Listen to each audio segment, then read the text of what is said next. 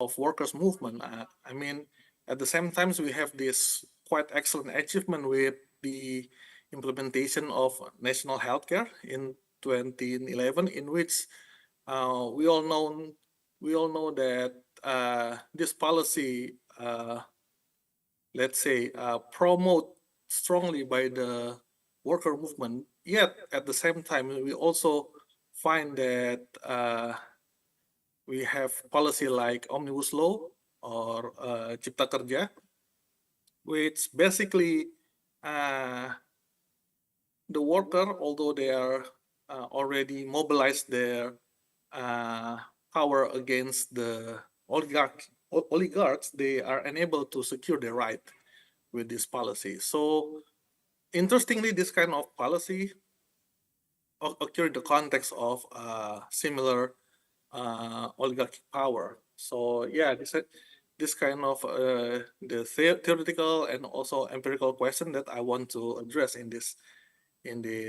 research. The question is quite simple actually. Why under oligarchic domination pro worker welfare policy can pass while other anti-worker legislation can also be produced? So what kind of condition that enable such variations in here? Yeah, so I want to, let's say, approach this question within the debate that has already takes place before, particularly in 2012, 2013. I mean, when there's a debate in, if I'm not mistaken, in Cornell and also documented in journal in Indonesia, in which there are debate between the critics and proponent of oligarchy theory, which basically says that for the critics argue that the oligarchy theory is a partial theory, as it tends to denigrate other resource of power, while at the same time the proponents argue that actually it's not that monolith. I mean, because they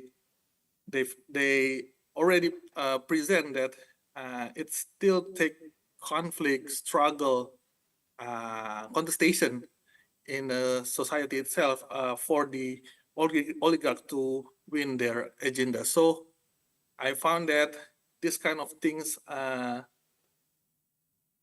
let's say, uh, there's a theoretical impasse that I want to try to overcome here. So yeah, so this is just my simple argument about.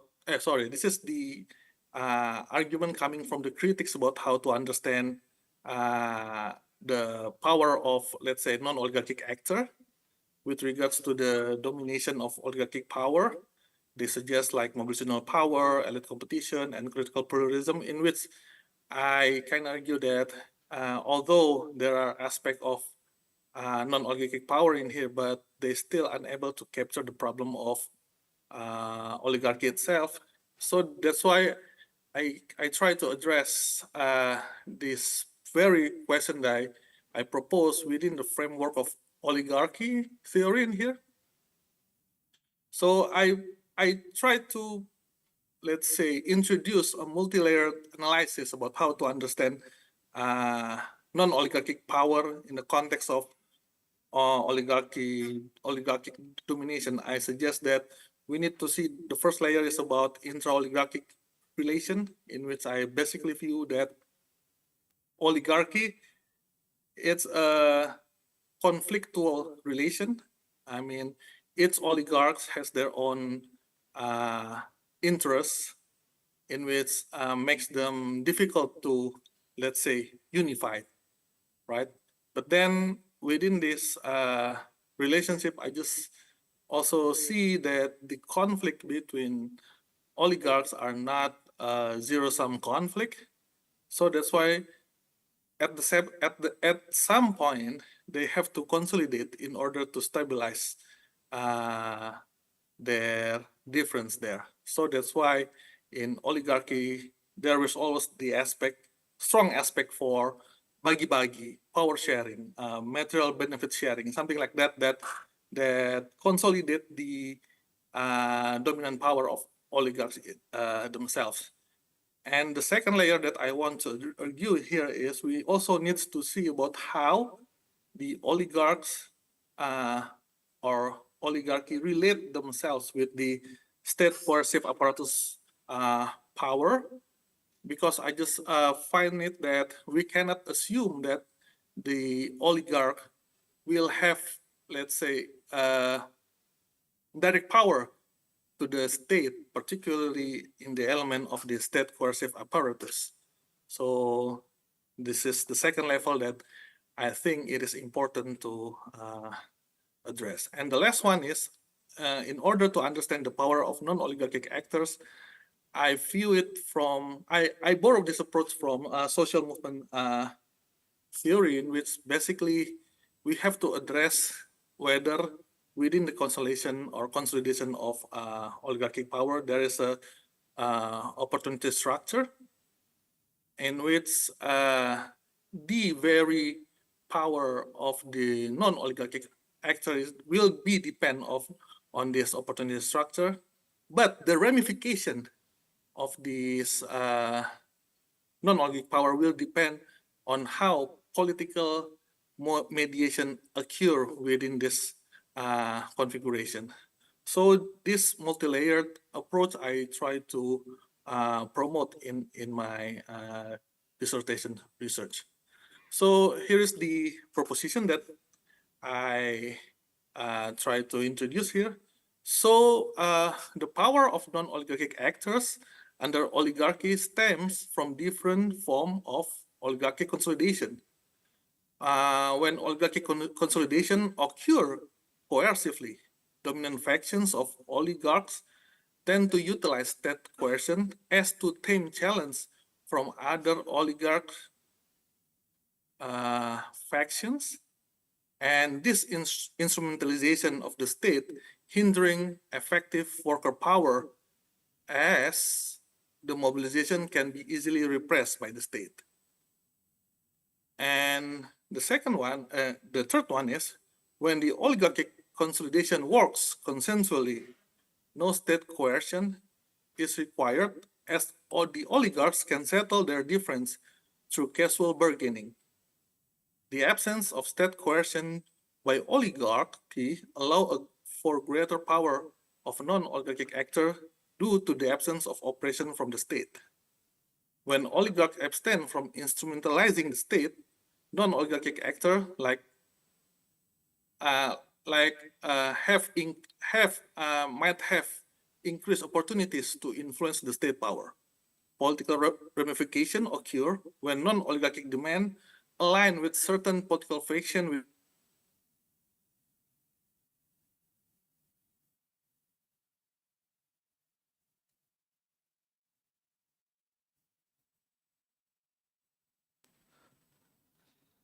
Sorry, Rido, we cannot hear your voice, Rido. Okay, wait.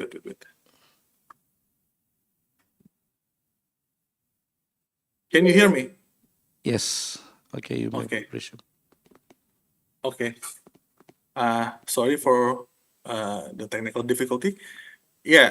So when the consolidation tend to be coercive, the worker will find repression, and this very repression will decrease the capacity of the worker to influence the state, and vice versa. When the uh, there's no state repression, because the consolidation between oligarchs tend to be casual, worker has more potential to influence the state. So this is my argument about the power of worker movement under oligarchy, which relate to the two policy as the case study that I observe here. So I found that there are difference of settings in terms of oligarchic consolidation between in the context of the fight for national healthcare and the mobilization against the omnibus law. During fight for universal healthcare or Jaminan Kesehatan Nasional or JKN, the workers movement took place within the situation of causal consolidation under Yudhoyono's government, when conflict among powerful individuals were resolved by distribution of money and or political advantages. Uh, and I argue that these circumstances allows workers to effectively put pressure on the state. The pressure subsequently encourage a shift of preference of specific faction within the state, like members of parliaments, to align themselves with the workers' cause to secure the implementation of the workers of the movement demands as legislation. Uh, while for omnibus law, this condition is quite different because the consolidation between oligarchs tend to be coercive. Uh, so the conflict amongst them not only resolved through informal sharing of benefit, but also through the use of coercion, particularly enacted by the dominant oligarchic actor. And coercive consolidation in here generated by increased antagonism among oligarchs under Jokowi's government, particularly Jokowi with other big oligarchs.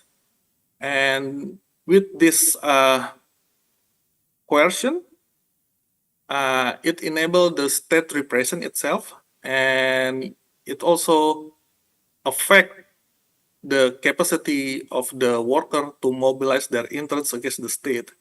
Because of this repression, the workers tend to have less power to influence the uh, politics. Yeah, so that's all my argument about the power of workers' movement under oligarchy here.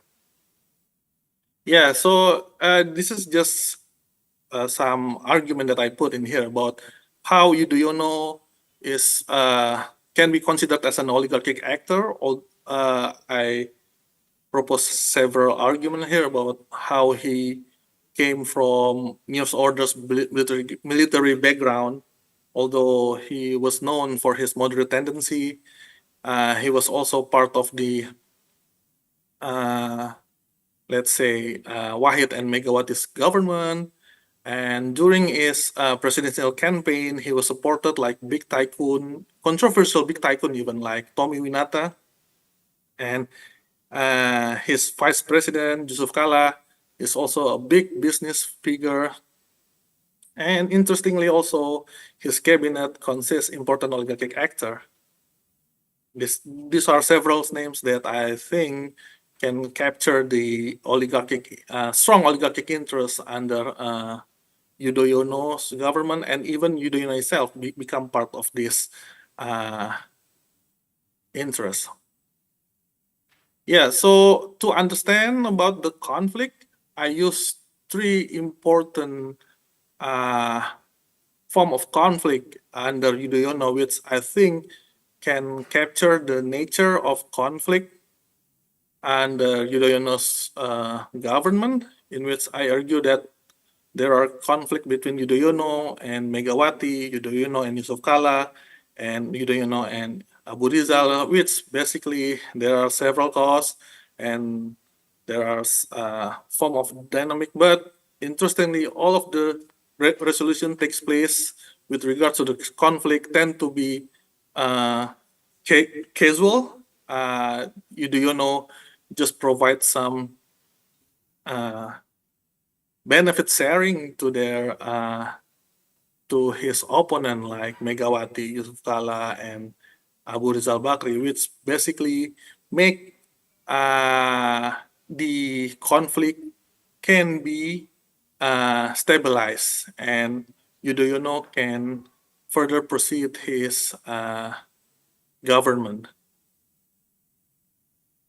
And yeah, and I also, like I said before, I need to also uh, see the how the oligarchic forces interact with the state apparatus. Interestingly, under Yudhoyono, there was a half-hearted reform in which Yudhoyono tried to promote professionalism, which basically tried to detaches the power of the military and the police from politics, and also, interestingly enough, he also promote the agenda of anti-corruption, which basically try to uh, enable some sort of state capacity to tame the interests of the uh, oligarchy itself. Although, like I said, it is an half-hearted initiative, which basically you do feel that there are access that takes place under his own reform agenda. But the whole idea is there. It's basically you do try to not to instrumentalize the state power, the coercive state capacity. Yeah. So when we already understand the conflict, the relationship between the oligarchy uh, and the state, we can start to see about how the demand for universal healthcare takes place. So it's basically coming from the context of social security reform. 2 more minutes, Uh, Rido. Two with more minutes. yes, Two five more minutes. minutes. Two. Oh, two. Okay. Yeah. So I'm really sorry. I only have 2 minutes, but I already provide this conclusion about the argument that I want to make here. So these are the conclusion. So under JKN, the oligarchy consolidation tend to be casual, in which no instrumentalization of state coercive capacity used by the dominant oligarchs, while under omnibus law there is instrumentalization, and both JKN and omnibus law there was a broad collective action uh, led led by the worker movement. And interestingly, there's a different reaction coming from oligarchic power during JKN and omnibus law. For the JKN, the reaction coming from the oligarchs, they just reluctant with the demand from the workers movement.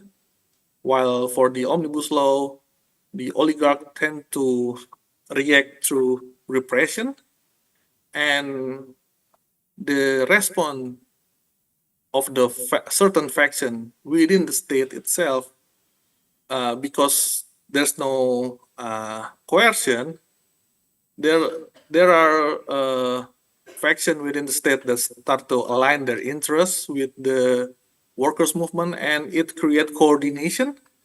While under omnibus law, there's no coordination because some faction afraid of the backlash, or the repressive backlash that might coming through them, because if they align the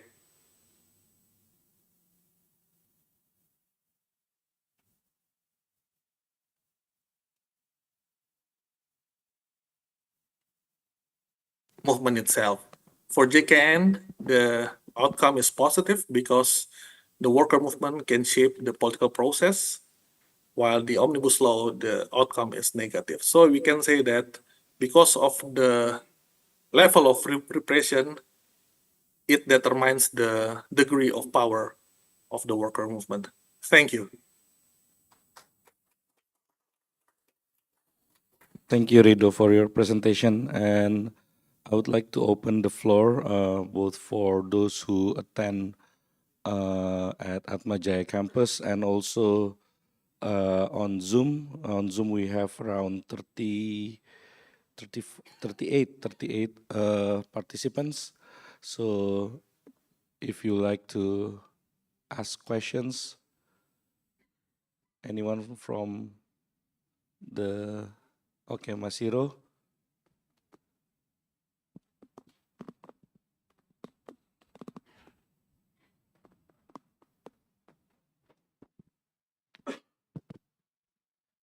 Thank you, Yus, and thank you, Rido, for your very interesting and insightful presentation. I learned a lot from the way you think about the effect of oligarchy on let's say, public policies. So, one of the questions I have when listening to your presentation is how do you take into account the nature of the policy itself, which might affect the constellation of the actors that work within the policy.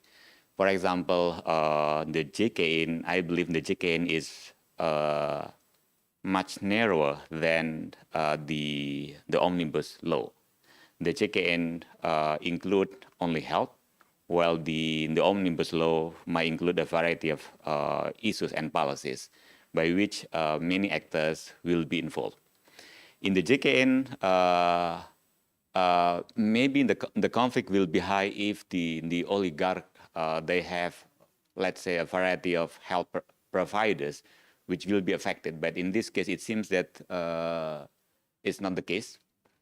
The other thing is because of the nature of the policy in which actually the JKN, I think it has been developed long before the final pressure brought by the labor movement under Yudhoyono. I think it started since the beginning of the post-reform era.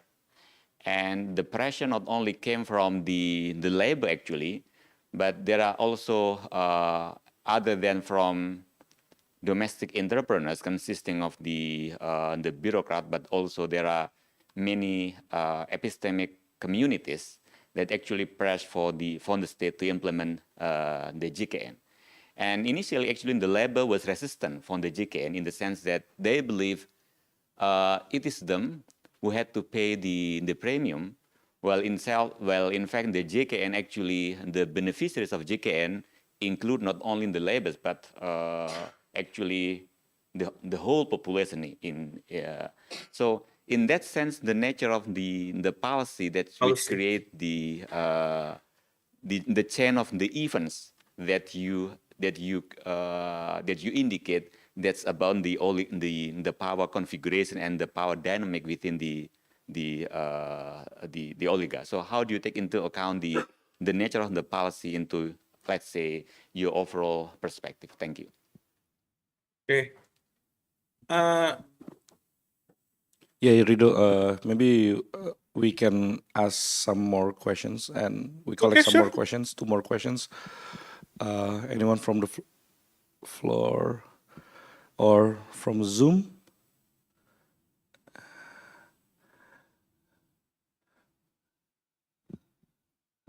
Anyone from Zoom? You can unmute yourself and ask the question right away. Since we're discussing oligarchy, maybe Kiai Winters would like to ask some question. And if there's no question, maybe Rido can answer the first question from Siro, and we'll continue with other round of questions. Okay.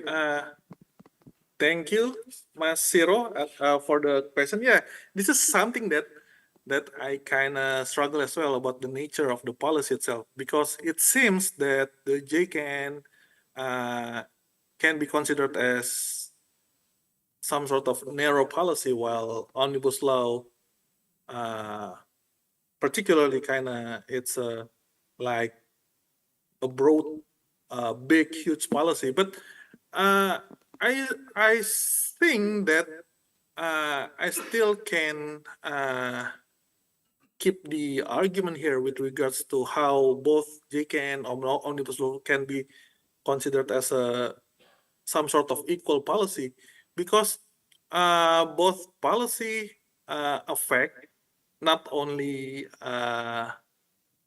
workers but the whole population itself. Although we can say, but omnibus law tend to be like with regards to the let's say framework of the policy itself can be considered as a complex policy.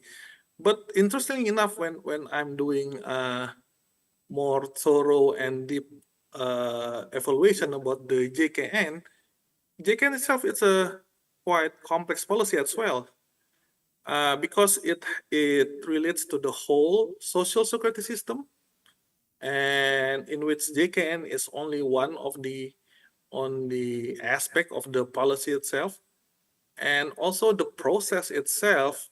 It uh, it takes time even for the let's say member of parliament to debate, to discuss about the policy stuff. And in terms of the process, interestingly, both JKN and omnibus law takes place in the same speed. I mean, the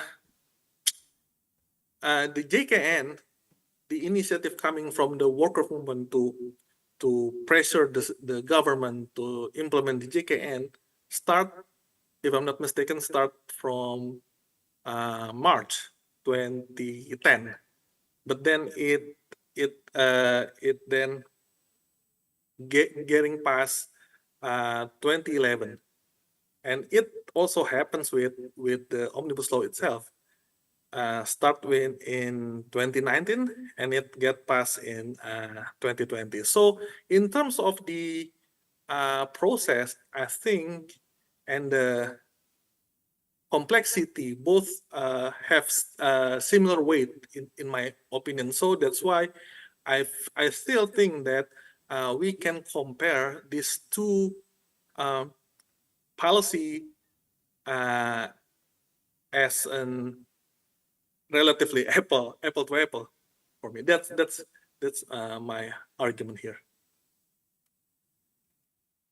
Okay, thank you, Rido. Any follow-up questions from the audience? Yes, Jeff. Please unmute yourself, Jeff. Thank you. So I don't have a raise hand button, or I just can't find it. So I just raised my hand manually. Good evening, Rido. I think my question is, it sounds like your theory views the power of oligarchs or the power of labor sort of interactively. It seems like when the state is coercive, something happens to the power of labor. When oligarchs are united or not united, it seems to have an impact on the capacities of labor. So I guess I want to ask, how do you theorize the power of oligarchs in the two cases that you look at? What is the nature of their politics and power? How are they expressing their power in a way that makes the government listen, respond? And in what ways, in other words, what are the mechanisms according to your research for how oligarchic power is being expressed? You showed us a list of members of cabinet, for example, who are oligarchic members. Do oligarchs have to be in the cabinet in order to be persuasive? Is a solution to oligarchic power in Indonesia to have no oligarchs in the cabinet and then Perez? So how are the oligarchs expressing their power? I guess that's the first question. And then the second question is, on the labor side, how are you theorizing labor power? Under what conditions is labor's power high, and under what conditions is it low? Thank you. Okay.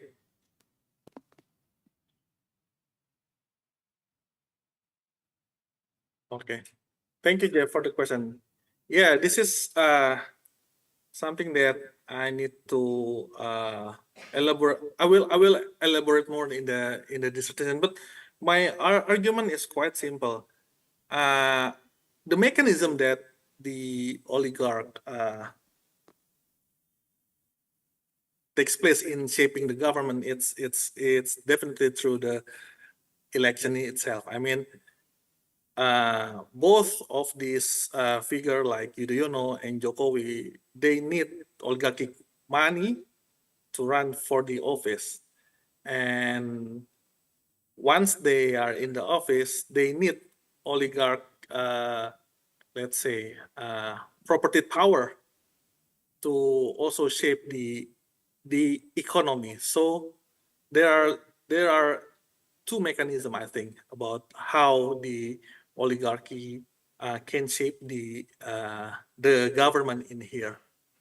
And yeah, so the expressing power of the oligarch can be viewed through the economic agenda of the government itself, because it's closely related to the interests of the oligarchs to for the wealth defense here.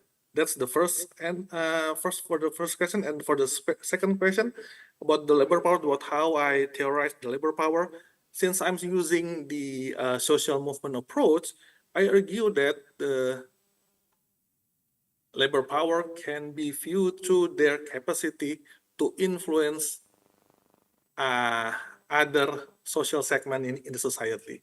So that's why I'm using the case of JKN and Omnibus Law, because these two policy, although related to the interest of the worker, it also has this widespread aspect. I mean, the worker, let's say, the other non-worker actor in the society also can view their interest in this policy as well. So I just yeah, this argument kind of Gramscian.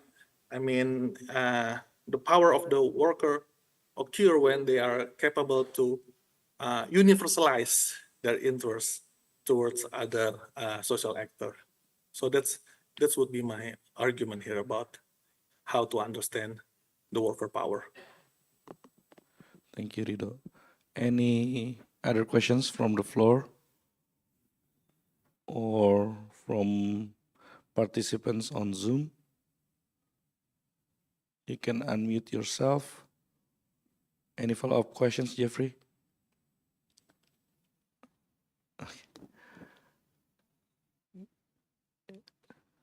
Sorry, you're still muted, Jeff. If I may just to do a quick follow-up. Again, coming back to the way, Rido, that you theorize or analyze the power of the oligarchs, you mentioned two areas or two levels. One is the supply of resources to get elected. So this is direct, a direct injection of wealth power into the elections themselves. And the second one, it sounded like you called it something like property power or something, but it is after the government is constituted, then there is some mechanism that you were referring to for ongoing power and influence. And in the cases that you looked at, what evidence did you find of that ongoing power? In other words, how did it work? Do the oligarchs, do they penetrate certain commissions? Do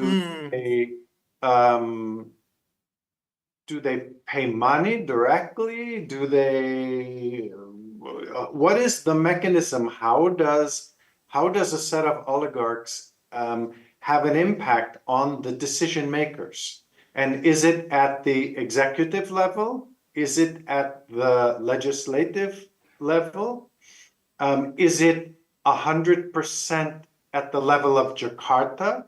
Is there any kind of regional strategy? Is there a media campaign associated with this? So I particularly am interested in what the mechanisms look like and how you analyze them. Okay. So for my case, I cannot let's say present like broader mechanism. I can only present you like specific mechanism in the case of like JKN.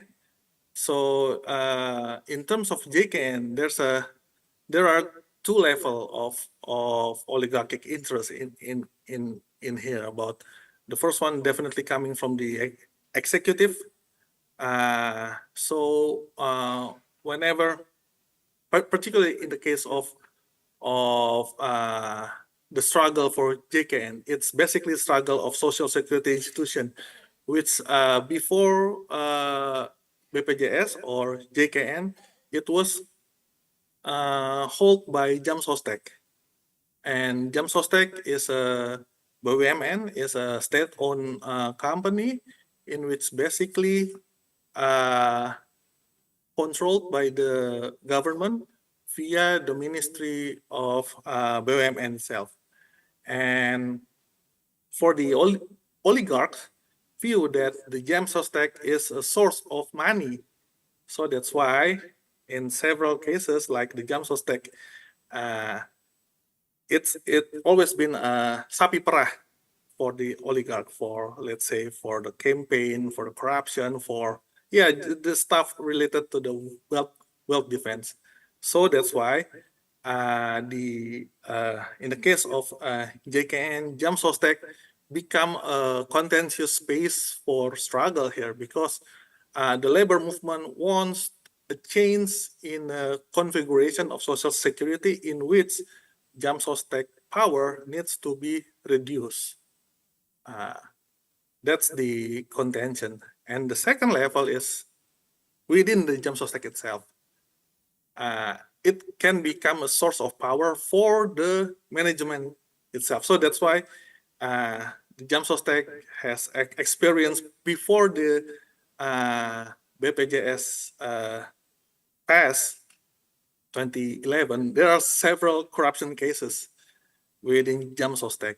So that's why there's a strong interest of the let's say the CEO of the Jam Sostek to maintain the status quo, because when this policy, when this initiative, so JKN initiative pass, they will definitely harm the interests of the oligarch, both in the executive and within the Jam Sostek itself. So that's the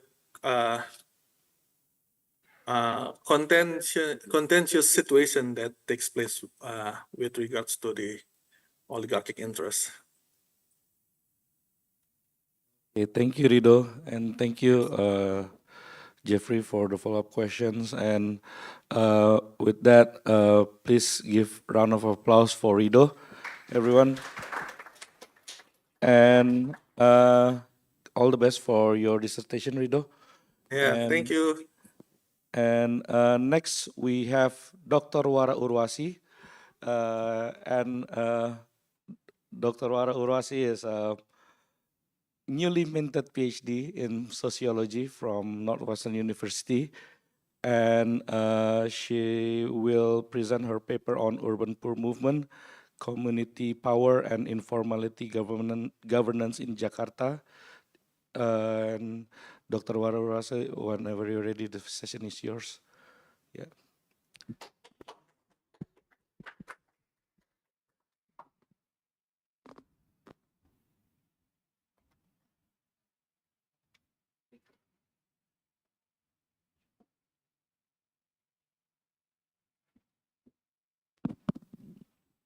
I'm not sure, do I should stand here all the time? Yes. Okay, because I have to see my slide. Oh.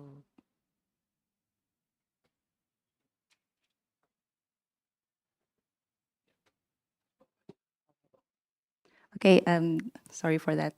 Thank you so much, Yos, and good morning, everyone. I would like to thank Ifar Atmajaya and Atmajaya University for organizing this year's Ariman Symposium. I'm very happy to be here because I think I haven't seen some of the Ariman scholars here, like even before COVID. So this is like, feels like a reunion. So I'm very, very happy. So today I'll present a paper, actually, which is part of my dissertation chapter, which I try to convert into a journal article. So I would really love to hear your feedback.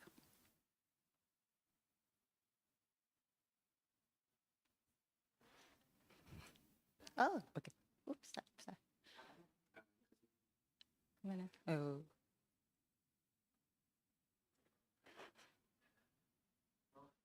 All right, next, please. I just say next, right? That's okay. Okay, thank you, Yos. All right. So basically, before that, I want to situate my paper into like a bigger project. My dissertation slash hopefully it becomes a book is actually about the variations and inconsistency of how the government responds to informality or those activities such as in economics, housing, labor that are established or built outside of the state's channels and often without the reference to the city's regulations. So in this project, I focus on informal settlements in Jakarta. Initially, I wanted to compare like how cities are one city is more exclusionary than the other, but then during my fieldwork in Jakarta, I already find kind of a lot of variations within the city itself. So as you can see from these pictures, thank you. Some of the kampungs we've seen like able to exist for decades. Some kampungs were demolished, or some kampungs received much more of an accommodative treatment by the government in the form of on-site redevelopment with the collaboration with the community. So this variation tells a bigger story that the government could use the parallel operations of coercion, neglect, or care logic in governing poverty. Next. And I found a similar inconsistency during the authoritarian New Order, based on the data set that I collect from newspapers from 1967 to 1997. We could see that the government, in certain period, did more evictions, while at the same time did some improvement program and also relocation. Next. And this background, these observations, makes me look at the literature and the project itself want to intervene in two ways. The first one is that it challenges the convergence account, which mostly kind of shaped by those working on the urban political economy and post-colonial theory. Basically, they predict that, well, the government will more likely to become much more punitive over time, and they will expose the poor due to the force of capitalism, the legacy of the colonialism in the shape of discriminatory policy, and also the elite coalition that work on the city mainly for the profit making. Well, at the same time, you can see that Jakarta shows this kind of discrepancies that not only there are several variations in terms of the government response. And the second intervention is that the project would like to advance the variation account, mostly shaped by those working in the comparative urban politics. And it says that the disparity in the public goods distributions mainly caused by the weak state capacity, and then because of the clientelistic operations and the struggle or the effort by the urban poor themselves. So I think that although the literature is already rich, but we still need to think why there is this persistent discrepancy in Jakarta despite the increased state capacity. We still see eviction, even though political elites still need the votes by the informal dwellers. And I think we still need to, we still need to show what makes the informal dwellers have unequal capacity to influence the government response. So the project has two set of questions. The first one connects to the government response. So why in some cases the government choose to use eviction, while in other case they use more permissive or more accommodative approach. And does it matter if the informal community involved in the governance process? The second set of questions more addressing of the inconsistency. So what facilitates this inconsistency and how the government address the contradictory actions. Next. So to cover these variations, I developed a typology based on mainly 2 dimensions. The first one is I look at the forms of the government involvement, which I categorize into a top-down, collaborative, or the absence of intervention. And the second dimension is on the impact of level of inclusion of that government action into informal dwellers. Which is like I categorize into exclusionary and inclusionary, and there are like 6 types here. So for example, violent eviction is much more punitive and top-down intervention. And the most common type, we can see that it is like a permissive approach, mainly by the government neglecting or choose not to enforce eviction. And the more inclusionary type is like the government put distributive, like on top-down, or the government-led improvements, or the collaborative one. Next. And the general framework is like this. So what I find is the government response is mainly shaped by how the presence of the settlements align or in conflict with the leaders' interests, which are mainly shaped by the national and local concern or even personal concern. But then in certain conditions, urban poor movements and informal community can generate pressure and influence that preference of the leaders and direct which type of response that they will choose. While to address the inconsistency questions, I more look at how government leaders and officials use or reappropriate the ambiguity in laws, and also to frame informal settlements in the contradictory way. So informal settlements can be framed as functional or dysfunctional against public interests, or they seem to be, or that informal dwellers could be labeled as compatible or incompatible in the forms of, or against the image of Jakarta citizenry. I will focus, this paper will be focused on, this part of the argument. Next. In the project, the entire dissertation itself, I use the frameworks to study it during the early independence, urban informality governance during the New Order, and also democratic period, but in a different kind of focus. So early independence, I look at how the state involved in the shaping of informal settlements, mainly due to their functionality in state building. And during the New Order, I look at more of the role of the governors, what kind of interest and how do they justify their response to informal settlement. And during the democratic period, naturally, I'm looking at how each settlement, I compare different settlements and see how some of them able to influence government response and some couldn't. Next. Okay, so in the democratic setting, I have to complete, I'm still looking at how to complete this data, but basically we can see from the graph that during Sutioso's, for example, we could see in that some periods he became more repressive, using high eviction, but becomes much more lenient in other periods. And during Basuki Purnama, we could see also that he used more evictions in compared to, for example, Anies Baswedan. My focus is in the Baswedan period from 2017 to 2022 because he was able to establish much pro-poor policies such as land reform and also the main initiative called Community Action Plan, which is an improvement program that with the collaboration between the community and the government. But then we could see that even there's a pro-poor policies, the implementation of those policies are still inconsistent, as we can see from the pictures before. Next. So what I find is that what my task then to explain these policy changes as well as to explain the discrepancies, right? So the policy change, I argue that is definitely shaped by the urban poor movement.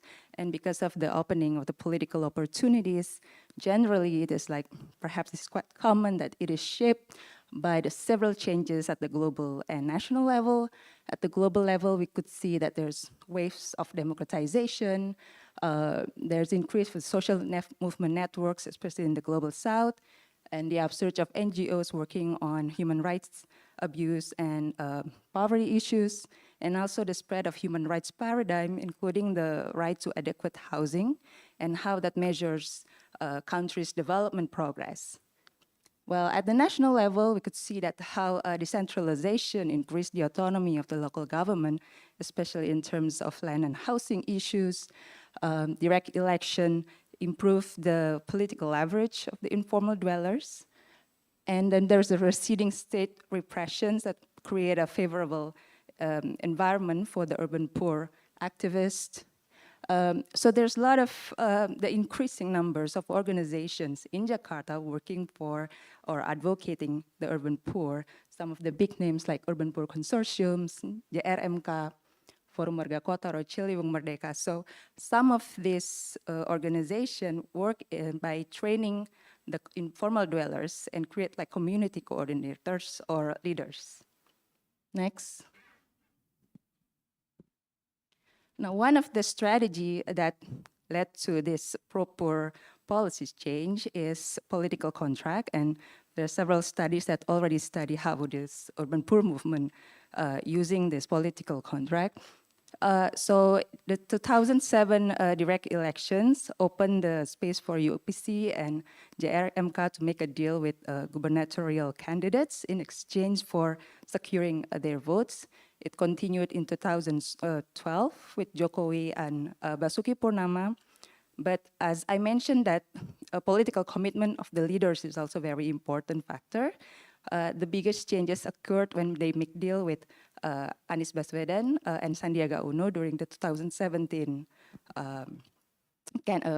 election.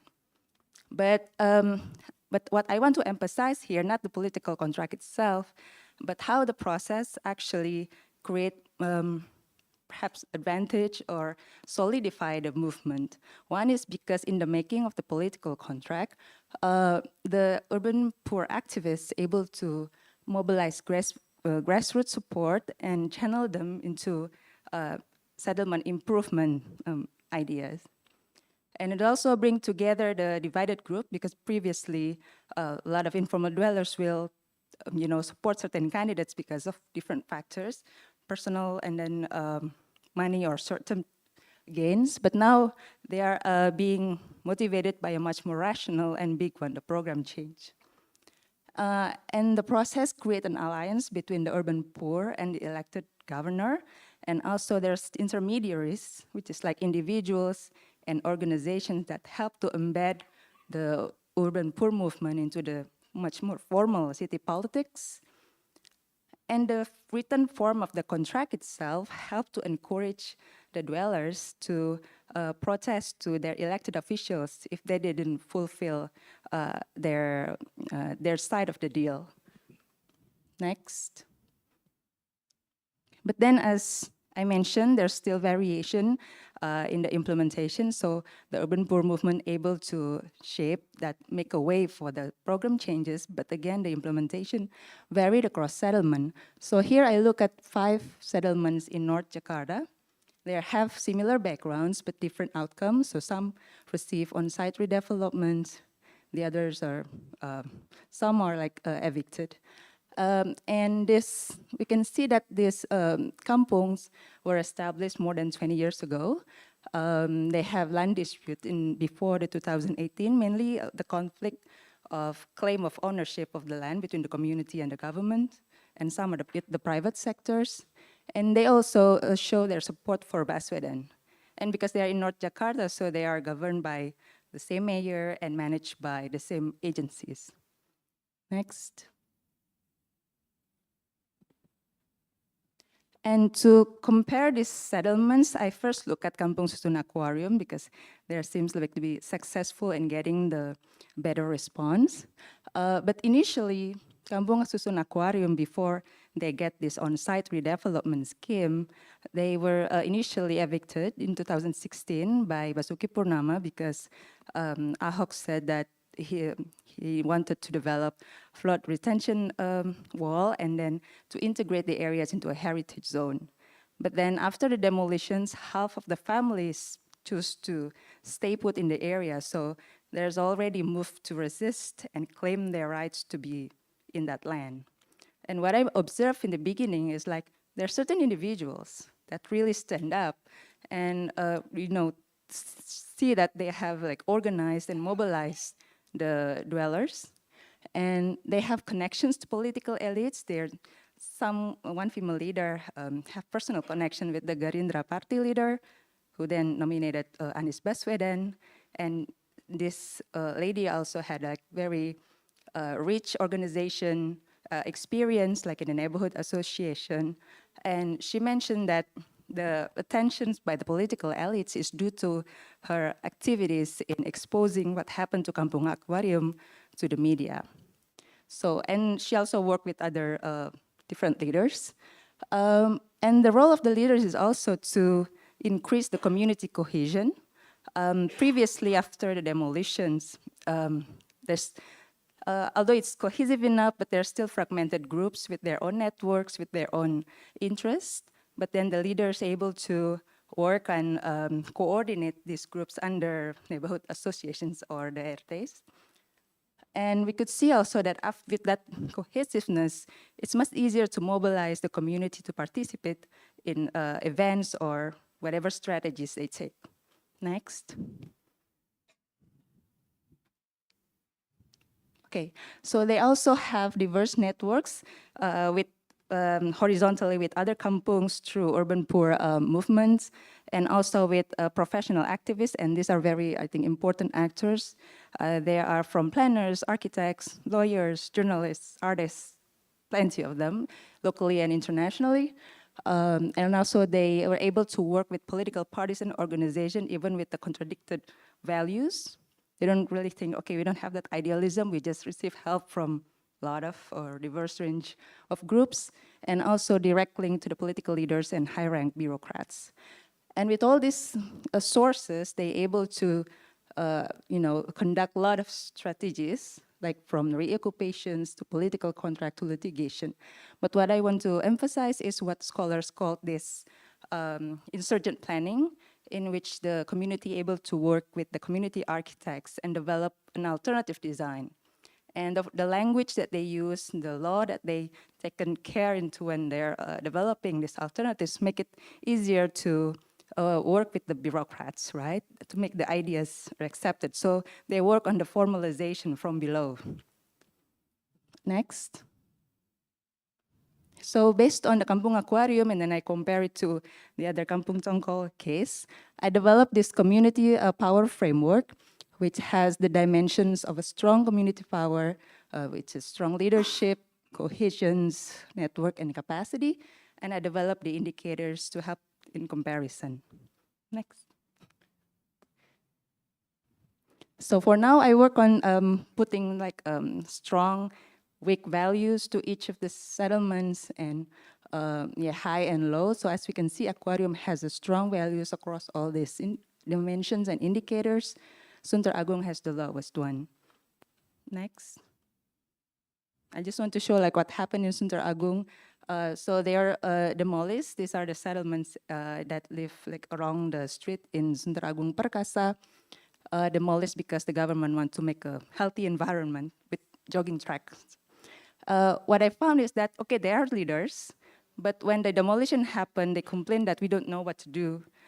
We are also supporters of Baswedan, but we couldn't contact them, although they have a connection with activists, but those connections couldn't become like a political influence. Next. Okay, to conclude, so what the project and the paper contributes, I think, is the first one is to study the questions on variation in the poverty governance, and to show that actors could use parallel logics in governing poverty, not only through coercion, but they have to balance it, like a play between the urban poor, or the dance between the urban poor and the and the government.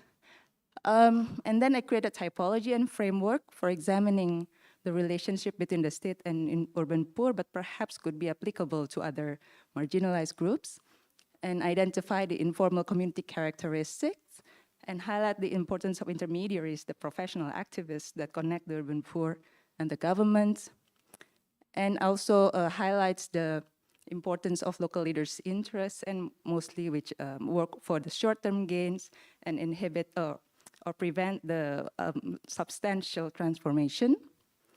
And the case-by-case approach by the government in terms of social movement point of view reduce the opportunities for collective action because it creates like a conflict and jealousy among informal settlements.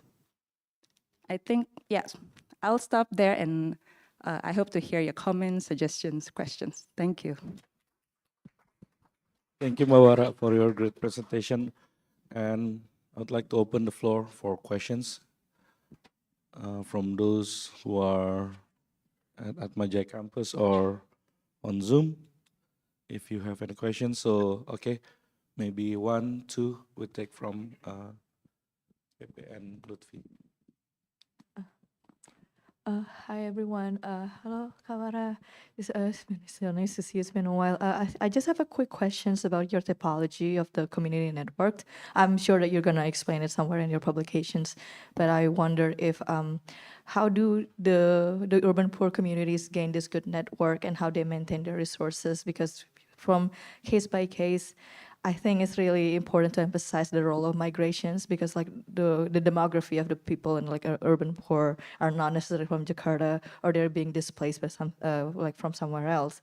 So I was wondering if there's a role of intergenerational displacement that makes them like have more stronger connection to this area and that drives them to like this to the point that I don't care about the idealism. I just want to stay here and work with the architects vis-a-vis in other cases in which like, well, it's okay if I just like leave here. Because I think it's kind of important to see the degree of the success of the urban poor movements in maintaining their space. Thank you so much. Thank you, Pepe. I mean, maybe Lutfi. Thank you, Wara, for a very insightful presentation.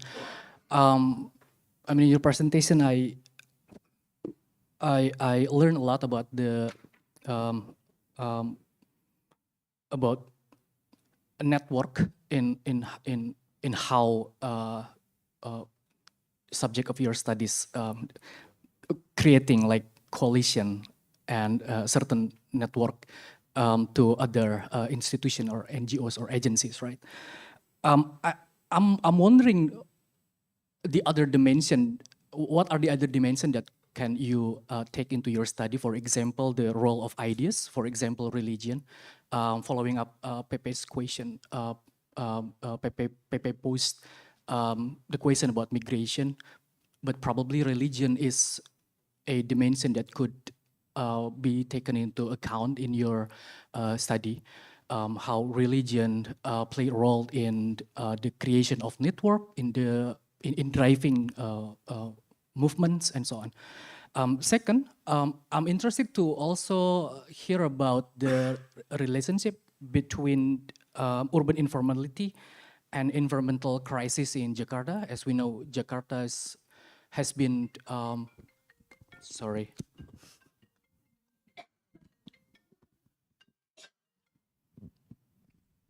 Somebody try to sabotage my question.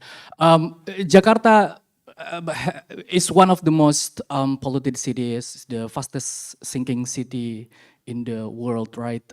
So there are, of course, pressing environmental crisis happening here. So I'm wondering how can this environmental crisis can be also taken into account in your study about urban informality. Thank you. Thank you, Lutfi. And maybe we take one more from Zero.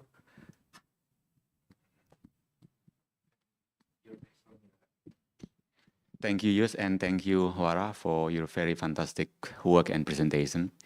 So my question is like this. From your works, it seems to me that the change is at the very micro level, case by case. That there are so many variations depending on specific configuration between the micro case and let's say in the leadership. So I have a question. What is the implication of this case for, let's say, for social or political forces? For example, has it to be the micro at the very micro level, so that everything will be dependent? Is it true that there is no such thing at the meso level that my work which can help lots of people in one, let's say, one movement, rather than it has to be at the micro level? So based on, let's say, your work, your reflection, what do you think about the possibility of making not the micro, but the meso or the bigger level to help those people? Thank you. Thank you, Mas Hiro. Mbak Wara. Yeah, thank you so much for the question. These are really, really great. I think I'll answer Pepe's questions and Lutfi's first questions through these answers. Most of the cases that I look at, for example, all the 5 kampungs were majority Muslims in religion, and some kampungs, like the Kampung Sunter Agungs, are mostly Madura, people from Madura, and they were established like even before 1980. So there's like intergenerational, there's intergenerations there. Some people are like, I was born here, or have like a very attached value to the place. In Kampung Aquarium especially, I hear it like a more, the narrative is like grander, if you could say. But the same thing happens in Kampung Sunter Agung, which was evicted. They feel like, okay, they want us to stay. So there's this similar thing that the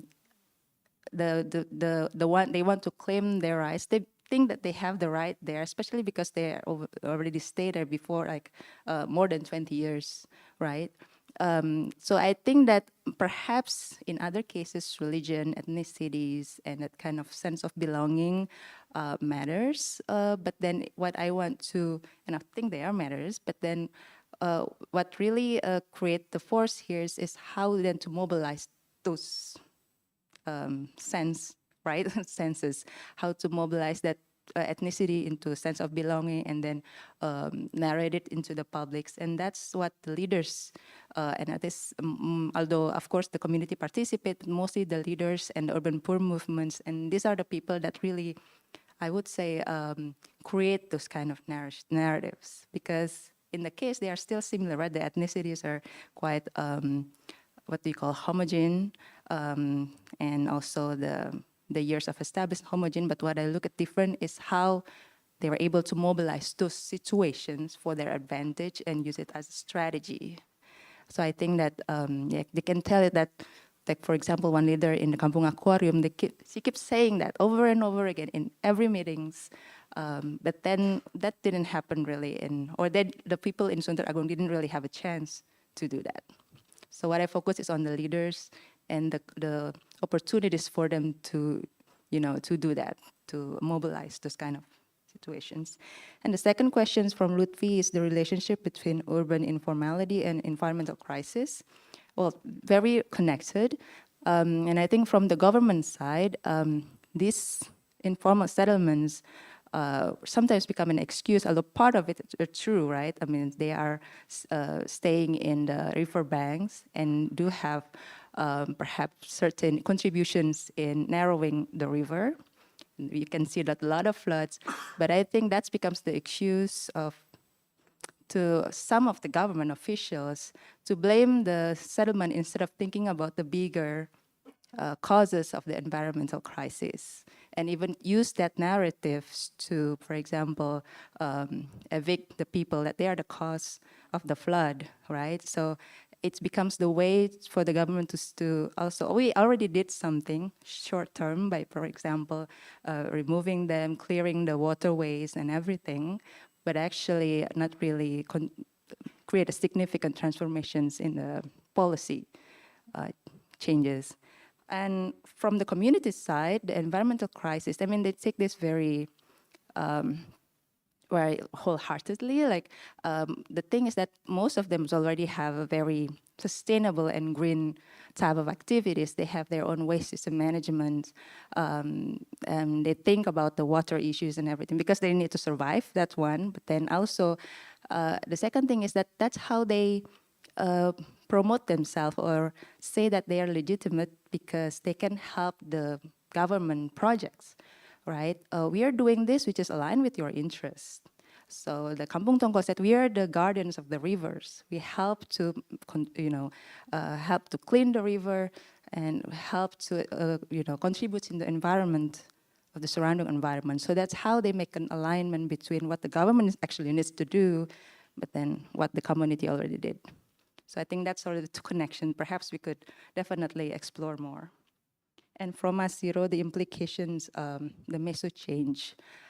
Well, I think this is the bigger question, perhaps, which I want to address is the questions of the rule of law, right? At the big point that we could see there's this inconsistency, although certain leaders could definitely, because of either their genuine, genuine motivation to help the poor or for the political support, able to create certain policies, right? And able to push certain laws which wasn't there before and create the new one working with the community.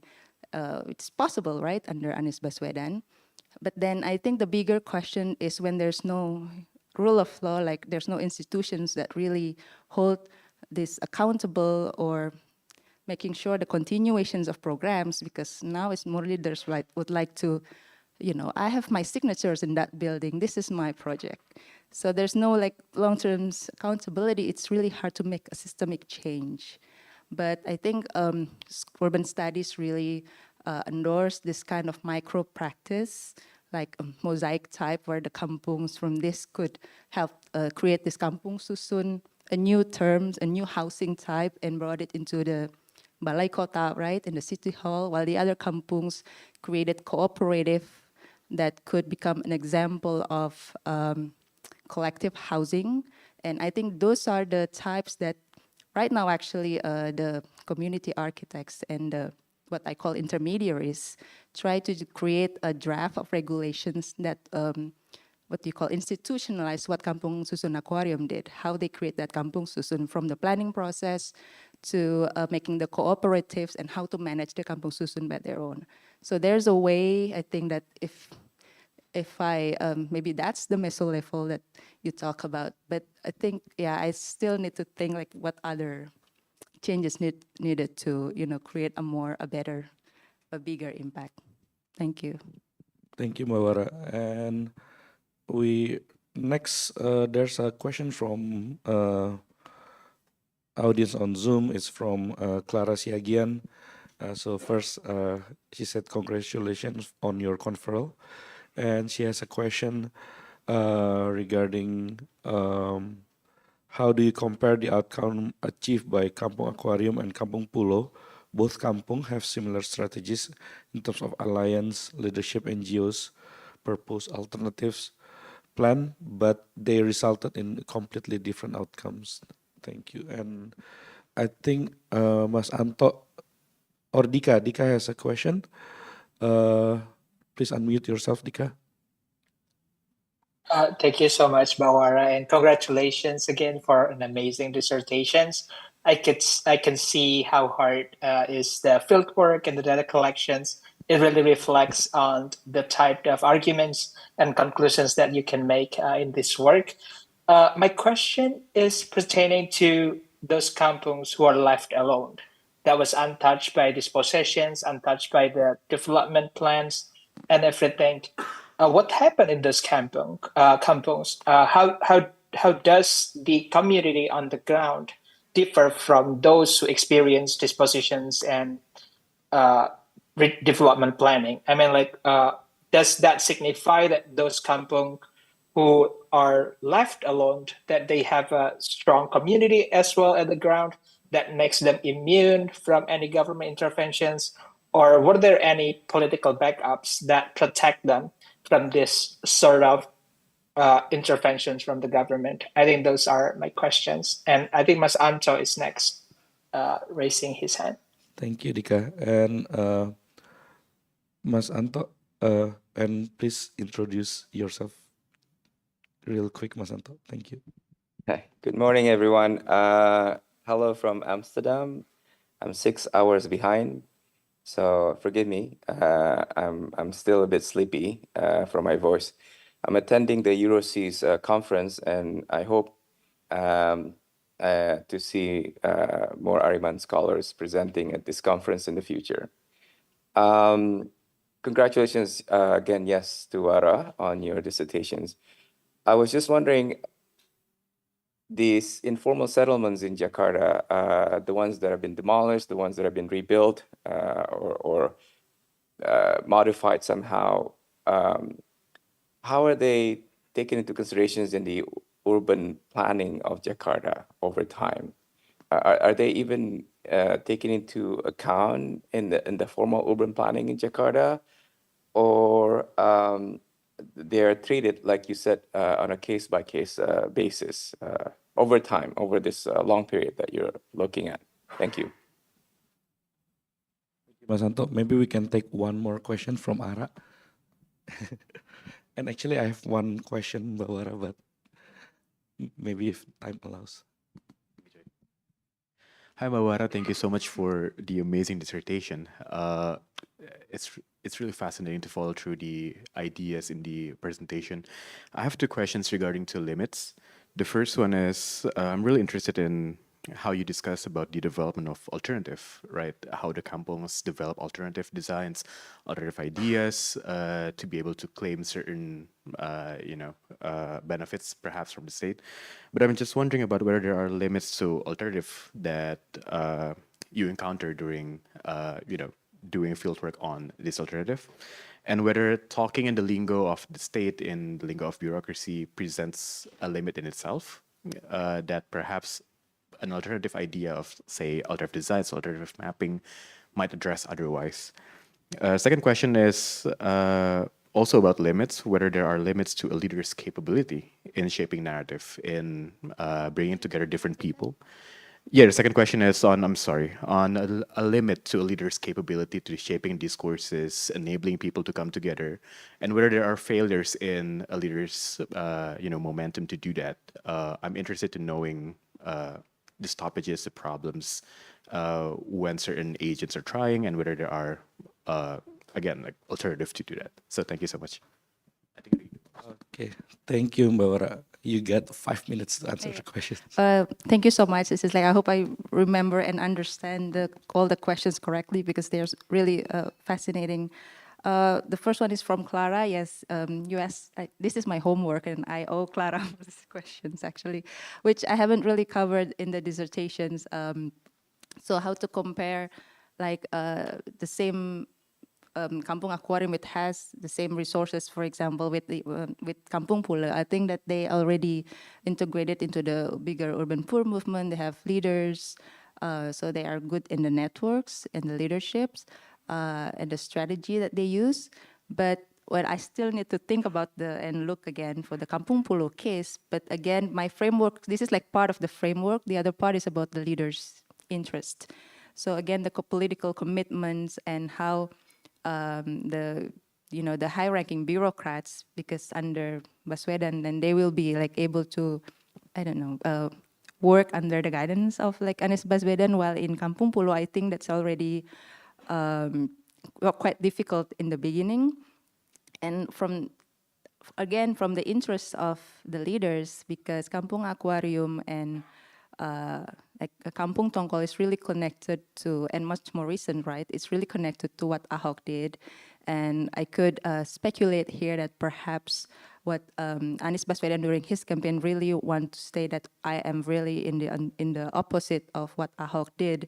So he did pay more attention to those kampung that really already captured the minds. The Kampung Aquarium, this is like, as like his project perhaps.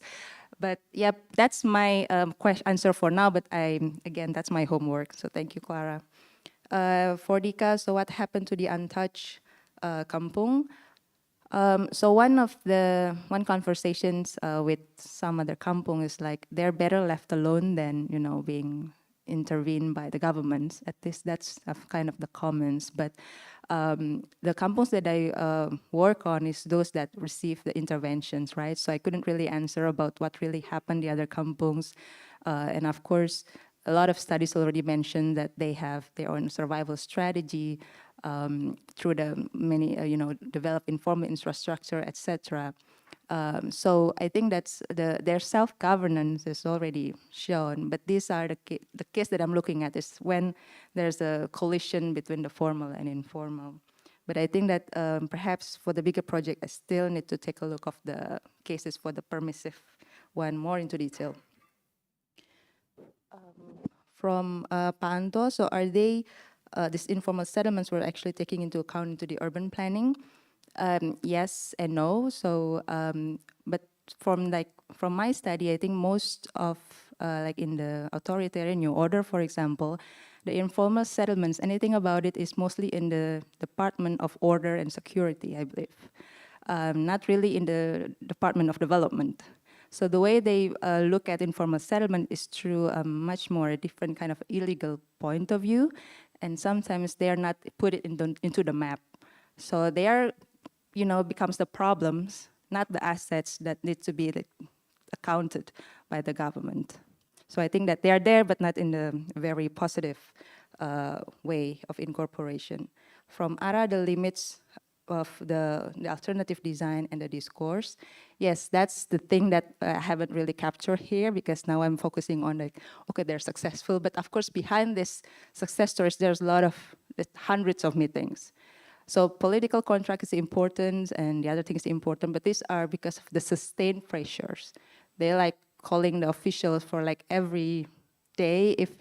If there's no trash bin that the government promised, and they'll keep, calling them. So it's more of they have these strategies, but like their challenge is to like really pressure it.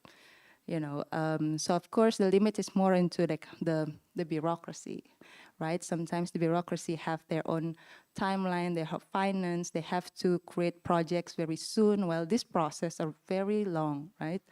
They take time of meeting, which perhaps the government officials don't have the capacities.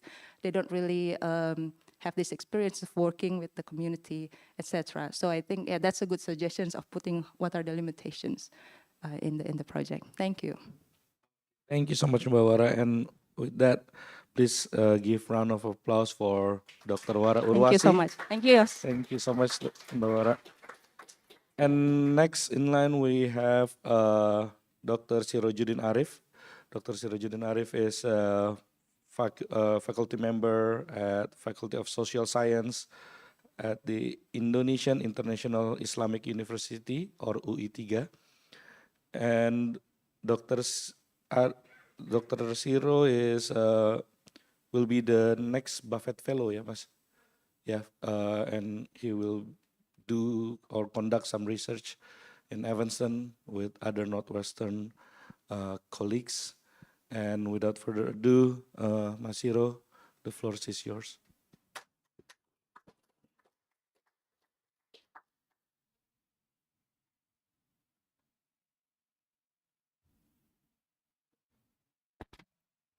Thank you, Yos, Pak Pras, Bu Ice, Pak Irfan, and all my friends. Good morning.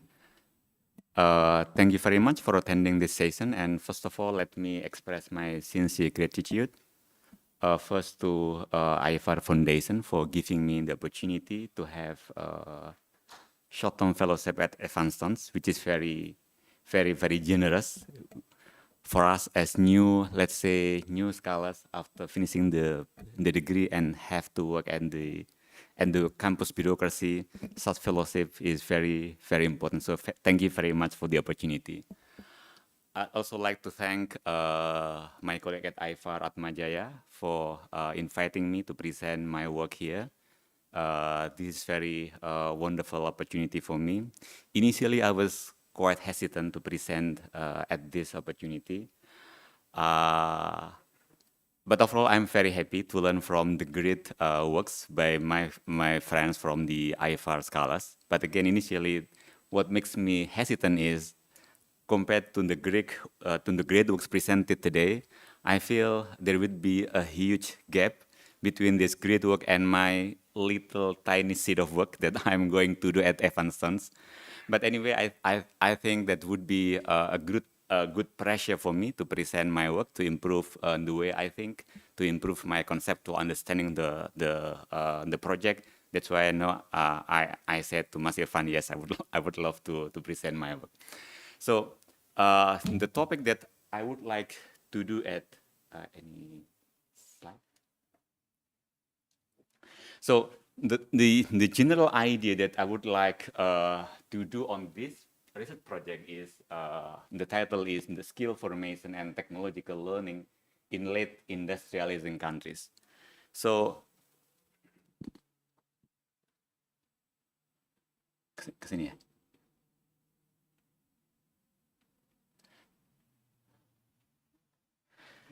So the idea behind this project is actually my personal, and I think this is not only my personal, but our collective concern. How can our country, how can Indonesia improve the quality of human resources and enhance its technological capabilities? Without any doubt that the country need to enhance the capacity of our skill, collective skill, our labors, as well as the improve the technology if we would like to be what people call as developed nation. For the last few years, many people, especially in the government, so from the last few years, many people, including the government, say that we have to increase the rate of growth at least 6 to 7%. For example, the goal is, if we would like to be developed nation, if we would like to avoid the middle income trap. Some people may say, well, I think that's very ambitious, and even with the current level of economic growth, which is around 5%, actually we are doing well. So it doesn't have to go into that high. Some people might say so. But the other problem some people suggest is that now, in terms of the demographic structure, now we are at the level of having demographic bonus, that most of the active labor force are young. But in the next few decades, we will have different situation. At that time, the demographic structure will be different, in which most of the active labor force are actually quite older and old.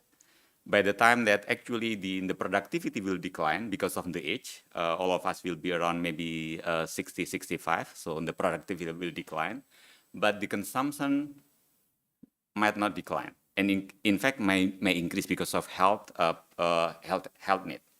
So if the country failed to improve the economic growth without accelerating the growth, it can be the case that we will get old before getting rich, and that will be a collective problem for all of us. So that's I agree. That's okay. If that's really the case, so it is a must that we have to improve our productivity. But the problem is that in order to improve the productivity, other than the governance side, in terms of the economy, that it should be no high economic cost. Other than the governance, there should be the input should be enhanced. Input mean other than the capital is labor forces. So for the capital, some people say that we don't have much domestic saving, by which certainly we'll need imported capital, and it is costly. But in this time, I would like to focus on the other side, maybe on the economic capital. And the economic capital, Pak Pras will be more, economists and Pak Pras will be ready to address the problem. So in this research, I focus on the other side, which is on the labor force, which is we need to improve our collective skill in order to improve the output. And the problem with this side is that in terms of the economic efficiency, economists say that actually we are not so efficient as measured by what people call as incremental capital output ratio, or ICOR. So Indonesia's ICOR during the last 2 decades, actually it doesn't improve, but it actually decreased. So this graph on the left line, the yellow one is the blue one is in the I-core, and the orange one is in the economic growth. And the way I-core is measured is the higher the number is the less efficient. And the growth shows that yes, actually in the core increases over time from around 4, and now it stands around 6 or 5 to 6, which is now it becomes less efficient. Given the more capital injected into the economy, actually the output is not as much as the same amount capital injected in the previous years. So if you see here, actually the growth in the orange actually decreases. And if we are comparing our efficiency with neighboring countries, for example, the Philippines, Malaysia, Thailand, we are also less efficient. So that creates a problem for the country, for Indonesia, if we would like to increase the productivity. So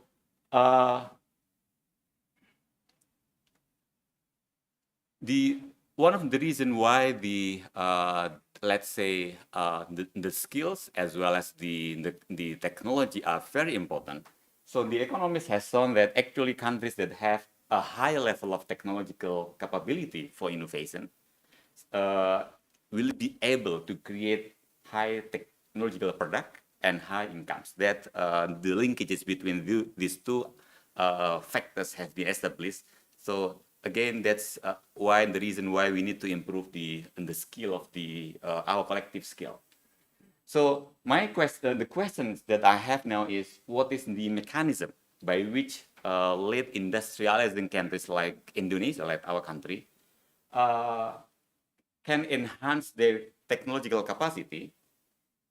Why do some countries actually can do so, but what we countries like Indonesia fail to do so? So if you look at the approach that I'm going to use is like my friends, this is comparative. I would like to compare the experience of Indonesia with other countries which are more able, which are more successful to improve their labor skill. So the comparison that I aim to do is Indonesia, Malaysia, and South Korea. During the 60s, 70s, some evidence indicate that these three countries, somehow they are at the same level of economic development, at the same level of education. But now the situation are much more different. South Korea now is one member of the OECD. Malaysia, in terms of the economic situation, are much higher than Indonesia. So learning from these countries, I believe we can learn how the country can improve the quality of the human resources.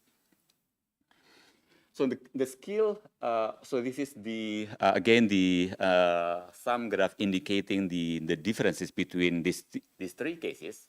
So if you look at the skill can be considered as either general or specific skill.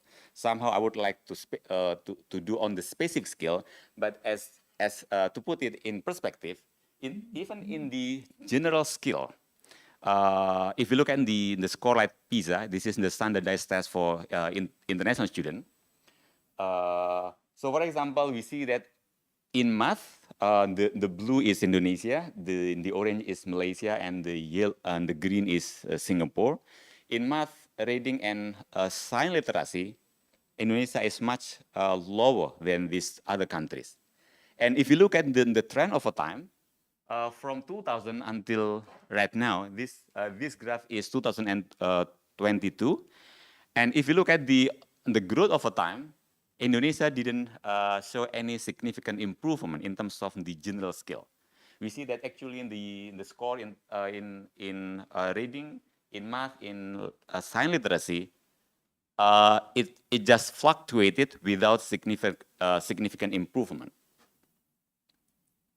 So now how I will explain this variation, how I will answer my general question of how Indonesia might enhance its labor skill.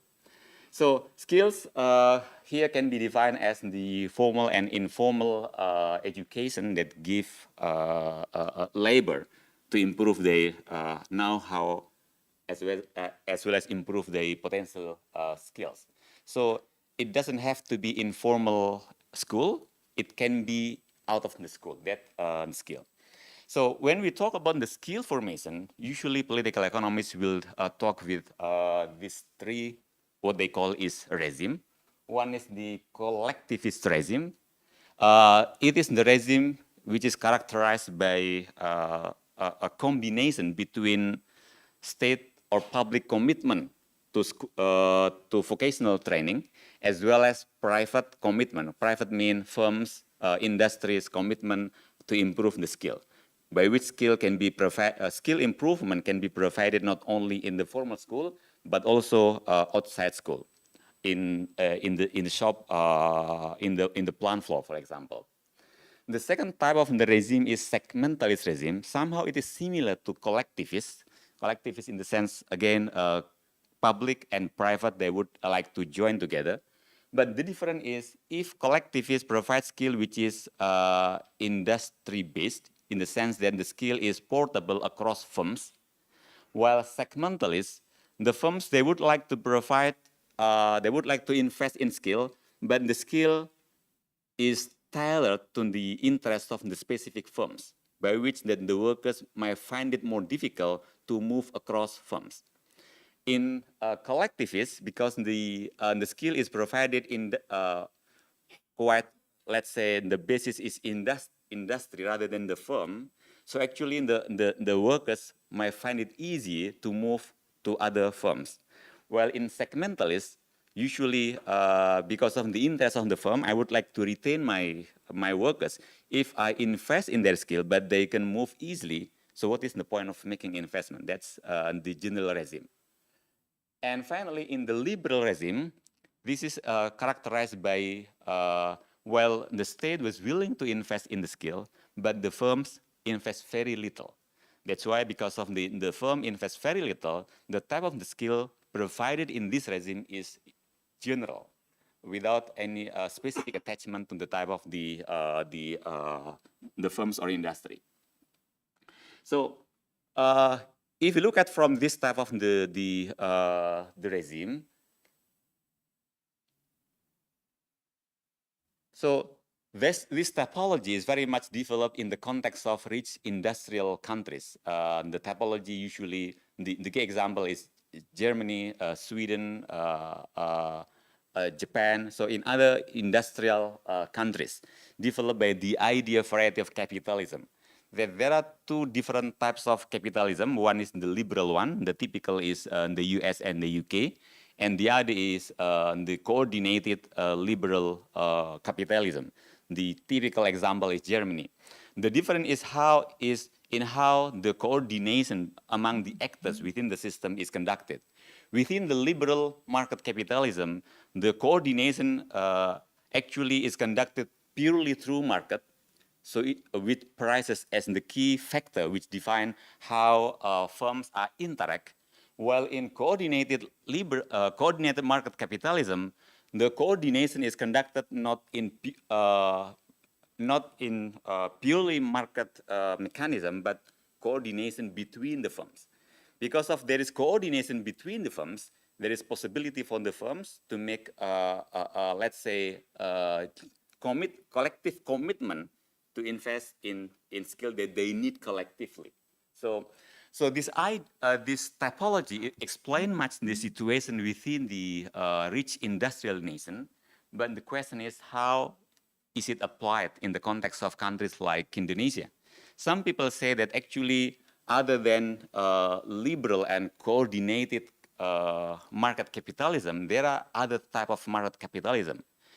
Based on Snyder's work in Latin America, some people say there is the third type, which is what they call as hierarchical market capitalism, in which coordination is conducted not by coordination between the firms and not purely in market, but within the hierarchy from the, let's say, the TNC and their subsidiaries within the country. That the hierarchical market capitalism. And the way, in that sense, the question is whether the typology will work in that scenario? Some people say maybe no. That's the first critiques toward the previous typology. The second critique is the previous typology focused much on the portability of the skill, general and specific skill. So the extent to which the skill of the laborers will be portable to either to other sectors or to other firms. And then the general regime, the skill is portable across industries, not only across firms.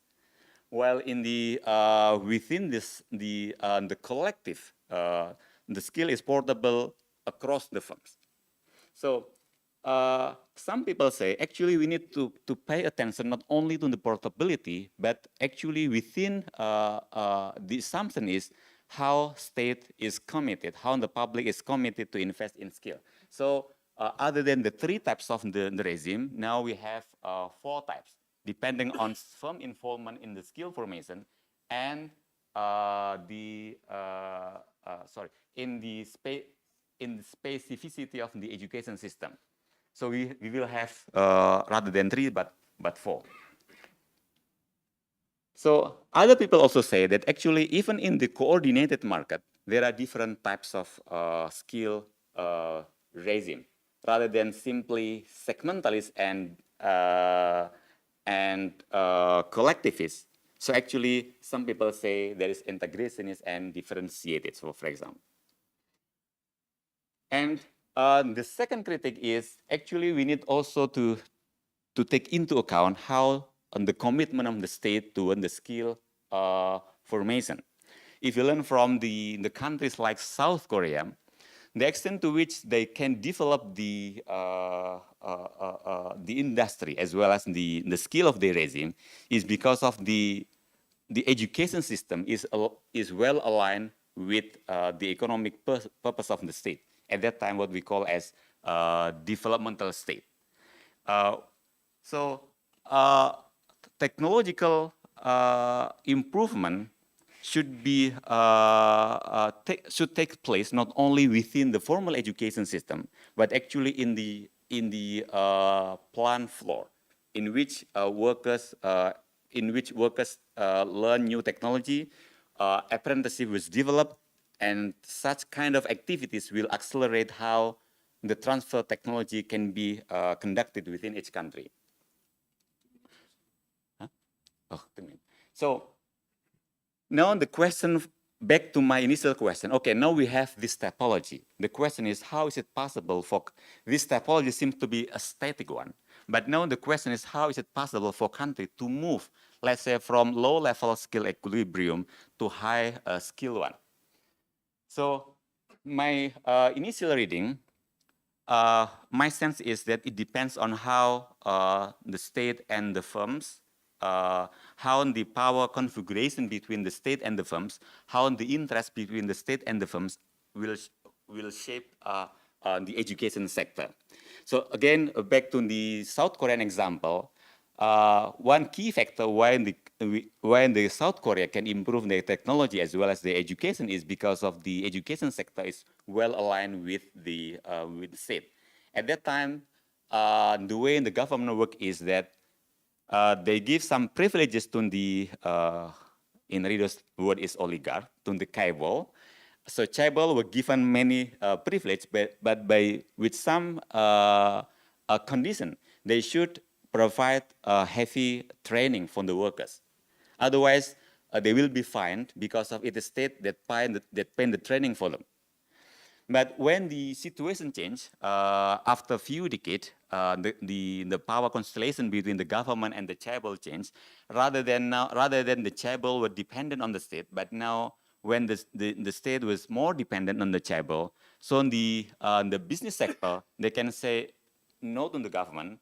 They were no longer much dependent on the government. So in the way they provide the way they invested in the skill were changed as well.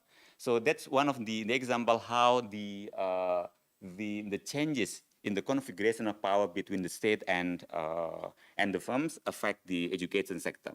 So the goal that I would like to do is to now Indonesia actually begin a reform within the education, by which under the current ministry, they provide some incentive from the private sector to invest in the vocation. But we don't know yet what is the direction of the change actually. So I would like to see how using this conceptual foundation and learning from the experience of Malaysia and South Korea, how the country might enhance the labors. Having said that, I stop here and thank you very much. Waiting for your comment, question, and criticism. Thank you. Thank you so much, Mas Hiro. Thank you for the presentation. And any questions, feedback from the audience? Yes, one.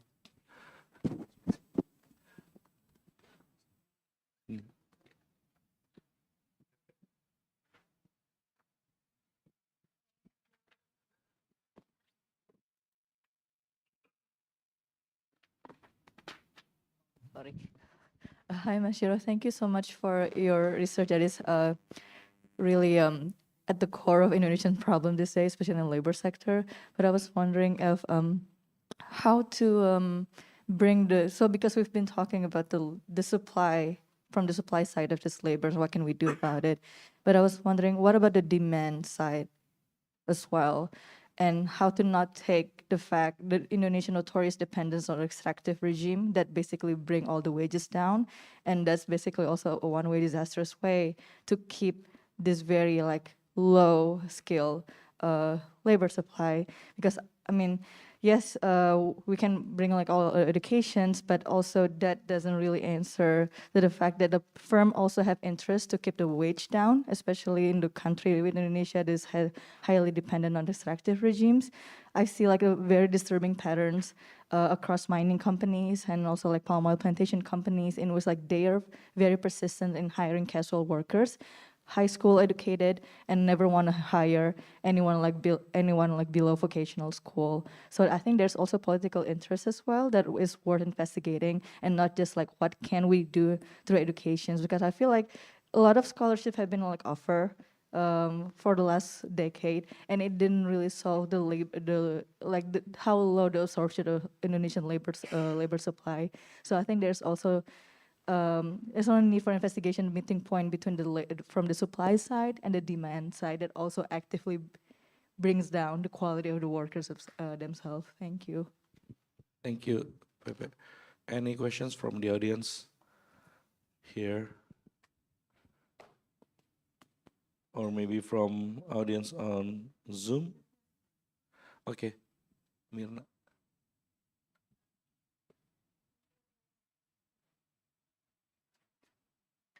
Thank you, Mas Zero, for the great presentation. I just have a sort of curiosity about the case that you mentioned before about what happened in Korea, for example.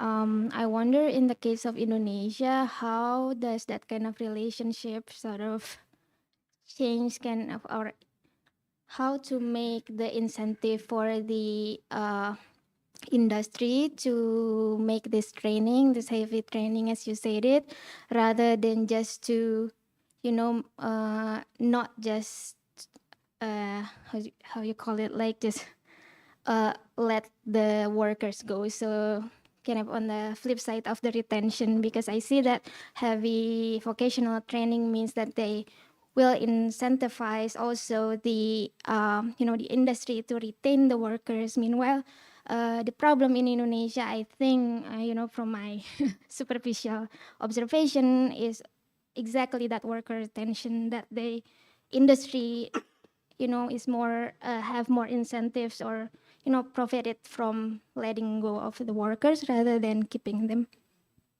Thank you, Mirna.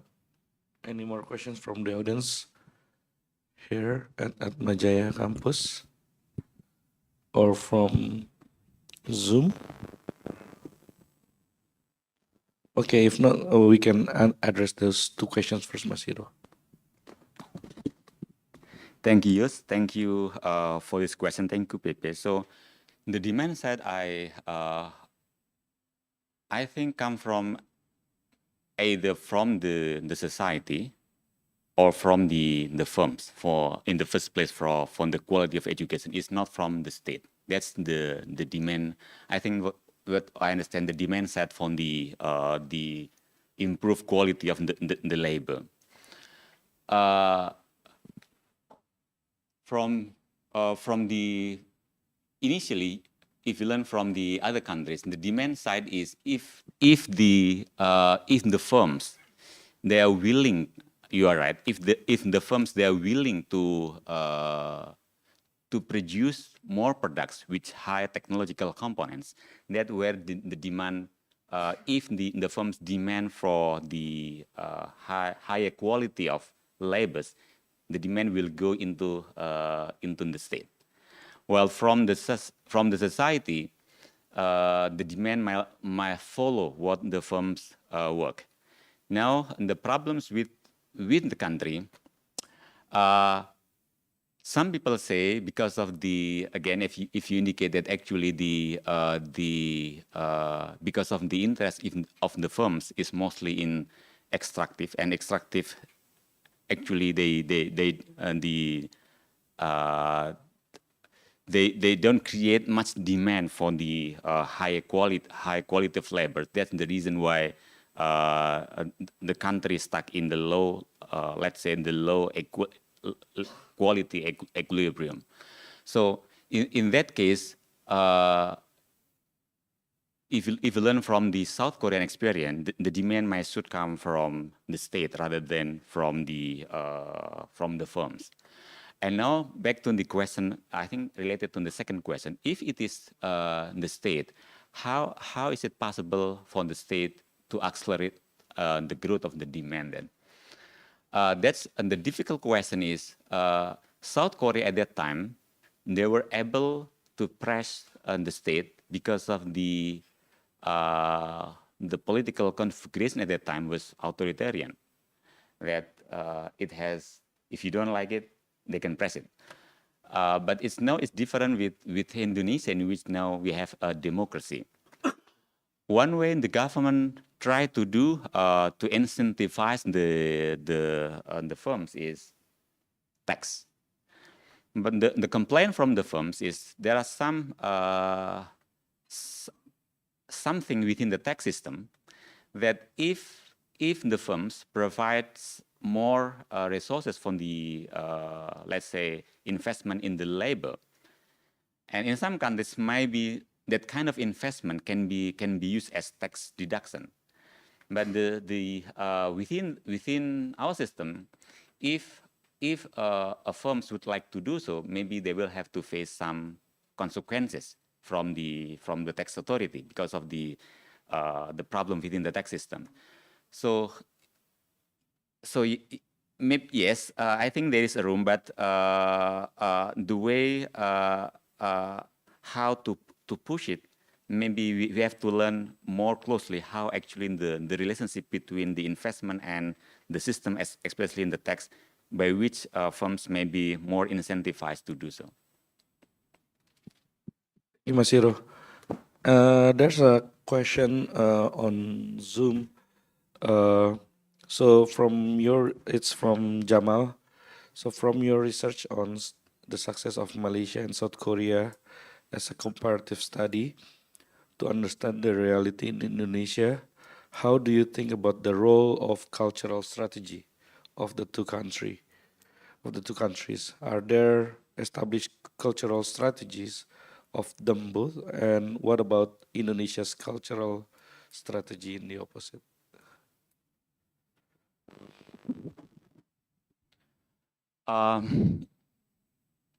If you look at the South Korea, some people suggest that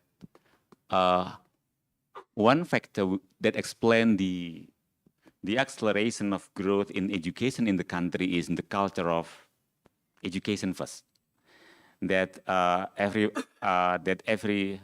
family will prioritize the education of their children. Yes, somehow that works. That the nurturing of education within the family. But now, if you think about the education in terms of the culture, when we think about the education and family send their children for education, usually the expectation is general, education in general. Well, now when we think about the education and economic development, the education should be tailored, should be directed to specific goal, specific skills, and that's what makes different. In terms of the culture, I think some of us still, in terms of the family, many families also prioritize education. But again, when it comes to the economic development, there is need for the, let's say, the collective goal where we should direct the investment to which sector. And in that case, again, a collective decision in the sense that what sector actually we would like to go, it will shape the incentive, not only from the firms, but also from the families in which education that actually the children will go to. Thank you, Mas Hiro. Any questions from the audience? Okay, Lutfi and Norman.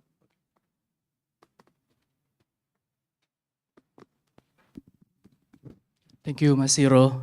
This is really interesting. I'm wondering I'm wondering how what you think about whether skill formation should be defined and planned more centrally or more decentralized. What I see now, Indonesia is defining skill formation more centrally, like through the project strategis nasional, for example. PSN try to define skill formation, for example. And PSN also is developed to drive local economy. But then the question is, many examples in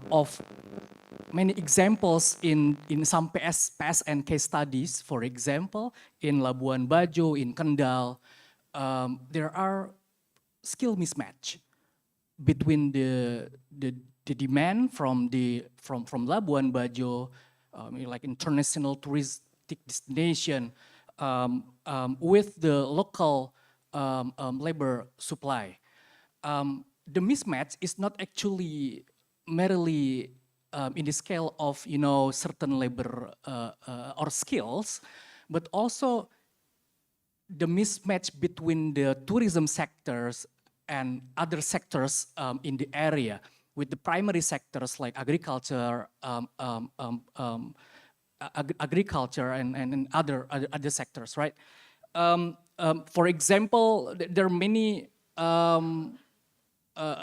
rice production in NTT. They are not absorbed into Labuan Bajo market because they have different quality standards of quality than and NTT rice producers in NTT just cannot sell their rice to Labuan Bajo, and Labuan Bajo tend to buy rice from other places, especially from Jawa Timur, for example, and that creates problems in skill formation, in skill misallocation, and skill mismatch. So I was wondering what you think about what is the better scheme that we have to develop about skill formation, whether it should be like more decentralized or as like for now much more centralized. Thank you. Thank you, Lutfi and Norman. Hi, thank you, Pak Siro, for the very excellent presentation on your upcoming research, and I do wish you luck for your research, and I hope you have an excellent stay at Evanston. I really enjoyed it when I was there. And so I have two questions in terms of, I think first on your method, and I think second is on the case selection.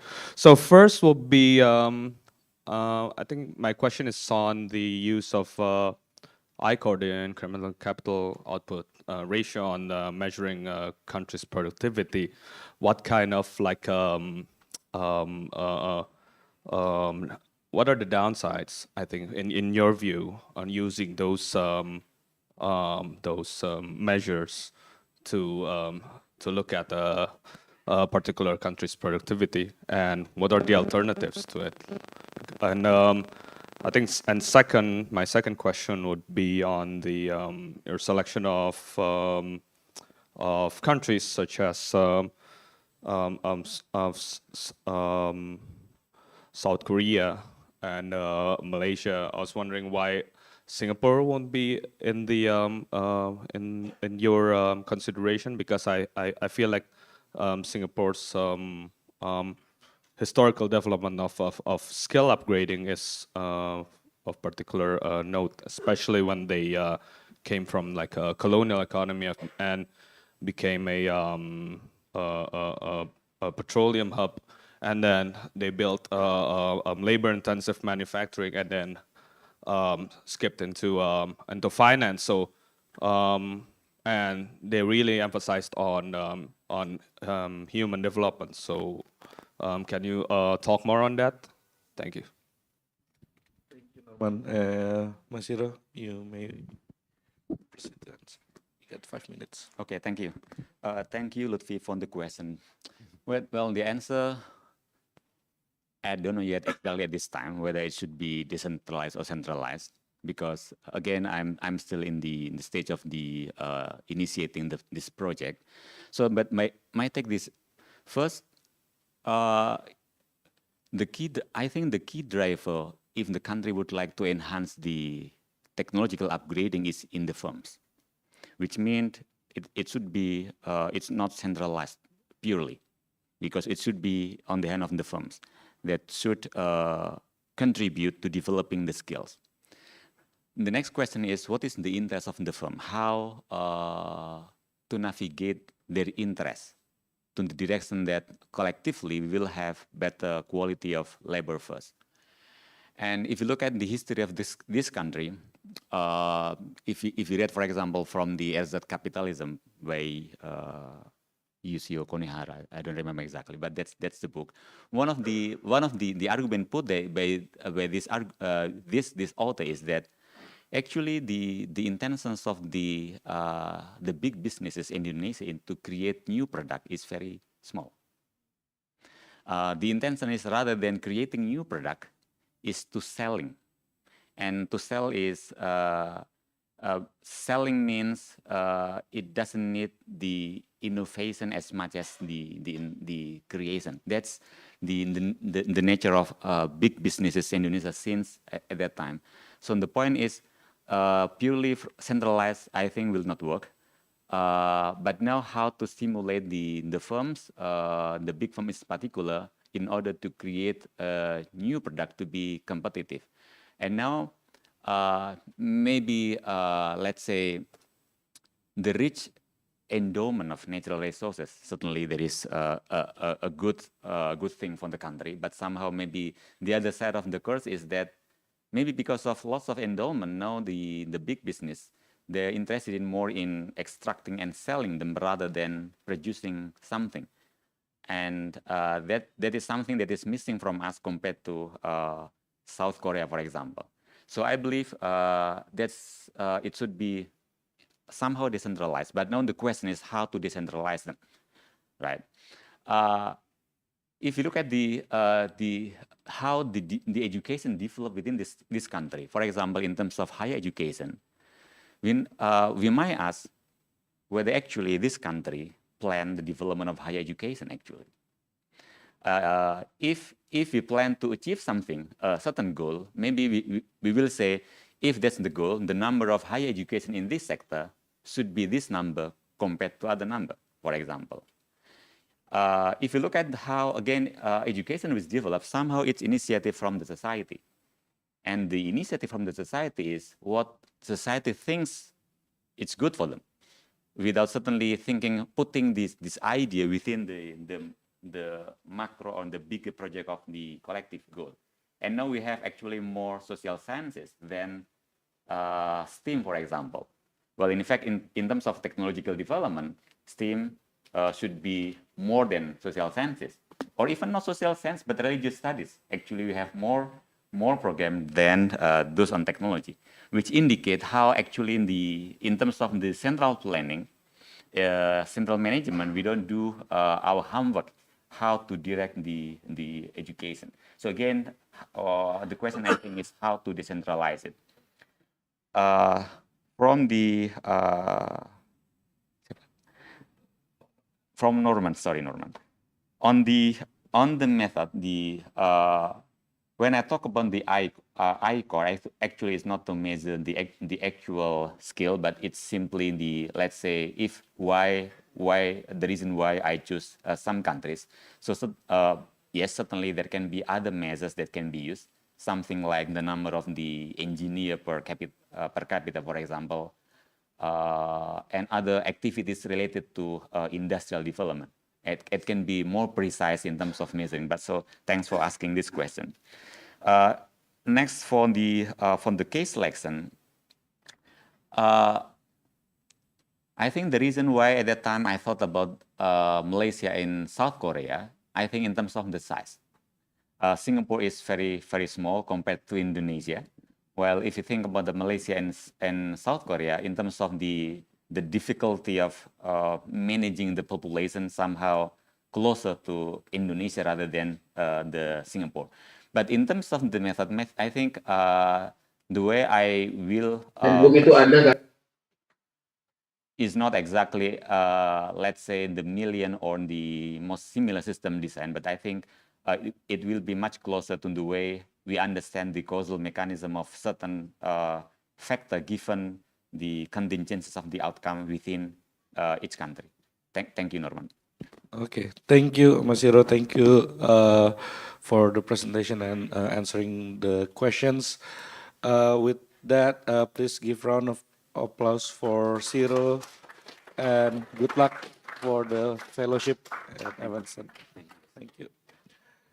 And next, before we conclude the morning session, we get a last speaker for this morning session. Her name is Aulia Nastiti, and Aulia or Uli is Ariman Fellow, Ariman Scholar, and a PhD candidate in political science at Northwestern University, and she will present her work on titled "Behind the Digital Boom: The Rise and Consequences of Platform Capitalism." So, very timely topic.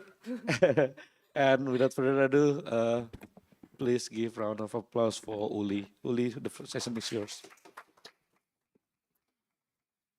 Hi, I'm a bit nervous. It's been forever since I stand on a podium like this and present my thoughts. But I'd like to thank you for the Ifar Atmajaya for having me share a bit of my dissertation, which actually began as a paper that I presented in 2017, long time ago. 7 years ago in this very same symposium. But then the paper, on that paper, I studied about the protest and precarity of Gojek driver. That topic has now evolved into a broader inquiry into the system that caused those protests and precarity in the first place. The system, mostly for many people call it now platform capitalism or digital capitalism. And what I'm trying to do in my dissertation is that I'm trying to understand its rise and the consequences in Indonesia. And my dissertation, the whole project is basically to create a new way of perspective, perhaps, hopefully, to see this phenomenon in a new light. And this is an ongoing work. Today I'm going to give you, like the theoretical formulation and what kind of framework that I'm creating to help us understand the phenomena. And I'm going to take this opportunity today as a test, whether you find the framework helpful, insightful, something that, or maybe I should abandon it at all. I mean, I'm ready to receive all the comments and feedbacks. So here we are. Next. Oh, where's my presentation? Sorry. Sorry. Please don't count my time off. Okay. So let's begin with seeing the the bird eye view of the phenomena. I'm sure all of us here hear a lot about the digital economic boom in the past 5 to 10 years, but actually it began 10 years in Indonesia, where the digital economy has been growing from a marginal sector to, and its rise, Indonesia to be a largest and fastest growing online market in the world, fastest growing in the world and the largest in Southeast Asia. And the digital economy has, the measure of the boom can be seen from how it contribute to the GDP of the country. In 2011, digital economy contribute only 0.1%. And then 10 years later, in 2022, it rises 77 times, contribute to 7% GDP. And but what is interesting about the digital economy in Indonesia is that it's mainly really concentrated on the consumer service-based sector, which are e-commerce, transport, and food delivery. I'm sure all of us use it every day, including me. Online travel and online media. And then another interesting part is that in each sectors, we've seen a duopoly or oligopoly, which in its sector, e-commerce, we know Tokopedia and Shopee are dominating. On the mobility sector, Gojek and Grab, travel, Loka and Ticket.com. And in online media, it's mostly, like all those social medias, the global giant platform, but also a local news outlet like that. Next. Oops. So all of these companies actually represent a new way of doing business. Usually before, in the old model, the way goods and services circulated in our economy is through pipeline, direct linear pipeline from producer, distributor, and consumers. But now, what these companies are doing they are actually restructuring the circulation of goods and services into a more network structure. And this network is centered on the platform and the service provided by those platform companies. And to the point that, like all these goods are circulated through the platform, to the point that we really depend on their business to conduct our everyday life. So scholars actually call it as indicator of the rise of global capitalism. What does it mean by capitalism? Capitalism essentially means the dependence, the social economic activities for our survival, social reproduction are actually depending on market. And now that market is created and controlled by the digital platforms. That's what I, call as platform capitalism. But what is interesting in Indonesia is that this rise of platform capitalism is actually marked by the rise of also domestic platform industry. We see the tech startup booming in the past 5 years, but also now facing a winter season. And then domestic platform is so expensive, but also it's actually a kind of unexpected development from the given the structural and historical context of Indonesia, because Indonesia lacks, we lack a robust ICT industrial complex. There are a lot of lack of tech talent pool. And also, we've never really had like a strong innovation policy and incentives from the state. Which actually, if we see the historical rise of capitalist private enterprise in Indonesia, they're always within the state patronage. But here, those platform companies, they are rising outside of the state planning. But at the same time, as I alluded before, that this development is also uneven, considering that they are mainly stayed on the low profitability area with the low added value consumer service sectors. And their technology and innovation is also dependent on giant global platforms like Amazon, Google, technology, innovation from Tencent, and etc. Next. So this situation in Indonesia, this unexpected but also uneven development, actually, we can formulate a problem from this, right? So in Indonesia, we see that the digital platform business has grown rapidly, although at the same time, it's grown rapidly on a risky path and then on a shaky foundation. So the question becomes why? Why and how such pattern of development happen?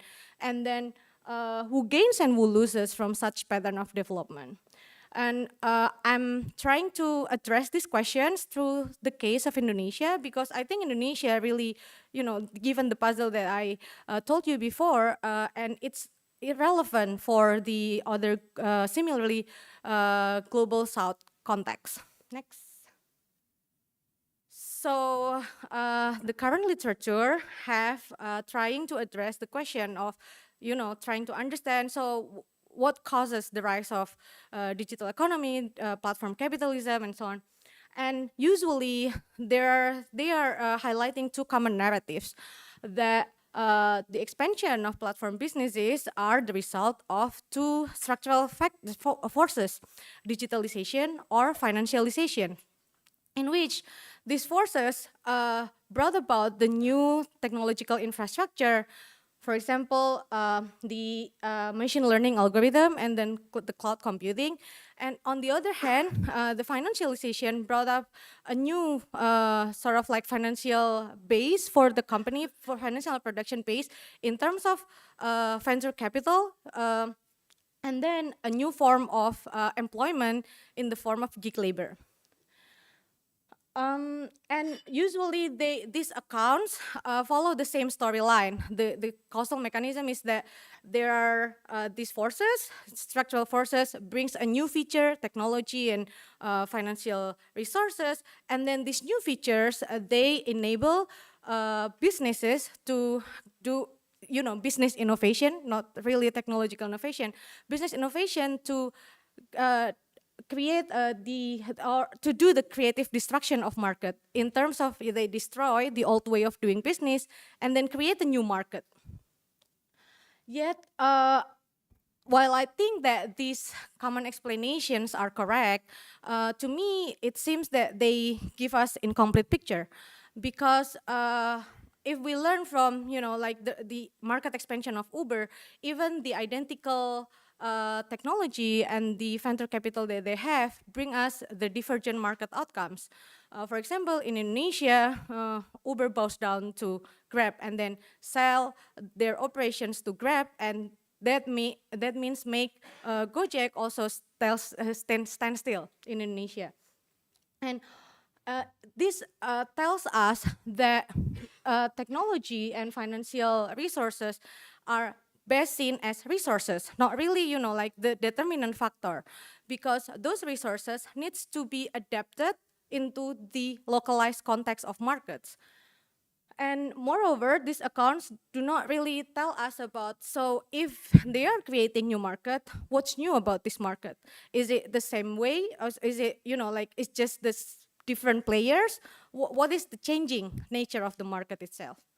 Next. So that's where I want my dissertation to contribute a little bit, by investigating the changing nature of the platform market, right?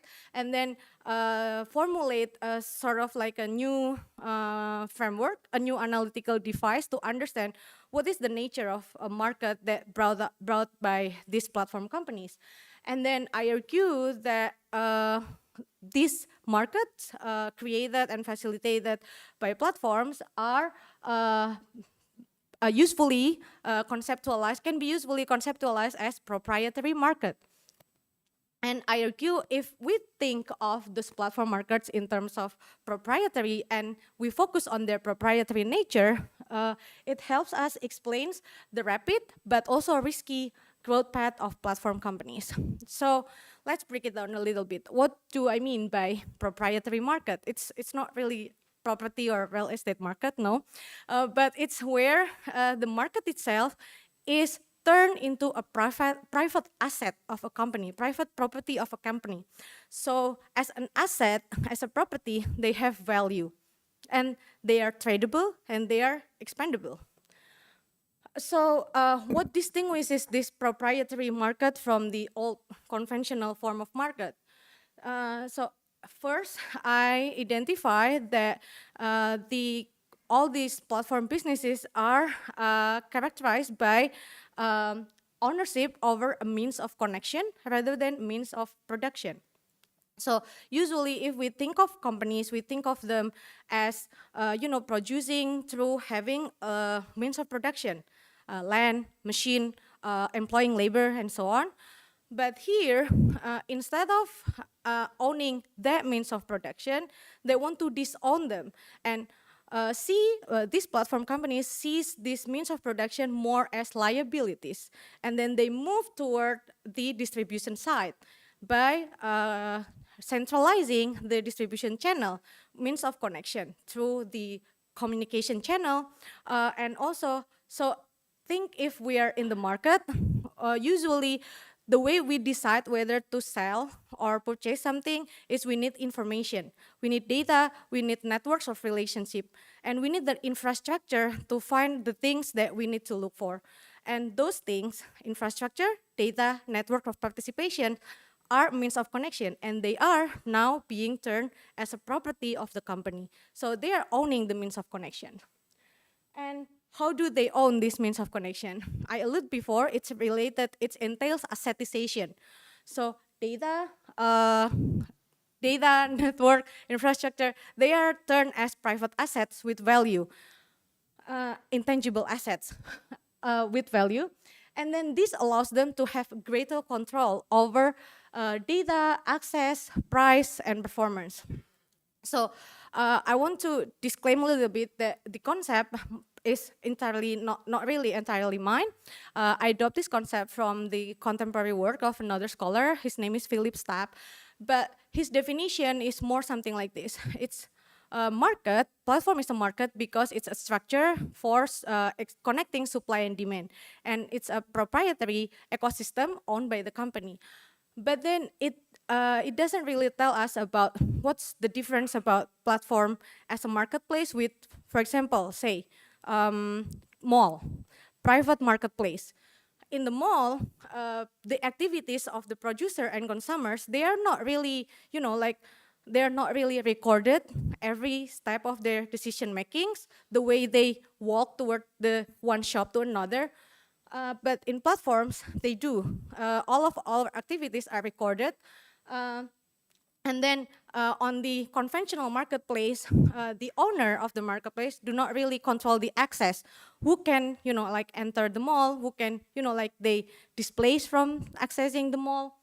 And then they do not really control the price and the performance of the buyers and sellers. But all those things, because the platforms own the means of connection and assetization of this infrastructure, information, and interaction, it allows them to have a greater control over data, access, price, and performance. So those characters are the basis of their expansion, I argue, because it makes market itself become a commodity. It can be tradable, it can be expandable through process of mergers and acquisition. And what is also interesting is because these markets, the platform companies, they have a lot of interest in opening the participation as wide as possible, right? Because it's to maximize the rent, to maximize the charge that they can get from the market users. But at the same time, they also want to maintain the governance close. The rules, the terms of the interactions are set in a close governance mechanism controlled by the platform. And it allows the platforms to have two forms of power, which are usually separated in the conventional firms, the power as a market makers and market regulators inside their own market, proprietary market. Next. So I argue that thinking in terms of proprietary market help us see the digital world not as a diversified, equally created platforms, usually in the our scholarship of digital platform capitalism, the way scholar classify platforms is based on, their type of service or the sector, the conventional sectors. But I argue if we think of platforms in terms of proprietary markets, it allows us to see the hierarchy more clearly, to see the world, the digital world that we have now is consists of enclosed land. Think of the platform as kind of digital landlord, right? Okay, I need to see my note a little bit. Think of them as a digital landlord, where what do they want is to expand the boundaries of their private property as much as possible. But here, interestingly, in the digital world, we do not really have fixed boundaries. The more people using the platforms, the wider the scale of the reach of the market, right? So theoretically, it amounts to infinite possibilities of gaining rent, gaining data, and infinite possibilities of expansion. But at the same time, we see that the fact that there are hierarchy there, it means that their rent extraction are really depending on reaching scale. Can only work when people are really dependent on one platform instead of another, and it can really work only when platforms are able to limit competition, limit the alternatives of the people's dependence on their platform only. And and I argue that's precisely why it's not always about technology or venture capital, but about how this technology and venture capital are deployed politically and strategically on a certain social context. But at the same time, this concept helps us to see that even when, for example, Gojek can create and expand their proprietary market against all odds in Indonesia, they remain, structurally dependent on the bigger giant platforms. So on the one hand, it can, help us to create, to see the hierarchy, but at the same time, it also see us the gaps or the opportunities that smaller platform companies can exploit. Next. Sorry, I take a long time. And so what I want to do is to create an analytical framework of how do this kind of new form of markets arise, and especially in Indonesia. And then here I argue that the literature of sociology of market is really helpful to help us think how do they arise, because any market is upheld by a social order. It means that platforms must create a new social order to help people to, not to help, I mean, to make people see the value because it's an asset, and then to organize the competition within its own property. And then at the same time, platforms need to sustain the cooperation and enforcement to the contract within the platform. And here, in terms of creating this social order, a new social order for a new accumulation basis, I argue that it's important to see the politics of the platform companies. Next. So really, basically, the large part of my dissertation is to apply this framework into the story of Gojek and Grab in Indonesia, and then each of the process where they create each dimension of order is structured into one chapter. So one chapter is focused about how company define their market value, and then the second is how companies organize the competition, both against another platforms or all forms of business, and within their own platforms. And then another chapter is related to how companies sustain the cooperation, especially from the gig workers who are increasingly, feel that it's very hard to make do on the platform market. I guess, but I think the time not really allows me to explore further. Well, my purpose is really to test out the theoretical framework, but I'm happy if you have any question to elaborate on these empirical stories. Thank you. Thank you, Uli. Very interesting research, and I totally buy your argument. So, any questions from the audience here at Atmajaya campus or from Zoom? On Zoom, is there any question? Okay, maybe we collect two questions first here.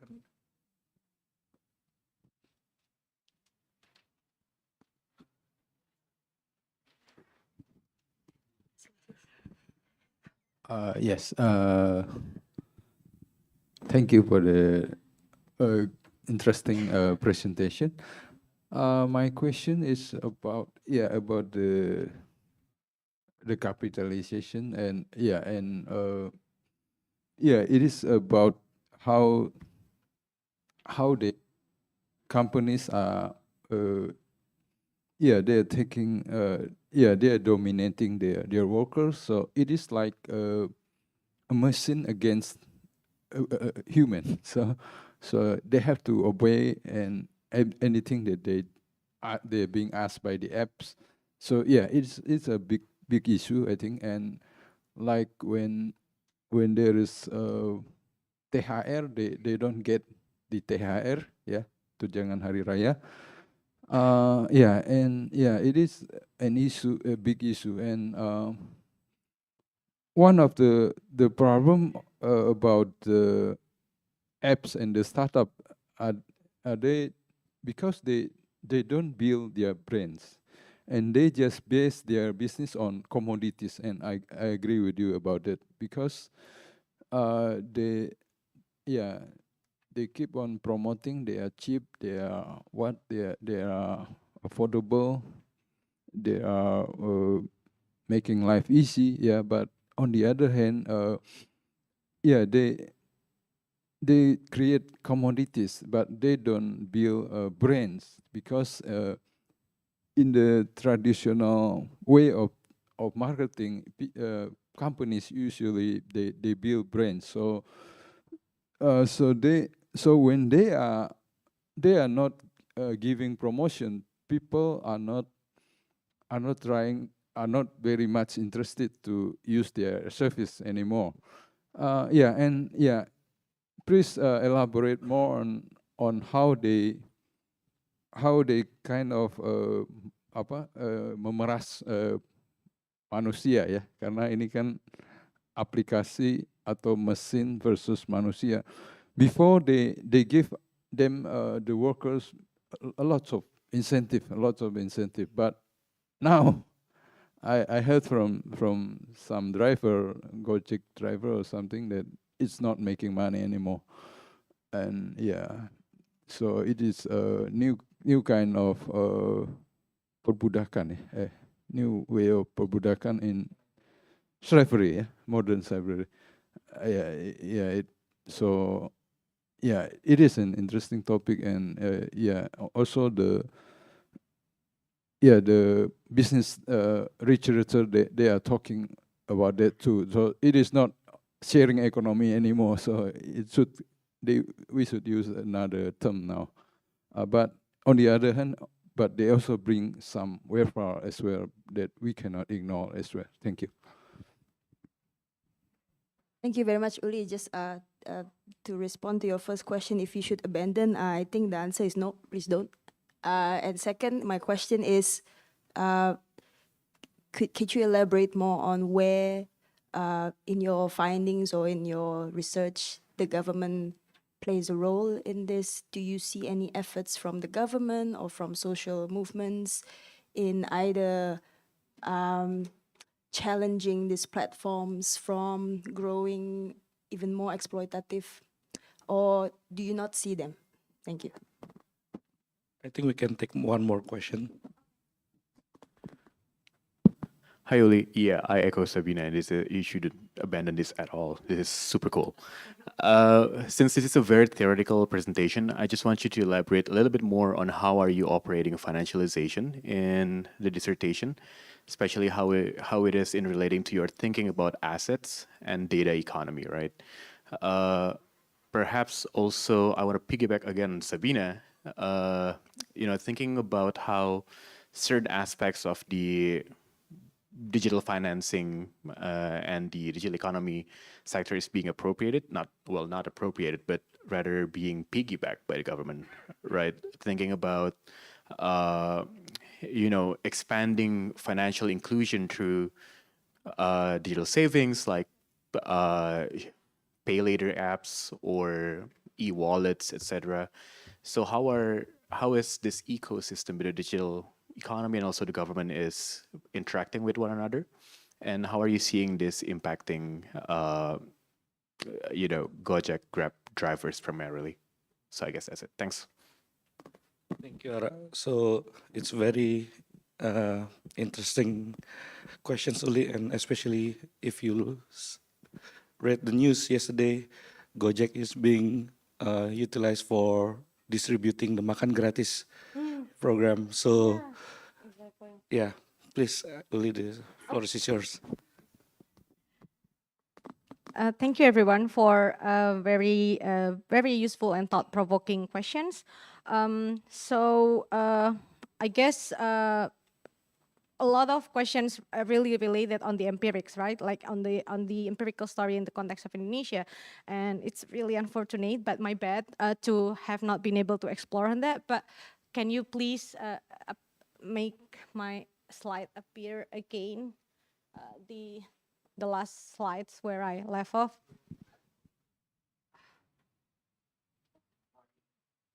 So, well, while we're on that, I can first answer the questions on the how do I see from the first question regarding how do I see their, how do they create this new system, which on the one hand, it gives opportunity, right? We cannot deny that. It's a new opportunity for a lot of workers who even in my interview, in my field work, my chat with a lot of drivers, they feel like this is a new opportunity to get more income, to access more consumers and so on. But on the other hand, it also makes their life seems really hard and harder. The next slide. Yeah, so I think it has a lot things to do, and it's also related to Ara's and Sabina's question as well. With I alluded to my presentation earlier that this is not only about the technology to create a greater efficiency, but how those technology are deployed for what for, and then against what context, right? And Indonesia, the structural conditions that I think really helps a lot favor the company side is that they are able to exploit the structural condition of Indonesia that has a lot of informal market and then weak state capacities in terms of public service delivery. And they are really using this state weakness to their leverage, while at the same time, what are their business doing is actually creating a coalition of interests between the investors and consumers. And by coalition, I don't mean as, like a formal organization where consumers collide with investors, not like that, but their interests are really merged because investors needs consumers, here I mean users of the platforms, to inflate the asset value of the platform so that they can, gain more return. They need consumers to reach scale, and then consumers also benefit from the investment because they can have a much lower price with greater convenience, but actually the price itself is a kind of distorted price, right? Because the goal of the company from the first time from the start is not really to create market efficiency or so on, but to centralize the economic distribution, production and consumption, and then control it on their own private property, and then make this property to be a tradable assets. And related to the question on a worker, how do they, how do these platforms then sort of like create or maintain the workers feel complied to, the workers know that the work on platforms are not really, like viable, but they keep doing it. So why? I find that in my research, it's one is the context, the structural context matter a lot, because there are not few better options for these gig workers, right?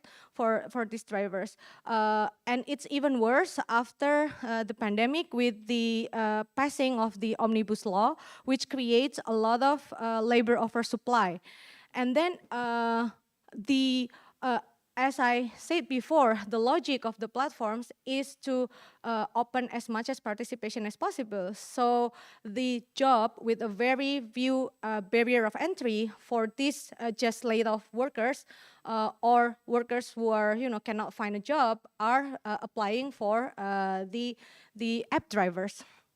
Well, at the same time, the mechanisms that they use, it's interesting because usually we think of platforms to, as you say, it's machine against people. It seems that platforms are using all of, like it's all about machine and algorithm to control workers. But what I found is actually, interestingly, it's not always about algorithm.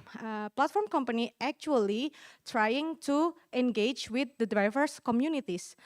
So drivers' communities are created organically. It's not really created by platforms. It's created organically from their drive to resist the platforms. And then they successfully mobilize to demand for regulatory protection for them, because at that time, the drivers, a lot of drivers are feel threatened because of the enclosure, market enclosure of the platform. Platforms trying to oust the ojek, angkot, and so on, and then either it is these drivers who are facing the threat on the street. So drivers themselves are mobilizing to demand protection from government. But interestingly, when they're mobilizing, platforms co-opt their mobilization, free riding on their mobilization, and then intervene at a crucial time to shape the content of the regulation. So what we get is a new regulation by the government that protects the business model, which extends to protects the work of the worker, meaning they can legally do their work on the street, but at the same time, it avoids the dimension of labor protections. And why? Because platforms place the politics of ownership. Platforms make a legal argument to the government that we cannot be held accountable and liable for the labor protection because we don't own the vehicle, we don't own the means of production. What do we own is technology to facilitate them to find work. So, this sort of like entanglement where on the one hand, it creates a, like a vision of, technocratic vision of standardization and efficiency that provides convenience, lower price, and so on. But on the other hand, there are a lot of, like a very more complicated consequences that is even beyond the grasp of the government, because the legal framework operates within the old business model.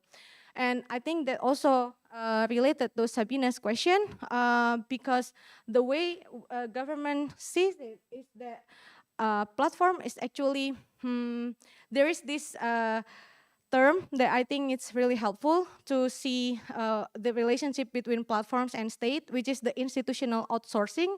So in a lot of ways, what government do is outsource the function of, like giving a public service delivery, distributing government program, and it doesn't even begin in makan gratis. It begins in the COVID, where Gojek and the platforms like Ruang Guru and so on, they are the one distributing the government's subsidies and incentives. So in that way, platforms are really like are playing the outsourced institutional function of the government because of their controlling of this, owning and controlling this means of connection. And that's also, and for ARA, regarding the financialization, so the financialization that I mean here is basically it's about the increasing influence of financial power investors in this sense, and then the increasing power is in terms of investors. I found that investors are really, like having a lot of power in the way the company thinks to how to turn and making value of their market assets. And then this value is not really about the fair value or fundamental value based on their incomes and profitability and so on, but it really rests on what they call as goodwill. So goodwill is basically intangible assets that it's a bundle of intangible assets that usually measures the future or imagined future, what the value in the future based on what the customer relationships, based on brands, intellectual property, and so on. And this goodwill is really like the difference between the real value of the company that we can measure objectively by the numbers, and then the expected value, the perceived value. And this has a lot to do with what I call in my chapter is the way the company creates a new common sense. The way the company creates, like through politics of visibility, through hype, media hype, and so on, to project the imagined future value of the company, and then turn this as an asset with financial value. And I'm sure, I think you follow it, that the quote unquote victim or the, like people who are losing here are, well, not all investors are gaining, because investors who are late players, and usually the individual investors who are investing on the company on the IPO are the ones who are losing, right? Because they are investing on a inflated value of assets, rather than, not knowing really like what's the fundamental, what's the real measurable, tangible economic value of these platforms, but rather the one that is created out of public perception and imagined future. Okay, thank you. Maybe we can take one more question. I think Jeff is raising his hand. Jeff, you can unmute yourself, Jeff.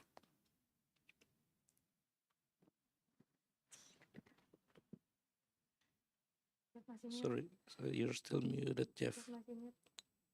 Yes.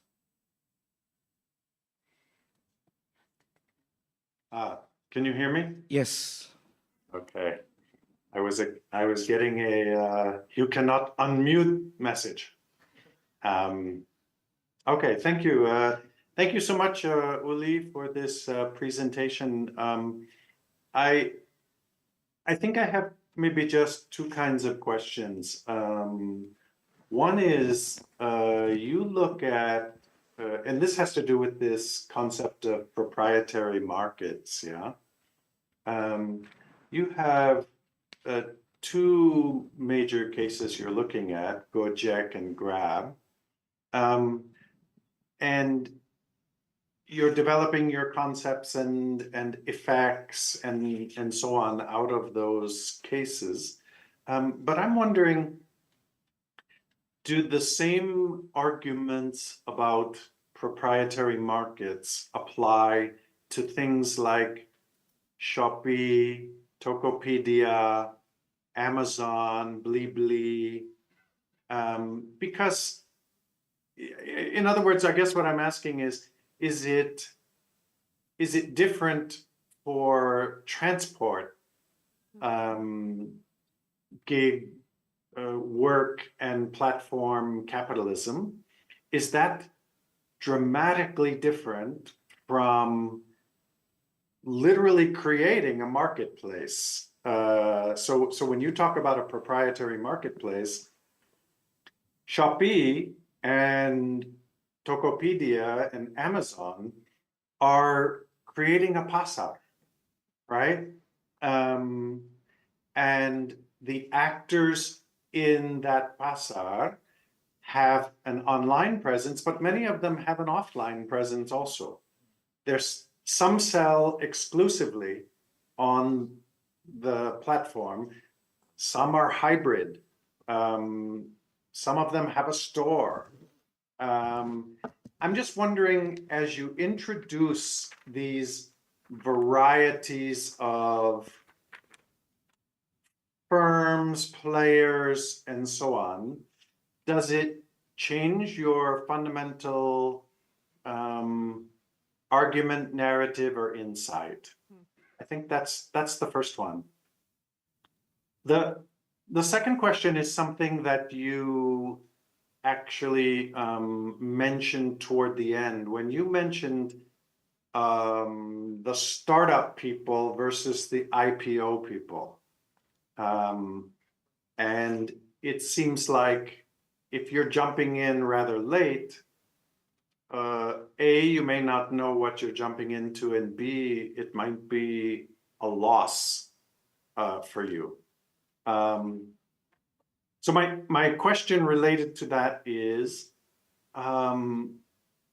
many of these firms, which in one narrative are being described as powerful, controlling, oligopolistic, duopolistic,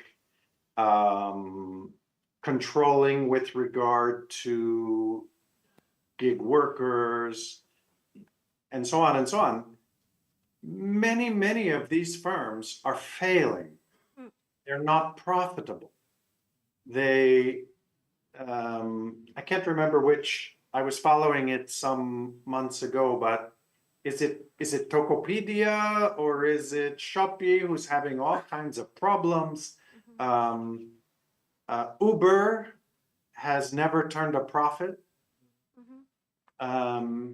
I don't know what the financial situation is of Grab and Gojek. Maybe you could tell us, are they profitable firms? Are they? So I guess what the second question then is, for all the power and change that these firms seem to be introducing, are they viable? Are they all going to flop? Is this, are governments going to have to bail them out? So I'm just sort of wondering what your view is of the viability of the sector. So those two questions. Thank you very much. Thank you, Jeff. And maybe you can answer that question. Sure. Thanks, Jeffrey. So for the very critical questions that also helps me, clarify my argument. So for your first question, whether whether I think that the concept of proprietary market also applies to, another type of platform such as marketplace, I think it does apply, because as what I say, the way I define proprietary market is that they control the means of connection, and then they turn the underlying elements, market elements, such as data, infrastructure, and network of interactions into an asset of their market. And then by owning this, they can, influencing and then shaping the conduct of the access, the price, performance, and utilizing the data that they collect to, expand to another area of business, line of business. And I think it does apply to Shopee, Tokopedia, Amazon, and so on, because that's essentially also what they're doing. Their business is to attract as many as possible participation from both sellers and buyers to transact and interact on their created marketplace. And then at the same time, they also set the terms of interaction between these two sides of the market. How do they set the price, and and then whether they need to follow the rule that is set by the platform owner. So although another thing that implies is that, so does it by that same basic principle, what explains the different power and different effectiveness of these different types of proprietary market? Whether we would expect the same effect in the same politics in the, for example, ride-hailing as Gojek and Grab, or do we expect different types of politics? And I think this is where the things creates the divergence, because as I say, that their politics really needs to exploit the gaps and to the the users that they want to invite. And another thing that creates the difference of power between the different type of platforms is related to the scale. So, and I think this also speaks to your second questions in that a lot of platforms are very powerful, and while at the same time, a lot of them are failing. In fact, maybe if we see that, like in the last 10 years where the digital economy is booming, there are 2,000 startups are, being created in Indonesia, but maybe the one who are surviving is not, I don't know, like 10% of it. And this one is related to scale that goes back to the basic of business model of this platform, because what they are trying to do is to create scale, and then they want to limit the competition. And once a company receives a critical mass of scale, it's very hard for the other companies to enter the competition. So there, the advantage of being the first mover, or the advantage of having, like a political capital that help activates, like the network and the dependency of people, are helping a lot. So I think but definitely I'll pin down your question about, the applicability of this concept to understand different types of platform rather than Grab and Gojek. Oh, the last thing about viability, right? So I think that they are really, as I said before, this model of proprietary market can only work when they reach a scale. And when they reach a scale, I think it is viable, but with a note that it is viable, but as a lot of, we see with the crisis of capitalism before, we see the older model of capitalism, it's prone to crisis. And that's where I think that these platforms at some point will eventually, are marked by a crisis. And it's related to whether, the states, if the states are like in the US, the strong state, and with the political interest pushback from the consumers and workers and so on, the states trying to create and limit the competition and the monopoly domination of this platform company by trying to break down those companies. But here in Indonesia, the states, as I told you, is sort of like taking advantage due to their incapacity of providing public service, and instead take advantage of this company service. So that, in a way, helps maintain the domination of the platforms. So related to that, so the viability is related to whether they can, whether they will face a crisis, a pushback from the government, the market participants, especially the workers, and or whether they can, maintain and manage and organize the political capital from their relationship with the government and the consumers to maintain their domination. Thank you, Uli. Could I just ask a very short follow-up? Yes. May I ask yours? Yes, Jeff. Make it real quick. Thank you.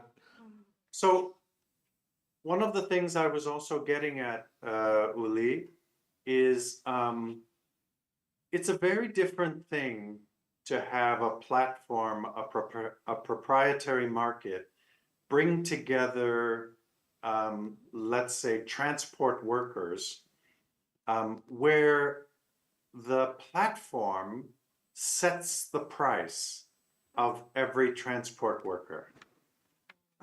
In other words, the transport workers are not allowed to bid on how much they will charge to do a particular transport from one place to another. All the prices are set, or they're completely set by the platform. Meanwhile, something like Shopee or Tokopedia is actually creating a market in the sense that it's bringing together a bunch of actors who are bidding in terms of price. They're competing in terms of price. And it seems to me that if we're talking about proprietary markets, those two things are extremely different kinds of interactions that the platforms are creating. And of course, we know about the controversy in the case of Amazon, which was using its algorithm and knowledge of the competitive prices that were being offered by the participants in Amazon. And Amazon had its own producers, and it was undercutting those producers. So it brought a bunch of sellers into its market space and then strategically undercut them. And in a sense, driving them out of business. They're reliant on Amazon, but Amazon is selling things at a lower price. So, I mean, you don't have to give a long answer, but I'm just wondering, your concept of proprietary market, does it capture the major difference between one kind of platform, which basically doesn't create a marketplace in the sense of competitive pricing and bidding, where in a transport hailing space, the transporters are not bidding against each other. It's total price control versus the creating a proprietary market where what Shopee and Tokopedia do is bring together actors to compete. Thank you. Thank you, Jeff. Thanks, Jeff. Very perceptive comments. I do think that I agree that the price determination is something that is very different. But at the same time, the way Gojek and Grab structure their business, they're also bringing food sellers, right, or third-party sellers, which makes them also on the, operating with a similar type of business logic with the Amazons. And but at the same, so I still stands that the proprietary market can help underline the shared similarity, the basic logic of their business model, various types of platform markets. But I take your point that I need to drill down on the concept, how the concept helps us understand the variation, the level. And I do think that Amazon's, on the one hand, is still, through their data, they actually still influence the market prices by, prioritizing which product can be seen more frequently by the consumers or not. So in a way, the price determination is influenced a lot by the platform owner, although their influence is more indirect rather than direct, like Gojek and Grab. In the case of Gojek and Grab, the price determination is, on the one hand, the workers, they they can influence, although the process to influence the price is very politically costly. They have to mobilize, they have to demand the government to put a price cap, which happen through the regulations, but still, it's much more politically costly for the ride-hailing drivers to have say in determining the price compared to the say like Amazon, who can like influence the market price only indirectly through their algorithm. But I agree that I need to like think about the concepts more to better explains the variation. Thanks. So, okay, Uli, thank you for the answer, and we wish you luck for completing the dissertation. And with that, please give round of applause for Uli. And we that's the with that that's the end of the morning session, and we are providing lunch outside. Please be back around 12:45 p.m. and enjoy the lunch, and see you around 12:45 p.m. Thank you. And for those who are on Zoom, please enjoy your lunch also. Please come to Atma, it's very close nearby. Thank you, everyone. Enjoy your lunch. Recording stopped.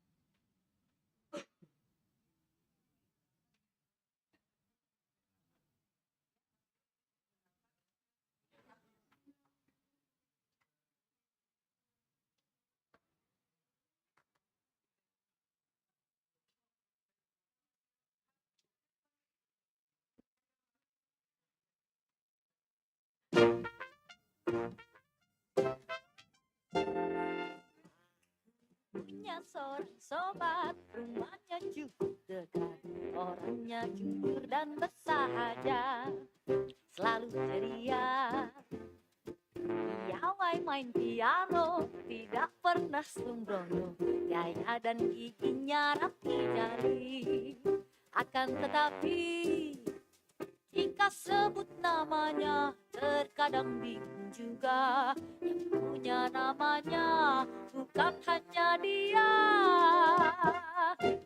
Doni, D-O-N-I, Doni, D-O-2-N dan Y, atau Doni, D-O-N-I-E, oh, yang mana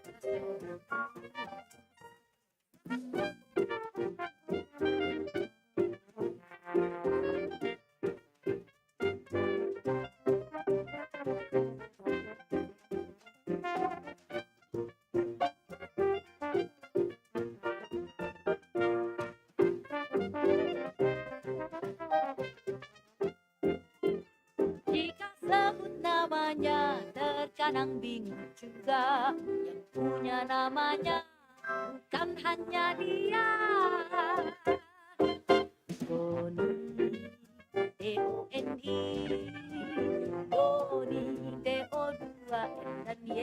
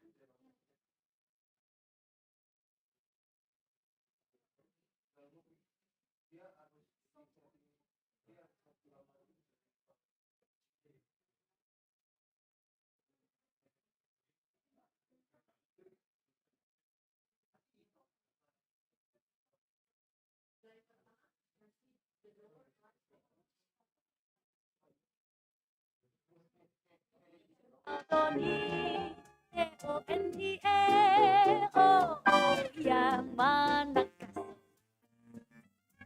Doni, D-O-N-I, oh Doni, D-O dua N dan Y, atau Doni, D-O-N-I-E, oh, oh, yang manakah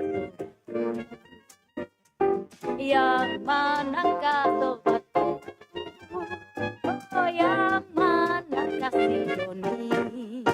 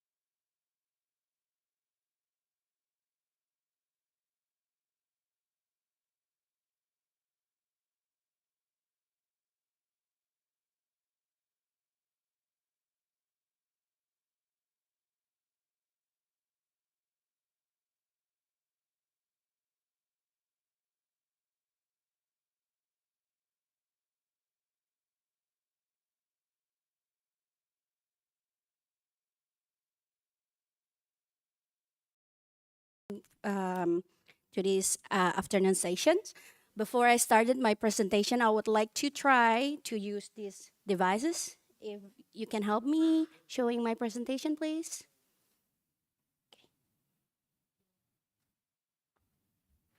Okay. All right. Good afternoon again. My name is Sari Damaratri. You can call me Sari, and I am a PhD candidate from Anthropology Department at Northwestern University. And as Fajar has said, I would like to present part of my dissertation, which is the chapter 3, titled Instagram Stories, the Roles of Social Media Influencers in Indonesia's Stunting Interventions. But to give you a broader context of my work, my research actually examines the implementation of the human capital paradigm in stunting prevention programs in Indonesia.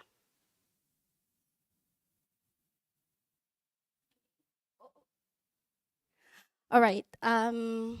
So examining one common belief in international development is that health and economic progress are linked, with poorer health leading to slower economic advancement. Studies such as from economy supported by public health community highlight that poor child health and nutrition can negatively impact income and health in adulthood. Growth stunting, for example, the case that I am about to present in this presentation, defined as low height for age, is often cited as a factor hindering economic growth. In this rendition, children are a cause of a poor economy and family is seen as responsible. But then moving forward to political economic perspective, poverty and low income are seen as leading to worse child development outcomes.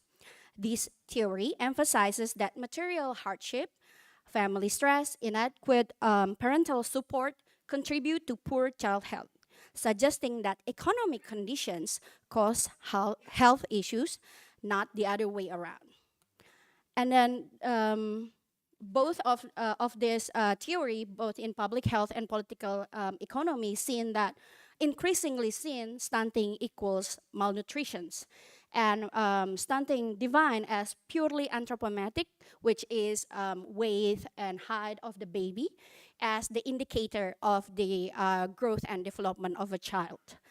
And this purely anthropometric kind of perspective was actually discussed for the first time in 1978 on the WHO report of a Nestle nutrition workshop. This simplistic association between nutrition and height actually supported by the concerted effort by private industry, the global development agencies such as WHO, World Bank, and prestigious medical journals like The Lancet. And then the last theories or studies that talks about the association between economic and health are coming from biological anthropology and human biology. And personally, I am more persuaded with this with these scholars that says that present a more nuanced view, which is criticizing the simplistic equations of stunting with malnutrition. An American biological anthropologist, Barry Bogan, argues that stunting is associated with health and performance risks, not a direct cause of them, to chronic stress from socio-economic, political, emotional inequality, or what he called as SEPE. SEPE factors encompass broader issues of inequality, insecurity, and fear beyond the traditional measures of socio-economic status, which define mostly on education and adult occupations. In this context, all of them are emphasizing the families as a focal point for social policy interventions aimed at improving both child health and economic outcomes. Sorry. Okay. Ooh. All right. This is nope. Sorry. Okay. Now, turning into the focus on social policy regarding families gained prominence after Nobel laureate economist Gary Becker introduced the concept of human capital. Becker emphasized the crucial role of families, stating that no discussion of human capital can omit the influence of families on the knowledge, skills, values, and habits of their children. He defined human capital as activities that influence future monetary and psychic income by increasing the resources in people. This concept underscored the economic value of family and domestic labor, framing them as vital components of human capital development. Now turning to stunting intervention in Indonesia.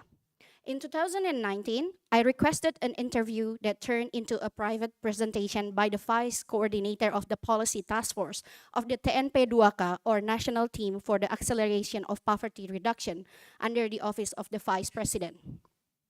At that time, TNP2K led stunting prevention efforts before this responsibility was transferred to BKKBN, or National Family Planning Board, in 2023.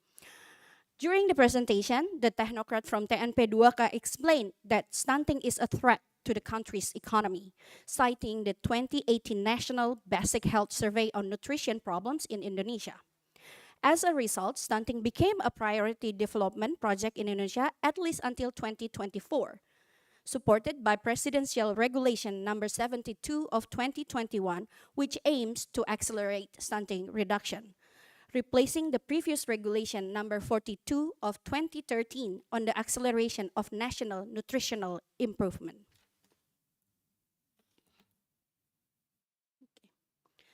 The paradigm focuses on investing in children's early life because the expert believe that this critical period would have the most significant in children's later life due to the relative plasticity of human development, which is the first 1,000 days of life, or 1,000 hari pertama kehidupan, to prevent the impacts of stunting and on individuals' health and the population and the country's economy, as the slide show. I took this picture near my home in Depok, actually, in early 2021. And as my presentation will show, similar campaigns appear in mural and poster across Indonesia. And I have been considering the impacts of stunting on women, guided by these research questions. First, how women in their multiple roles as caregivers of the family and care workers for children's health and growth make sense of ideal childcare that is presumed to bring the best return of investment. And second, how have governments' ideals and stereotypes about child stunting and its economic impact influenced the lives of women, particularly as observed through their participation in Indonesia news and social media. Based on this question, my main arguments are first, investing in children's early lives as an investment in the nation's economic future emphasizes women's perceived natural responsibility as mothers, as the caregiver of the children. Second, government policies spread through official channels and popular media, both online and offline, shape ideals of childcare and parenting, positioning certain subjects as vital to the nation's economic well-being. And third, growth measurement used to monitor children's growth for stunting prevention can also be easily accused mothers of not providing adequate care. These are my theoretical orientation, but I will just briefly mention my contribution to this following literature. The first one is Anthropology of Human Capital Development. Many studies critically examine the human capital framework from perspectives such as economic sociology, sociology of expertise, and history. My research builds on these by focusing on the Indonesian context of stunting intervention, where the economic rationale emphasizes critical periods, the first 1,000 days of life, early in for human development. These rationales raises moral questions about national ideology and the roles of women as mother, framing childcare as a civic duty. My work highlights how women navigate and embrace these roles despite contradiction, revealing their ongoing process of becoming subject within state projects. And the second literature is ethnography of childcare. I examined the history of women's organization, particularly during the early independence, and the history of health, particularly the applied medical science of pediatrics and nutrition, showing how Indonesian women have been assigned role as a housewife and mothers with a duty to the nations. This history tied to national development efforts that value children as an asset, a future productive labor of the country. My new concept, the politics and poetics of childcare, illustrate how expert ideologies shape mothers' roles and subjectivities. These experts, integral to development efforts, maintain ideologies of value and valuation of children and reinforcing mother's responsibility by consequence. This often leads to ambivalence, but also innovation. Women's alignment with the state projects reflects a reconfiguration of their social imaginary, not mere submission to discipline. And the third is becoming state subject or process of becoming, which my ethnography addresses gaps in development studies by examining stunting reduction programs, particularly the implication of equating stunting with malnutrition. And this program often quantify women's roles as mother, assessing their capacity through their children's growth metrics, such as whether the baby are too skinny or too fat. That reflects a mother capacity in caring for their children. Drawing from a medical anthropologist, Emilia Tesdoer's work, I explore self-making under this regime. Women face moral dilemmas and public scrutiny, especially on social media, for their childcare practices. This study reveals the fragile process of creating subjects of development and the significant implication of human capital development for women. These are the outline of the dissertation. Mostly, my chapter are there are 4 chapters in my dissertation. Sorry. The second chapter focus in a deeper explanation and sets the foundation for understanding the current human capital development with an emphasis on nutrition history. And chapter 4 discusses the process of becoming and subjectivity in human capital development. Another campaign that I took a picture in Bandung in 2022. But now let me turn to the chapter 3. Stunting is an ideal subject for an ethnographic study on the roles of expert in development due to its complex and confusing definition. At the onset of the stunting prevention program, there was significant confusion about what stunting actually entailed.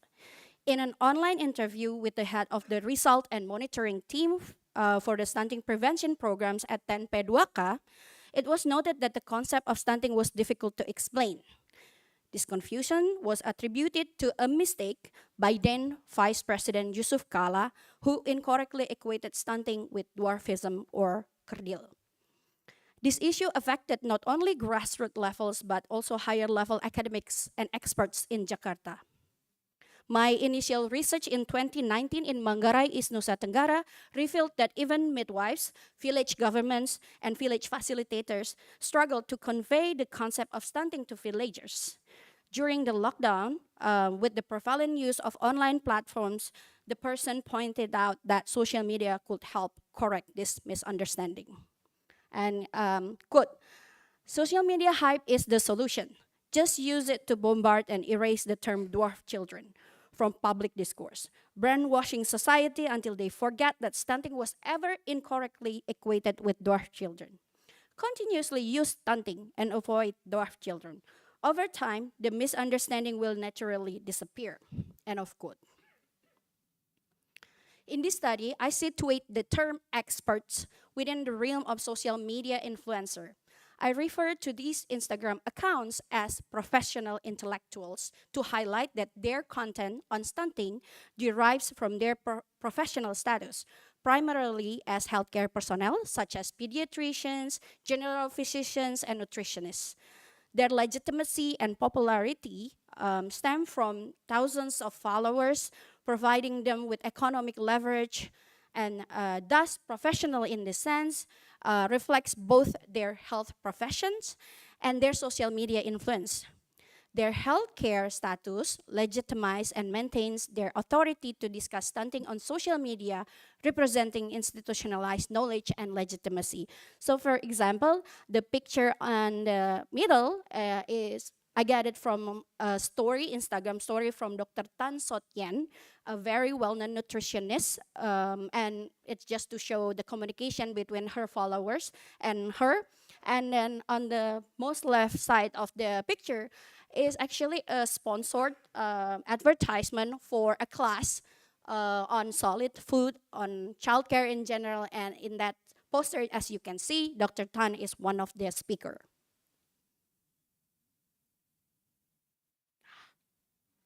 Sorry. Okay, and these two accounts exemplify professional intellectuals.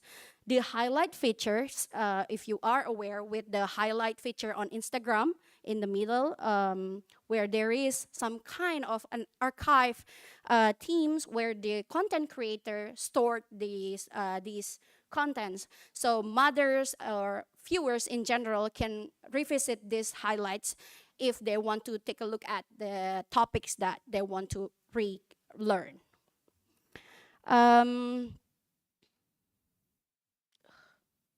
Next. Okay. In translating and disseminating their knowledge about stunting on Instagram, these professional intellectual accounts promote a specific ideal of motherhood.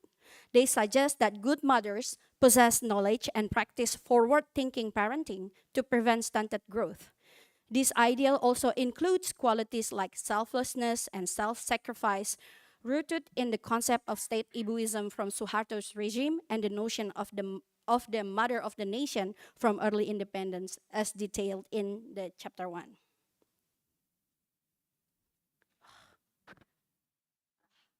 Okay. Again, this is from Dr. Tan Sot Yen, and with nearly 800,000 followers and verified by November 2021 with Centang Biru kind of account. Dr. Tan is actually a medical doctor with extensive credential, including a master's degree at Driakarya School of Philosophy. So often she call herself as philosopher, sometimes public health expert. But she also got a doctorate in community nutrition from the University of Indonesia. In her Instagram post, Dr. Tan uses titles like, "To those who feel caring for their children is troublesome," implying a negative portrayal of young mothers. Although the main text initially does not specifically refer to mothers, the detailed captions emphasizes young mothers with father's absence, only mentioned briefly. This content suggests that mothers who find childcare difficult are not ideal. The credibility of this idealized motherhood is reinforced by the account's status as a recognized expert. In this slide, I focus on the semiotic approach I applied to understand the circulation of stunting discourses on social media and their impact on the imagined relationship between content creators and their audiences. The media practices of professional intellectuals highlight their roles in mediating knowledge about stunting intervention, particularly in shaping Indonesian mother selfhood and encouraging preventive measures against stunting. For example, Dr. Tan often reposts tagged content, fostering, for example, like a poetic interaction, while Dr. Meta, the one that I showed you earlier, uses Instagram stories to create quizzes about child growth to engage with their audience. Both accounts engage followers who support their claims, creating a collective understanding and shared interests aligned with the state development goals and ideal of motherhood. This process illustrates how, despite fragmentation and dissent, development actors continually create order through political acts of composition. Instagram, in this context, is a platform rich with meaning making that shapes people's alignment with development and constructs subject relevant to development. Okay, just last slide, I promise. This last slide highlights another dimension mentioned in my dissertation, particularly the conclusions. The first two pictures on the right side, left side, illustrate problematic government strategies to reduce stunting prevalence. Providing free food for children is actually not new. For example, in Manggarai, stunted children receive free food like eggs, rice, and milk, and must go to the village office to be fed for 3 to 10 weeks, depending on their quote unquote severity. However, providing cooked meals poses a risk of diarrhea from food poisoning due to the handling difficulties. Those professional intellectuals that I discussed in my chapter 3 also seen criticizing these strategies. These two pictures on the right side discuss the reduced meal budget allocated by the newly elected president and vice president. The cut from 15,000 rupiah, or about $1 US dollar, to 7,500 rupiah per meal has been criticized on social media, suggesting the government does not take the stunting issue seriously, despite claiming it threatens the country's economy. Dr. Nisa, for example, another account that I mentioned earlier, he made a Reels video criticizing Gibran for mistakenly called asam folat as asam sulfat, and for giving strawberry flavored milk to age school children for his claim on stunting reduction. So by this, I end my presentation. Thank you so much. Thank you so much, Sari, for sharing with us part of your dissertation project. So now I'm opening up the Q&A sessions. Yes, we have Uli and Mirna. Yes, Uli first and then Mirna. Okay. Thanks, Sari, for the very the presentation that feels very relevant to me. By context, I'm a new mother actually, and I feel hurt. No. The thing is that it struck me that even when I don't have Instagram, I'm not active on Instagram, I know all those people that you're talking about. I know Dr. Tan Shotien, Dr. Mehta, and so on and so on. And I mean, it just makes me wonder whether they're like a really influential. Because and whether they're whether their target audience are actually people like me, a woman, a new mother, and a middle class, urban middle class for particular. And this helps me thinking whether their sort of like message and the discourses that they're shaping are also influencing new mother with a very different characteristic. Let's say in the rural, I know that you also do ethnographic work in Manggarai, and I'd like to learn whether there is this equivalent of expert in terms of translating the discourse of stunting intervention to the mothers that are not coming from urban middle class background. That's the first questions, and the second question is that how do you see the like the position and influence of this expert, sort of like the influencer, whether it is actually aligning us, the new mothers, as like align with the developmentary vision of the government, or does it help? Do you think that their role help us new mother feel empowered or feel like there are ways to think of stunting from different ways? For example, I learned from your presentation that stunting is not always about malnutrition, but like the popular discourse that I always heard, it's always about malnutrition. That's why when my baby was, I think in her first 3 months, I felt very nervous every day. I kept checking her weights. I bought scale in my home to check her weight, because in her first 6 months, she's underweight. And I feel very anxious. And then when I share about my anxiety to my mother said that, why are you, like you're thinking too much about it? Like, the weight of the baby is always growing, you know, they become fat eventually. Like, why are you always keep worrying about her being underweight? And my mother cannot seem to make sense what's the source of my worry. And by your presentation, I come to learn that maybe it's also because this, you know, popularization of the discourse of the stunting that makes me being so anxious, because I equate my baby's underweight to my failure as a mother. And I begin to think whether, you know, like the role of social media itself and those influencers are, on the one hand, help us learn. Of course, I learn a lot, the recipe for MPASI from those influencers, and baby booster recipe. But on the other hand, it also, you know, like create signs, a signs of, you know, a source of anxiety, which actually help reinforce the perceived natural role of mother as the primary actor that is responsible for their baby's health, while it's actually not, right?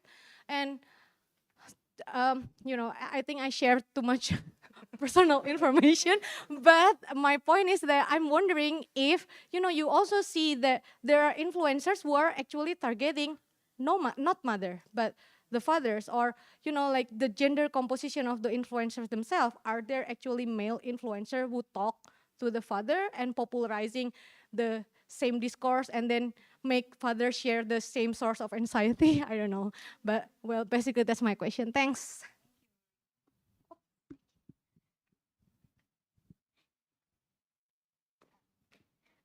Thanks for the interesting presentation, Sari. I know this is a project that is very close at heart since you begin your motherhood as, you know, in the midst of doing this dissertation.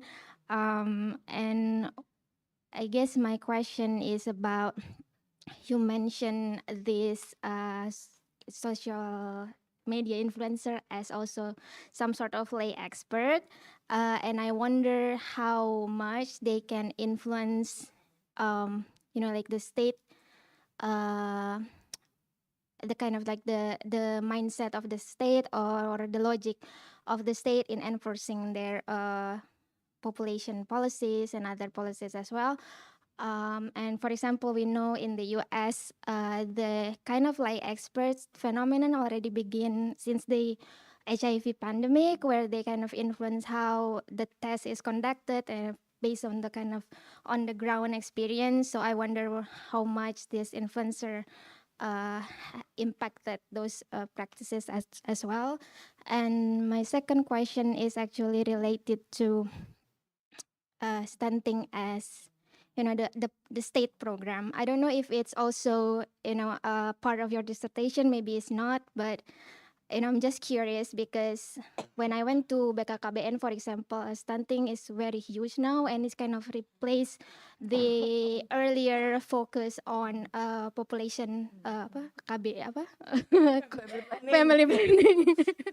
Yeah, yeah, and family planning, and it's you know, like it's amazing how that shifted, and but I think that there is kind of like similar sort of framework of economization of life. But if there is this particularity about this stunting program, I wonder what it is, or how much it is the same, or how much is kind of diverged from the earlier focus on family planning. Thank you.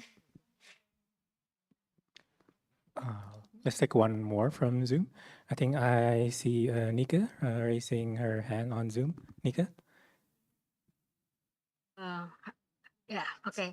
Hi, everyone. Hi, Sari. Thank you so much for sharing your works.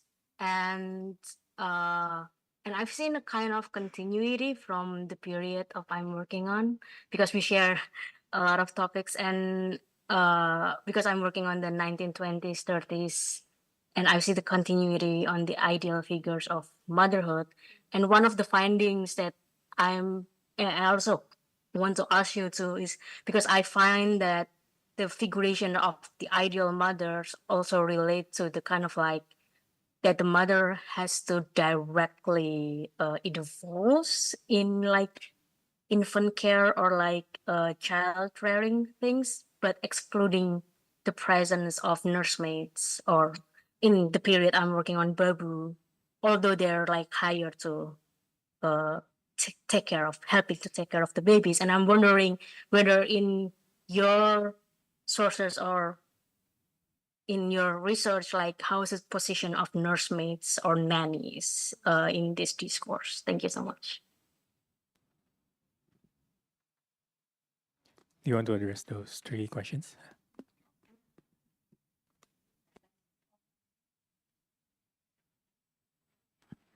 Okay, thank you so much, everyone, for your excellent questions. The first one is from Uli.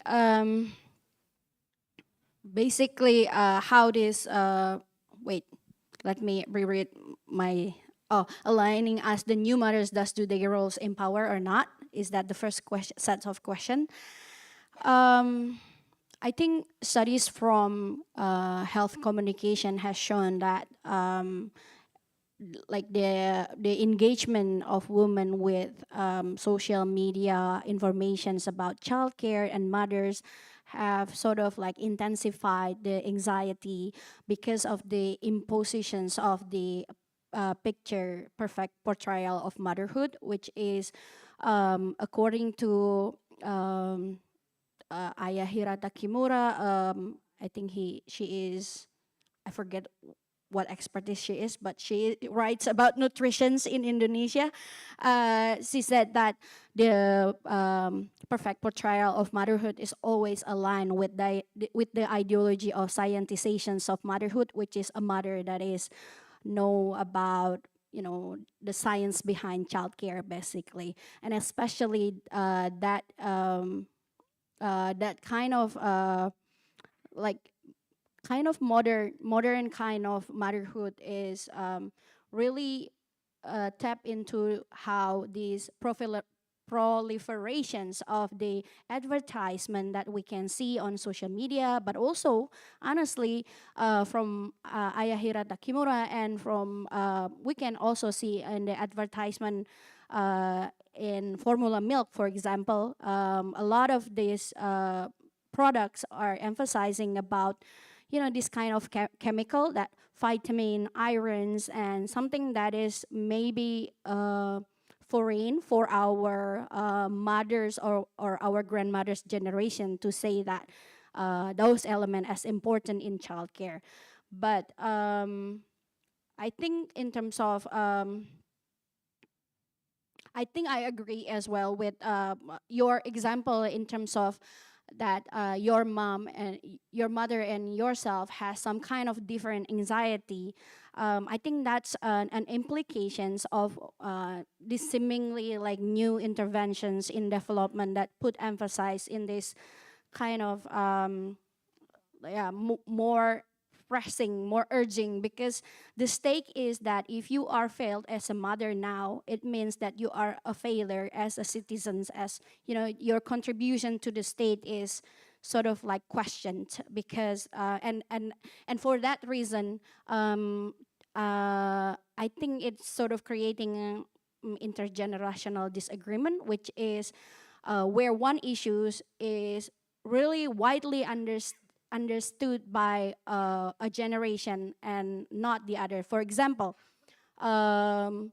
we were exposed with menu tunggal at that in one period of our nutritional campaign or discourse, but it's outdated now. But we still saw that many, like for example, my own mother-in-law, for example, oh, it's okay if we just give my baby just papaya or banana or whatever. The representing the menu tunggal as safe, but in today's discourses about child health and development, it's considered as really traditional, and you are outdated and you are not up to date to the current regime where fat and iron rich food and protein rich food are better than those the vitamin. But at that time we were also like one of the, I think in 1997 Compass was also highlighting that the high price of formula milk would cause a problem for poor families, but now formula milk is considered like some sort of like a culprit to the problems of stunting as well.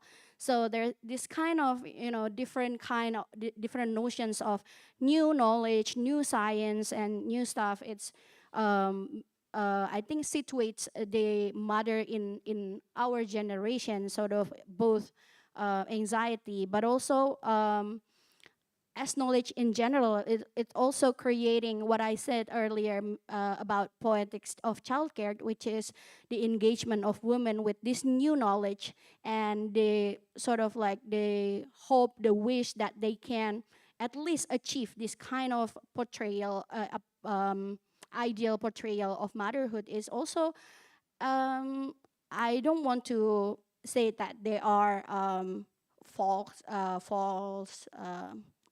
submissions to this kind of new modern knowledge, but it's also part of the aspiration that this knowledge is sometimes gives us guidelines on whether how much to give food to children, when would be the best time. Sometimes it can be useful and very pragmatic knowledge is useful in terms of like, for example, my own child also uh, called by 3 different pediatricians as underweight, 3 different kinds, and my advisor told me that, oh, you're just doing a safari pediatricians. And I said, like, I think it's very common in Indonesia now. I also talked with a new mom, and it's just like trying to really understand what is stunting, and it's refer back to the difficulties of understanding what is stunting. And again, I think it's pointing out again to this uncritical association between stunting and malnutrition, because repeated infections and minimal psychosocial stimulation can also actually influence stunting. But increasingly, we saw that it's only about the height, only about the weight, whether this baby gain, I don't know how many grams per month, and those kind of things. So in that sense, that is the things that is very limiting and can cause anxiety, because children's appetite sometimes fell under out of control from myself. Like, I already cooked so many nice food, whatever, high with high rich protein and etc. Following all these tips from these influencers, but still my baby refused to eat. So I really don't know. So I think this kind of emphasis on the anthropometric measurement is the one that causes anxieties and polarizations, of course.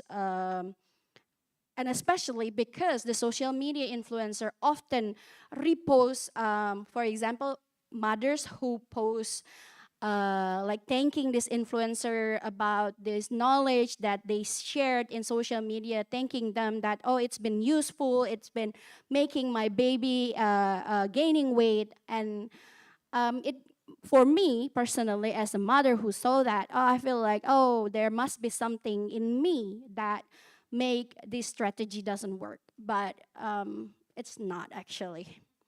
And it takes time to do that, and therapies. And then influencer, male influencer. Yes, there's a couples of male influencer, and actually Dr. Tan also mentions about the missing fathers, of how Indonesia as one of the nation with missing father figures, something like that. She mentioned here and there. But the narratives, if we pay attention to it closely, is that the role of father is only the supporting figure of the mothers. And the fact that the proliferations and the overwhelmingly emphasis in the, the naturalizations of mothers' roles to as a caregiver for their younger child, especially in those first 2 years, is the one that sort of just not really taking it seriously, that the father is actually really important in childcare and in childcare and the health and development. And I hope that answered some of your question, Uli. And for Mirna, social media influence. How much they can influence the logic of the state? This is very great and very difficult question to answer. But I noticed that Dr. Tan Sot Yan, for example, and Dr. Mehta have fulfilled an invitation from Joko Widodo, from, I forget the one,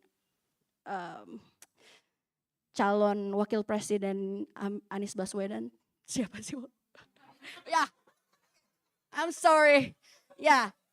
Basically, she fulfilled the invitation to talk and speaks about, the stunting, and stunting becomes like mainstream in the sort of like political arena, in terms of, yeah, how this is something that is emerging and is sort of like important.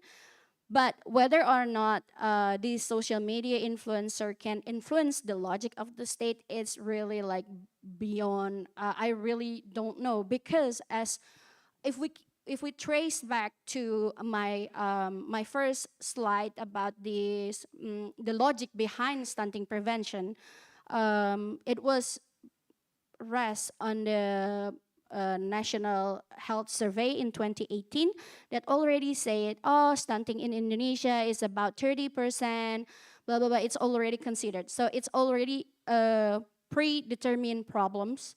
And as I think as many critics in development suggest, we can probably influence the narratives, the discourses of developments in social media, but really the logic of the state is something that falls beyond these social media influencers. And oh, cepetan, okay. Oh, and BKKBN. Oh yeah, 2023 BKKBN was the leading sector. Basically, stunting prevention is work under the World Bank, a whole of government approach. It was led by the TNP2K and now by the BKKBN.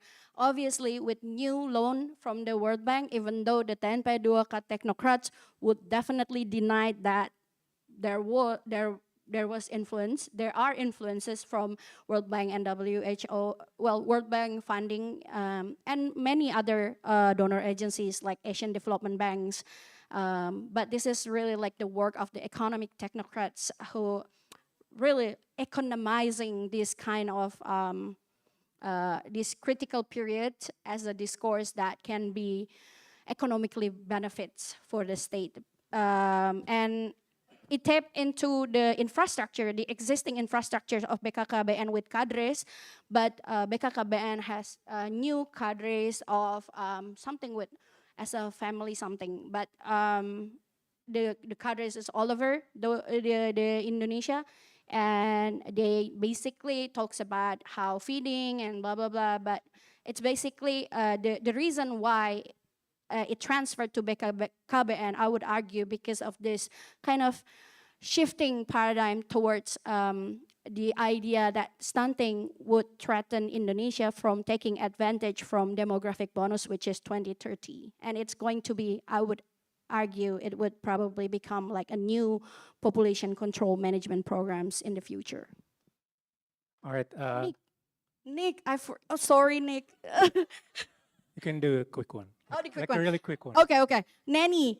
First of all, I realized a lot from your archives, Nick. Thank you so much. But Nanny, I didn't really come across honestly with the role of Nanny, and I just actually my point in chapter 1 when talking about the two different kind of constructions of Indonesian women during Sukarno and Suharto was sort of like how I see scholars and the state sort of see how these women, and sort of like the problems from these scholars that make sort of stark contrast between Sukarno's period and Suharto's period that seem to say that, oh, in Sukarno it was activists and then in Suharto it was obedient wives. So I disagree with that. But thank you so much. Thank for everything. All right. Thank you so much, Sari, and your responses. Let's give a round of applause to Sari. Thank you so much. Next, our presenter is Asmin Francisca from Atma Jaya Law School. So Mbak Asmin will present her collaborative research titled From Cannabis to Methamphetamine, Drugs Landscape in Aceh, Indonesia. It is a collaborative research project conducted with Preti Valena Kambira, Siraj Okta, and Eko Adi Prasentianto. Mbak Asmin, the time is yours. Thank you, Fajers. If Sari already took my 30 minutes, so I just present my preliminary research for 5 minutes. Kita di sini. PPT-nya ada? Can we display? Yes.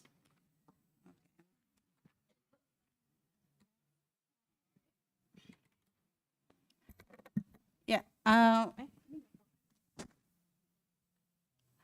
I'm quite glad that I present our preliminary research after Sari, because Sari maybe already explained a little bit about one of the topics that also very interesting for us, which is health.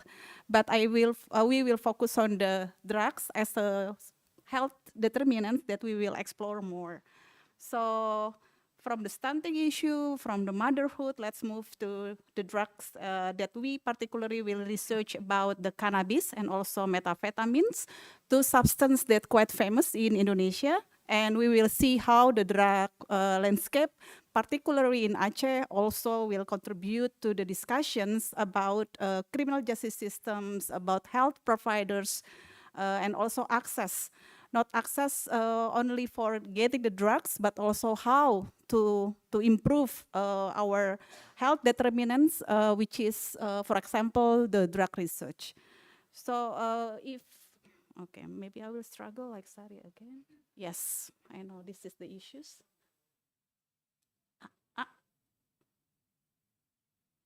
Now I can feel you, Sari. I cannot do this.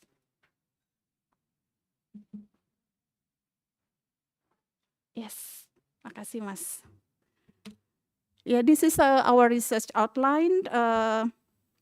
We will focus for several issues. We try to find the drug patterns changing Indonesia, as we already familiar with the Dutch colonization, for example. The opium is the main drugs that Indonesians contribute to the global drug market. You can find this literature from James Russ, for example. He is the historian that trying to figure out how Indonesians, we call it Nusantara, for example, doing the exporter and also become the producers of the opium. Before Indonesian independence, we globally send or deliver the opium not only in the Asia regions, but also throughout the globe. And after Indonesia's independence, we still continue to use the model of the drug market that Dutch colonization have been used. But after 90s, especially when the HIV pandemics occurred, Indonesia and other global landscape of drugs use is also changing, from the use of heroin, for example, to the amphetamine type stimulants, such as amphetamine, we know as ecstasy, and also methamphetamine, we know as sabu. And the policy and the society influence, we are trying to figure out how these two become the external and also internal factors. And the consequences of the drug patterns, we will see at least in the three issues, which is the law and security, socio and economics, and also health and their determinants. How about the global trends for the medical cannabis? This is also one of the research that we will trying to find out when we have time in the US later on, to see how shaping the medical cannabis in US particularly, in several states in the US and also some of the European countries. And whether this global trend will influence Indonesia to change the landscape from the methamphetamine, or we call it as a sabu, to cannabis use that really focus on the medical cannabis. So at the end of our research, we hopefully can propose the one of the getaway how the cannabis landscape in the coming years in Indonesia from the criminalizations that we face now to decriminalizations. Oh, dia harus kayak, gue nyerah lagi. Bilang dong. Loh. Nggak bisa juga. Gitu aja. Nah, thank you, Mas Anso. Yeah, maybe if you don't quite familiar with the global drugs policy, this is at least the 4 types of the global drugs policy that we know.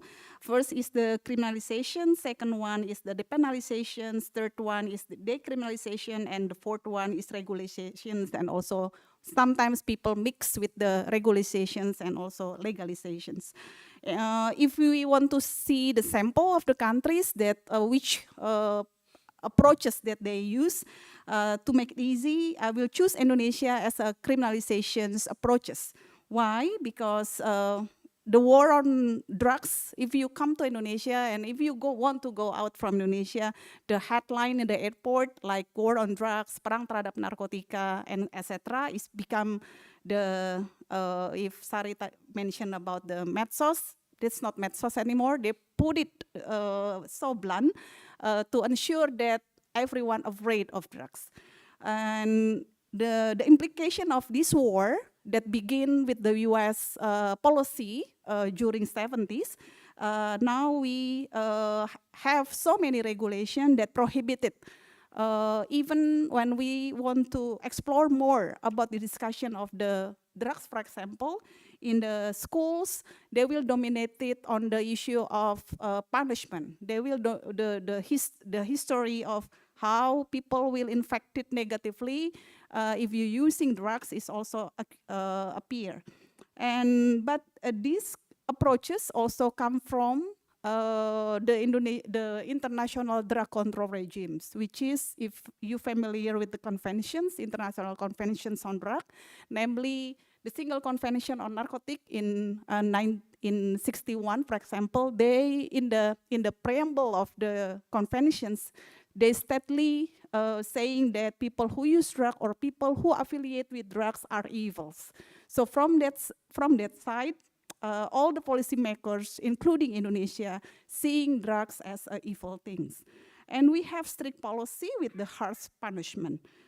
And if you're familiar with the UK drugs policy systems, in the UK drugs policy systems, they depenalize people who use cannabis. They still strict with the law, but when someone found out in the street using drugs, cannabis, and also maybe they have small portions of cannabis in their pocket, the police will reduce the sentence, but still they have to face criminal justice systems. And if you go to Europe, you may be familiar with the coffee shop in Dutch, in Netherlands, in Amsterdam.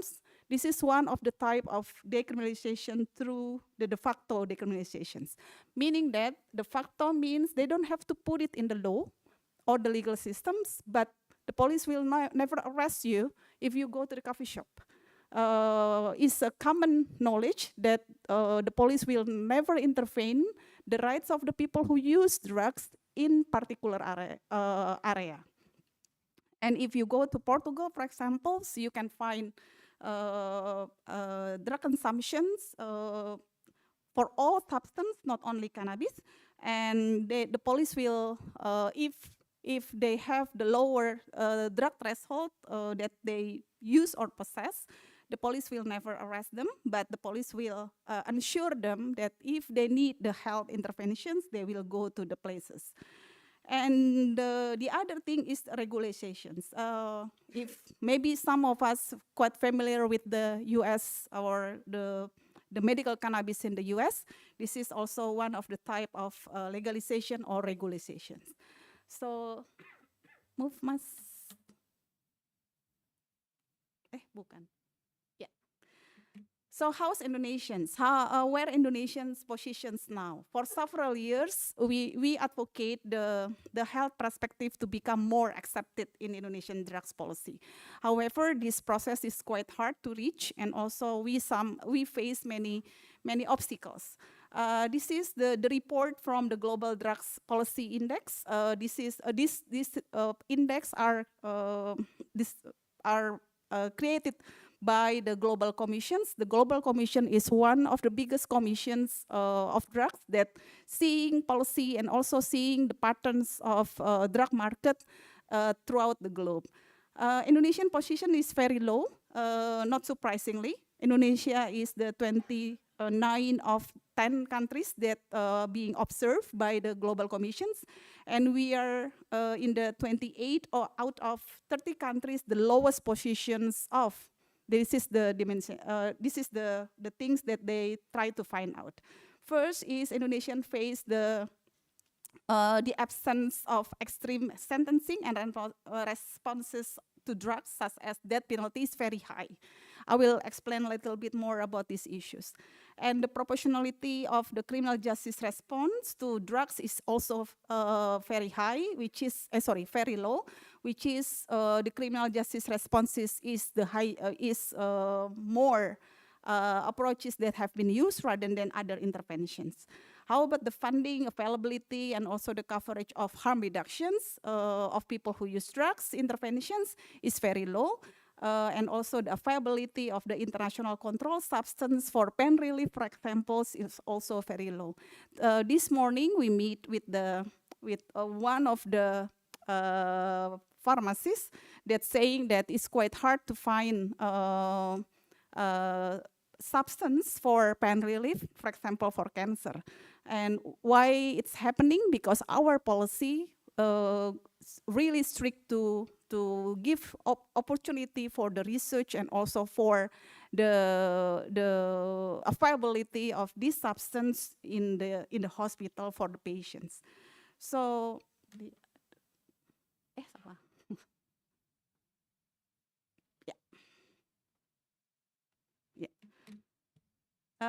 We collect some, ICDR is the Indonesian Center for Drug Research, is our center that trying to collect judge decisions in Indonesia, and we try to collect the numbers of narcotic cases from 2019 to the 2023.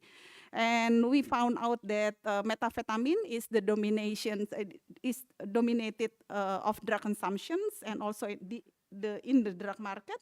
And how it's happened because Indonesian also have the many open gate for throughout the sea and also land, including in the air. So due to these strategic locations, of course, we also have lacking the security in the borders.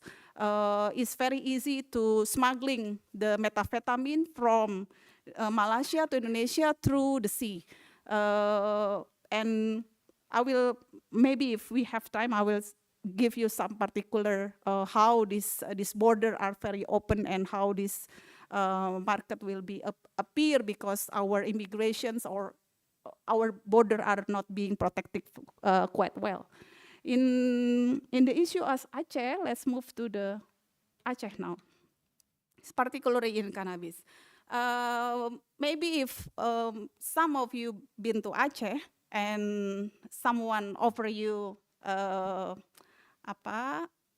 noodle, Aceh noodle, mie Aceh, yeah, we familiar with the Aceh noodles in Ben Hill. Also, you can find it. Some of the warung in mie Aceh, there are particular leaf of ganja as one of the food seasonings. It's very common, and there is no story that people after you eat in Warung Aceh, you will be died suddenly, because this is the campaign that Indonesians mostly do. You know, this high or that high. High mean quote unquote death. So trying Mi Aceh, and you will find out that you can sleep very well after that, and there is no death. Yeah, and cannabis have been used not only for the food seasonings but also for the medical purposes. We know that how to reduce the blood pressure, for example, and also anxiety disorder, and in many patients with the seizures, cannabis medicals also being used not only in Asia or other countries, but also mostly in African, they use as a traditional rituals. And but the policy, I think I will skip it. This is the second issues that we try to find out. This is the consequences that we found, how Indonesians always claim that Indonesian ready for the decriminalizations. Actually, we fail. First, because until now, the prison overcrowding in Indonesia is very high, more than 200 populations, 200% of the overcrowding in Indonesia, and 95% of them are caused by drug offenders or drug cases. So if you see this, the red one is the population in the prisons, and the blue one is the capacity of the prison in Indonesia. And this is the numbers that I've mentioned. We reach 200 over capacity populations in all Indonesian prisons. And 80% of them are related to drugs crimes. And I will introduce you to several findings that we have. Particularly in Aceh, we collect more than 18,000 cases in the district court from 2013 until last year's, and we find out that many cases relates to the drugs issues, which is methamphetamine is still the number one, and the second one is the cannabis. This is the Aceh province landscape of the drug cases. And before, we know that Aceh is quite famous with cannabis, but recently we found the changing of the pattern. Cannabis is not the main substance that have been used and also distributed, but methamphetamine or sabu is the main or the dominated crimes and also dominated substance that circulate or in the illicit markets in Aceh. And we've also focused with some particular actors related to our finding. First is the cases that involve women and also children. We found that 50 female and 25 children were arrested because the involvement of drugs, and they are not only use drugs, but also there as drug mules or drug traffic. We quite famous with the issue of drug trafficking. But later on, I will explain, if we have time, I will explain a little bit more about the drug mules. And in 2024,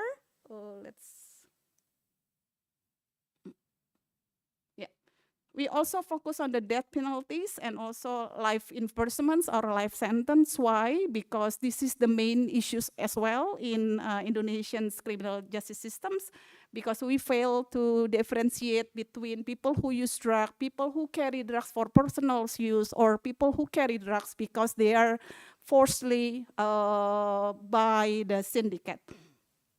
And in 2024, for example, judges imposed the death penalty towards two foreigners, female foreigners and Indonesian citizens.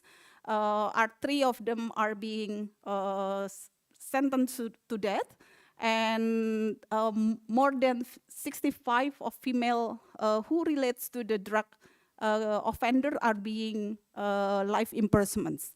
And if you see from the papers of the judges considerate, most of them are involved because as a victims of what do you call it? Tindak pidana perdagangan orang. Trafficking in persons, but also some of them are because the lacking of knowledge about the crimes. And this is the thing that we try to find out in the coming months. Hopefully, we have time during our research project in the US later on. We will find out several issues. First is about how the economic implications, especially to the neglected communities, and also people who in the communities that mostly use cannabis or use cannabis as a personal benefit. And also we try to find out the health and research. Right now we have regression on this because we cannot do the research for all substance that belongs to the first schedules. Indonesians or other countries have schedules in every their drug law, and cannabis in Indonesia is the first schedule, meaning that we cannot do anything regard to that. We cannot do the research on cannabis and consequently, we cannot provide cannabis as a medicine. And also, hopefully in the coming years, we will try to find out the best regulations for the cannabis, medical cannabis. If you see in the flow chart, this is one of the things that may be interesting to see, which is from the drug prohibitions to the drug regulations. These slides are from the Transform. Transform is the biggest NGOs, a research center that focus on how to create the scenarios for several substances, not only drugs, but also they create scenarios for alcohol or for tobacco.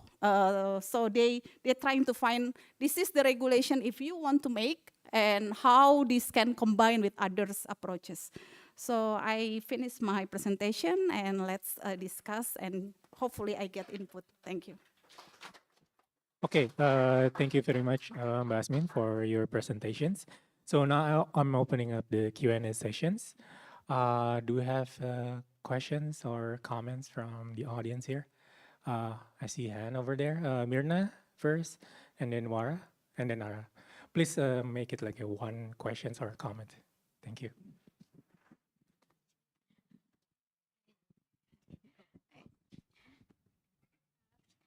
Thank you for sharing your impressive data, Mbak Asmin. It's much anticipated, your research. And my question is, I don't know much about the laws concerning the drugs in Indonesia, but I'm curious in Aceh, since we know that it has a different kind of legal system with its Sharia law, how much does it interplay with the penal code itself?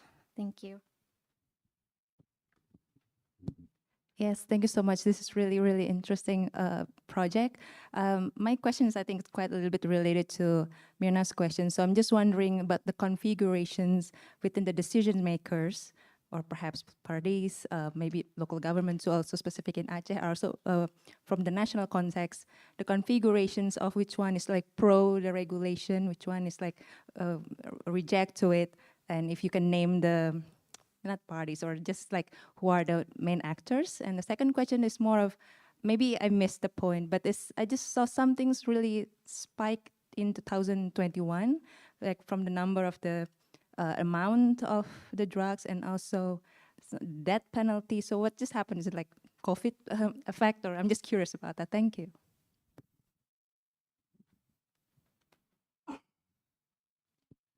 Thank you, Bob, for the presentation. I'm just curious with why the shift from cannabis to methamphetamine that you mentioned.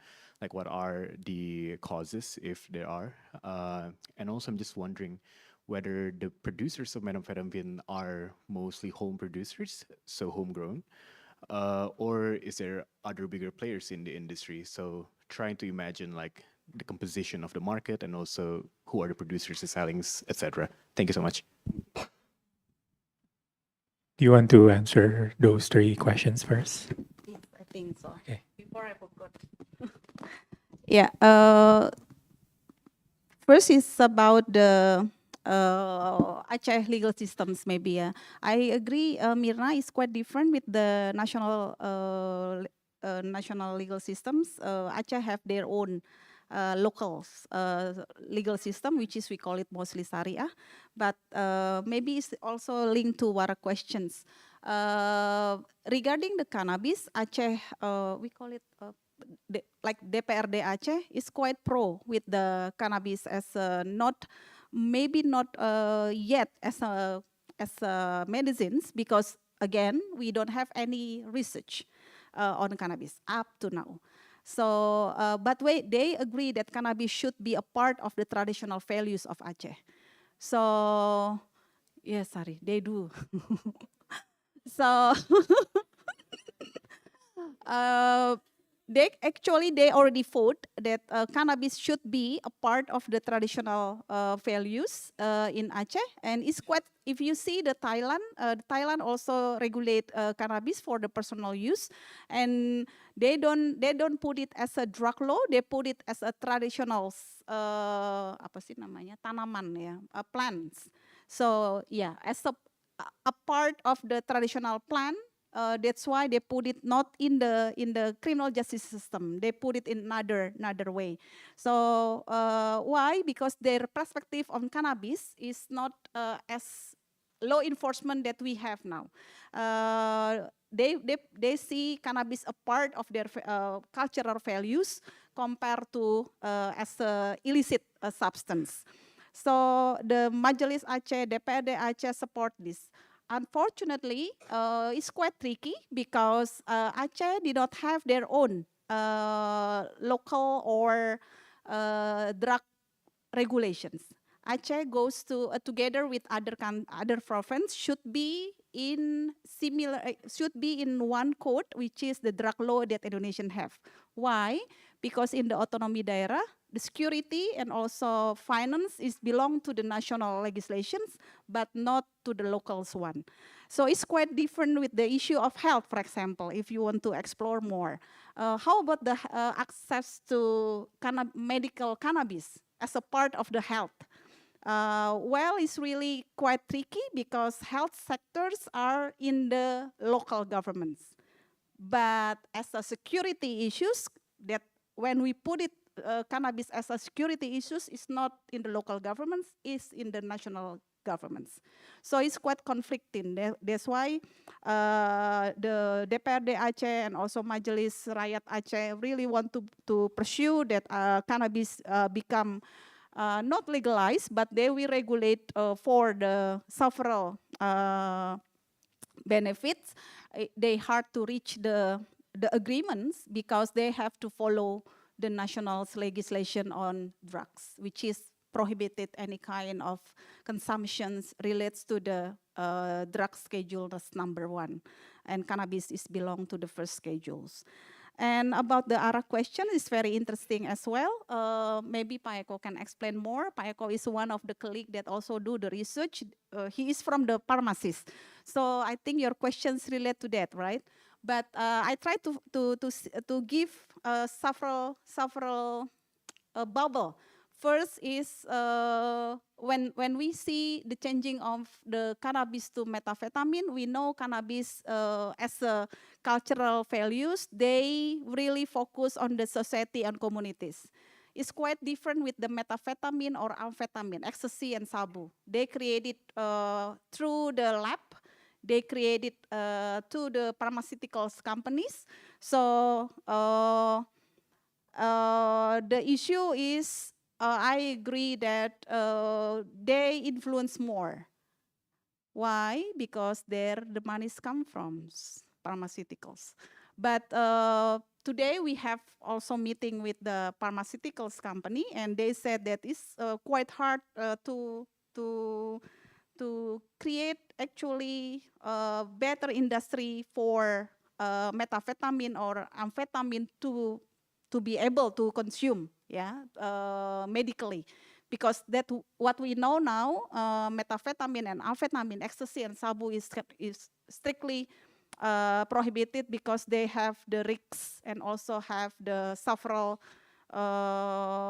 negative consequences on our health. So, but if we put it some substance, for example, of the methamphetamine or amphetamine for the medical use, I think the pharmaceutical who's the one that can create it. As a home industry, maybe it's not easy.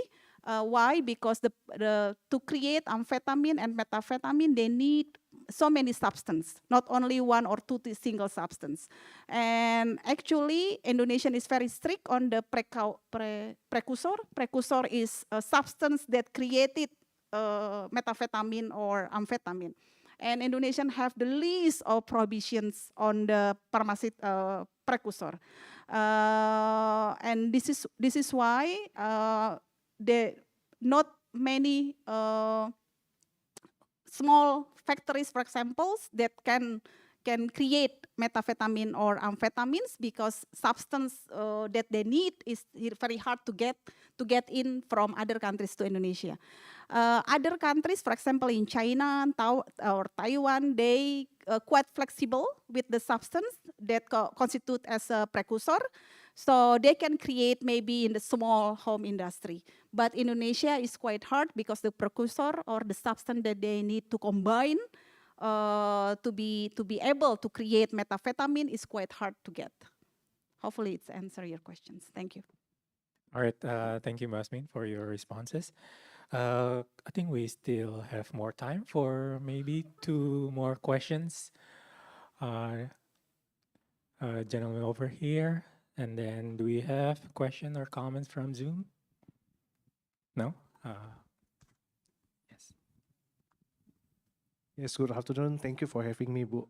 Yeah, it's an interesting discussion about your research. Just maybe I wondering whether you can. My name is Budi. Yeah. So I'm just wondering whether you can have an opinion or maybe a comparative research as well, because I understand Thailand is the first one that introduced recreational cannabis or weed legally in Asia. But in other hand, by end of this year, probably they will make a major policy reversal by make it illegal again under certain criteria for the cannabis or weed. So is there any information from the more in-depth research for the policy? Yeah. And the other hand, you inform about the cannabis and methamphetamine, but how about the fentanyl? Yeah. So just wondering whether the fentanyl, because it's unregulated, is it free market, or because of the so fast changing of the development of the drugs, so the regulation itself is very difficult. Thank you. Yeah, Pak Budi. Well, this is the unique of drugs policy or drug law. Drugs policy should be changing and not static, because drugs policy should be also follow the markets. If Indonesia is typically the country never change the policy. So this is the result that we have now. We still strict in many activities, whether recreational or medical. We still the same since I think 100 years ago. But yes, Thai, for example, Thai governments, they create a new policy in 2022 to open the regulated personal use of cannabis. If you see, if you go to Bangkok, and there are several cannabis shops, there it's quite similar with the Dutch coffee shop, but the difference is in Dutch coffee shop your name should be listed, and you cannot carry drugs from the coffee shop. So you have to finish everything that you have or everything that you buy in the coffee shop. It's quite different with the Thai governments. You can take the cannabis, mostly they use with the smokers, yeah, smoking. And the police will never arrest you. Only for they will ask you the doses. So I think related to the substance is really depend on the doses that we use, and also they will give you the dose with the small interview. So this is not like recreational use that you can find everything and you can use in everywhere, because they regulate it quite strictly. Now, in the early of 2024, Thai governments try to strictly a little bit, not as a recreational use that you can carry drugs from the coffee shop in Bangkok, but they have to ensure the apa sih batangnya itu? The size, ya. Ya itulah. So they reduce the amount of the drugs that you can carry and can use, but still Thai governments allow for several amount of the cannabis that you can use. I think the issue of fentanyl is very dominated with the US situation right now. Fentanyl cases is not appear in many other countries, but again, I think this is also something that very interesting to be explored more, because as you know, in US policy on drugs is also very strict and prohibited under their law. And their approach is quite similar with Indonesia, while Indonesian and US is very like brotherhood in this arena, because they still face with the issue of imprisonments related to any drug substance in the US, except cannabis for several states. Not all states in the US agree on the medical cannabis. So fentanyl appear as an issue of health in the US, but again, it's because the regulated fentanyl is not regulated in the drug law in the US. They're still under watch of the substance. So I think this is also one of the issues that we can see how the US failed to regulate regulate in the health approaches related to the fentanyl. In other countries, fentanyl also being used and also you can access, but still it's not like what happened in the US. Europe also less prohibited on fentanyl use, but we never see the cases in the US happen in the Europe. So I think the drugs policy is really leads you to how the government can regulate and also can reduce the harm towards people who use drugs. Thank you. All right, thank you, Basmin. I think we still have for one more questions. Do we have question from this room? Sorry? We agree each other.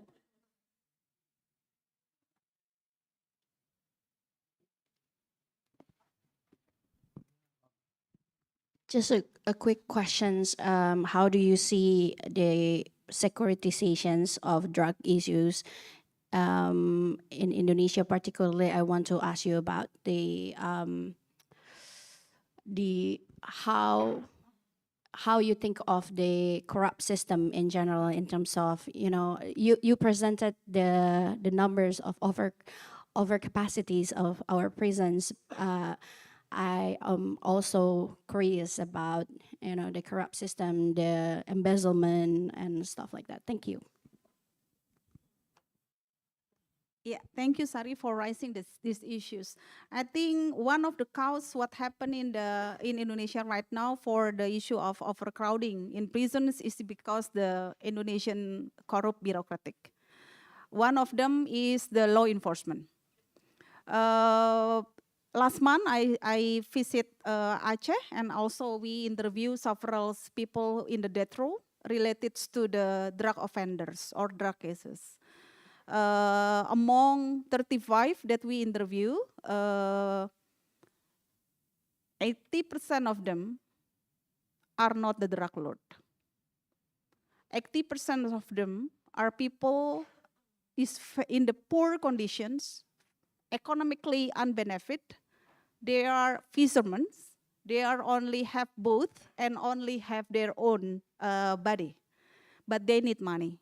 If we, after the interview, we see the record, and most of them are only have like less than 10,000 rupiah per day. And it's very easy to bujuk rayu, itu apa sih? Persuade them to get involved in this drug illicit market without even they know what they are bring or what the things that they carry from the sea. And these transactionals are in the sea, in the Laut Bebas, in the free sea. And most of them are not from Indonesians syndicate. Most of them are from Malaysia and also Thailand. The corrupt bureaucracy also make us cannot reach the drug lord or the people who ask these fishermen to join with them. Why? Because as you know, ASEAN countries also did not want to interfere to each other. And if we want to do the investigations, we have to have agreements among the countries. And most of the Malaysian and also Singaporean, for example, sometimes reject Indonesian plea to do the investigations and ask their nationals to be indicted in Indonesia. So I think I agree with you. This issue of the corrupt bureaucratic is not only appearing in the issue of big big cases, but also in these small cases that relates to the poor community, especially in Aceh and other places a part of west or east part of Indonesia. All right, thank you very much, Mbak Asmin, for your response. Let's give a round of applause to Mbak Asmin for her project. Now let's move on because we're a bit tight of our time today. So following Mbak Asmin, we have Mirna Nadia. She is also a PhD candidate at Northwestern University Sociology Department. So Mirna will present her research titled Marriage, Family, and the State, Shaping the Citizenship Experiences of Women Heads of Households and the LGBT Community in Indonesia. Mirna, the time is yours. Yeah, good afternoon, everyone. I think I'm just going to rely on the assistance of the kind operator there to move the slide. Thank you very much. Thank you for the opportunity to share parts of my dissertation here. So this is some parts of my chapter called Marriage, Family, and the State, how it shaped the citizenship experience of women heads of household and the LGBT community in Indonesia. Next. So I'll divide my presentation into 5 parts. The first one is the introduction. Actually I made a few adjustments here. So the first part is actually going to be the introduction and the so-called theoretical underpinnings, which I'm going to talk about family citizenship and the language of belonging and the works of boundary making in Indonesia. And the second part, I'll talk about the case selection and my proposition.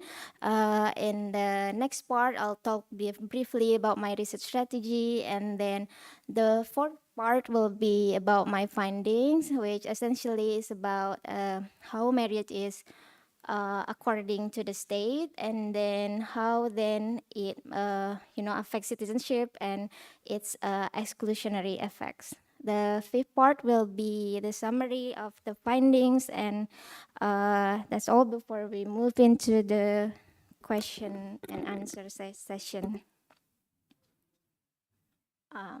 Yeah, so here we know that despite our constitution guarantee of equality for all citizens and the broadening of political spaces after the 1998 reformasi, some minority, we know they managed to secure facilitation or state support so they can secure their rights and have sort of move toward more inclusionary citizenship, while other group face increased repression.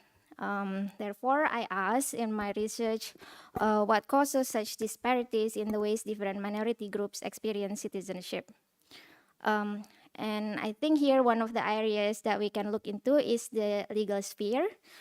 Because as we know here that the law tells stories about the culture that helped to shape it, and which in turns help to shape stories about who we are, where we came from, and where we are going. Next, please. So I rely this concept of familial citizenship, which I think can be applied or similar to what's going on in Indonesia as well. So basically, it's based on a study in Turkey, which defined that familial citizenship as the formation of the. Basically, they kind of draw the connection between the formation of the nation state with the discourses that produce the nation identity. So these discourses simultaneously construct the identity of the proper citizen as well. Citizens are endowed with specific rights, duties, and moral subjectivity, where the ideal citizen is seen as a sovereign husband and his dependent wife or mother, rather than as an individual. Thus, we see that public identities are also primarily understood through familial identities. The second, next please. The second theoretical underpinnings is about a language of belonging. And the first parts, I'll talk about the politics of difference and politics of belonging. And why these two things matter? Because we know that without specific social agents who construct and point to certain analytical and political feature of social categories, the other members of society would not be able to identify them. So we see this phenomenon as the way the women head of household, for example, managed to create significance category, and then being kind of incorporated into the public and political discourses. That is the part of the politics of difference, while this kind of politics also in tension with the politics of belonging, which is I borrow it from the work of another scholar, but I think that it kind of explain what it is very aptly. So it is called the dirty work of boundary maintenance. So the boundaries that the politics of belonging is concerned with are the boundaries of the political community of belonging, the boundaries that separate between us and them. Actually, in 2024, 2014, Catherine Robinson has examined the political language of belonging developed across regime that connects the diverse part of Indonesia in relation to the whole. So she focused on a sort of the political language of belonging from the top, and I think that in claiming citizenship rights too, the question becomes, it kind of like plays out similarly. Like the question becomes how this part could then appeal to the whole.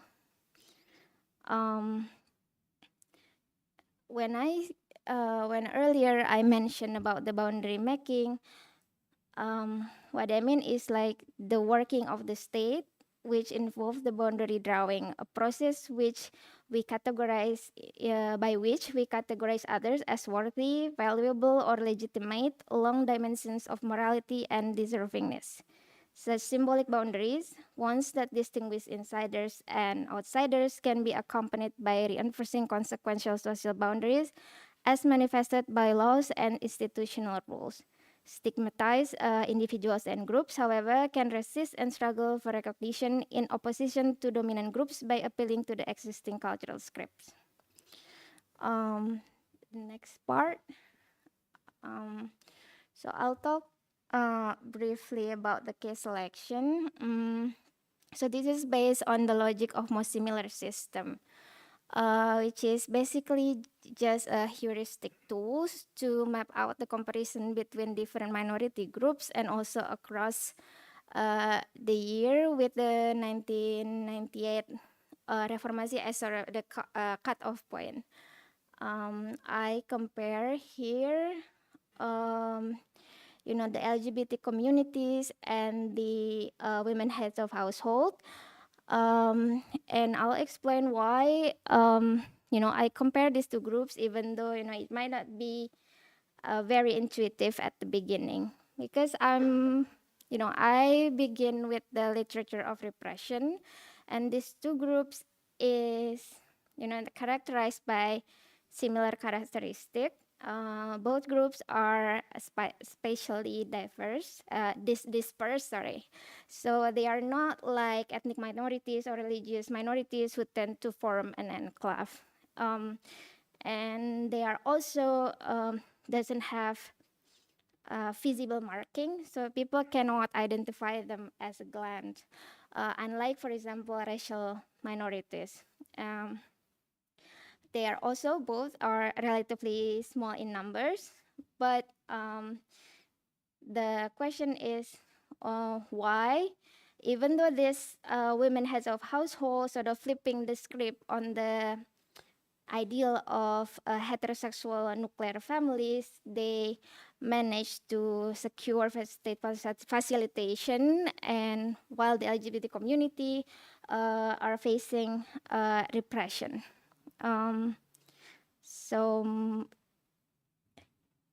Next question. So, yeah, next question. Sorry, next slide. Nervous. Yeah, so there were two elements before in the table about public visibility and perceived threat. I would argue that public visibility is increasing both for women heads of households and LGBT community after the 1998 reformacy. And here I explain about what public visibility is based on previous research by Philip Ayub in 2016. So if they have gained public recognition, if they have public presence, and they are also, increasingly engaged by the, by the public and enter the public discourse. The tricky part is examining the perceived threat, because in the literature of repression and contentious politics as well, is similar to actually perceive opportunities, political opportunities. So it tends to be identified putatively, like determined before. So a threat is a threat because it is perceived as such. But why is it a threat is usually not the focus of the research itself. So that's what I'm going to sort of examine further. Next. So this is my research strategy. I relied on written records, including government regulation, national statistic, and national publication.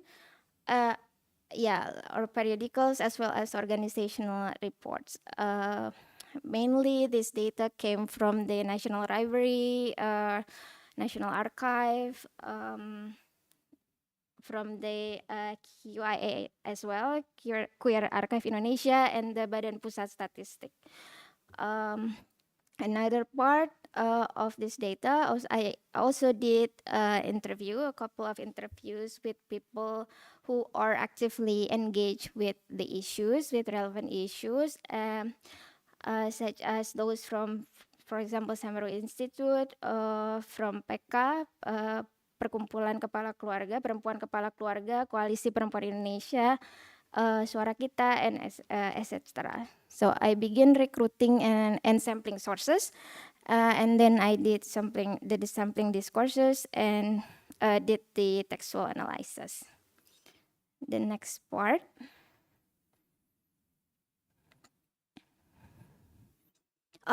Yeah. I'll share a little about my findings. So the marriage laws is actually the first one is in the year of 1946, but it is only about the marriage registration. So it's only about registering divorce, marriage, and reconciliation only for Java and Madura. So it's quite limited. And then, that law is revised in 1954, where the area, where the law is applied to the whole nation, like a nation state. And then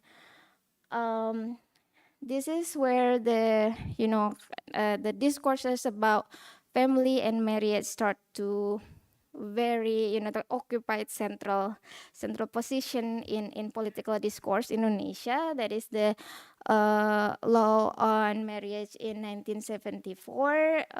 The debate itself already started in 1973, and before that, actually, actually this kind of this push from women organization in Indonesia for Indonesia to have marriage law, to have regulation about marriage that could protect women, is already beginning since way before, since the first women congress in Indonesia. But then what I meant by it started in 1973 is a specific debates about the proposed regulation. And it's very interesting because it really shows the struggle between the kind of nationalist strain with the more religious element of political actors who within the Indonesian elites at that time. Here are a few issues that have become very contentious at that time. Firstly, it's about divorce. So wait, what I was? Oh yeah. So at that time, the debate was how one can obtain a legal divorce. And in the beginning, in the draft, that it should be done at the civil court. But then it's not the other element tried to sort of revise the draft, and then at the end, as a compromise, then it already shifted. Like now we know now that it is, if a Muslim wants to get a divorce, then it is the matter of the religious court, and that is, it also sort of shifted the importance of religious court in Indonesia as well. And second thing is about interfaith marriage, which is, until now is an issue that hasn't been taken up as a political issue, although it enters public debate for a couple of times, but it hasn't been really, gained traction in terms of political discourses. Another thing is about alimony, and then about polygamy, which is a very hot topic. Like it's almost like a hot potato, like no one wants to touch it because it's very contentious. And it's about marriageable age, which we see in 2019 there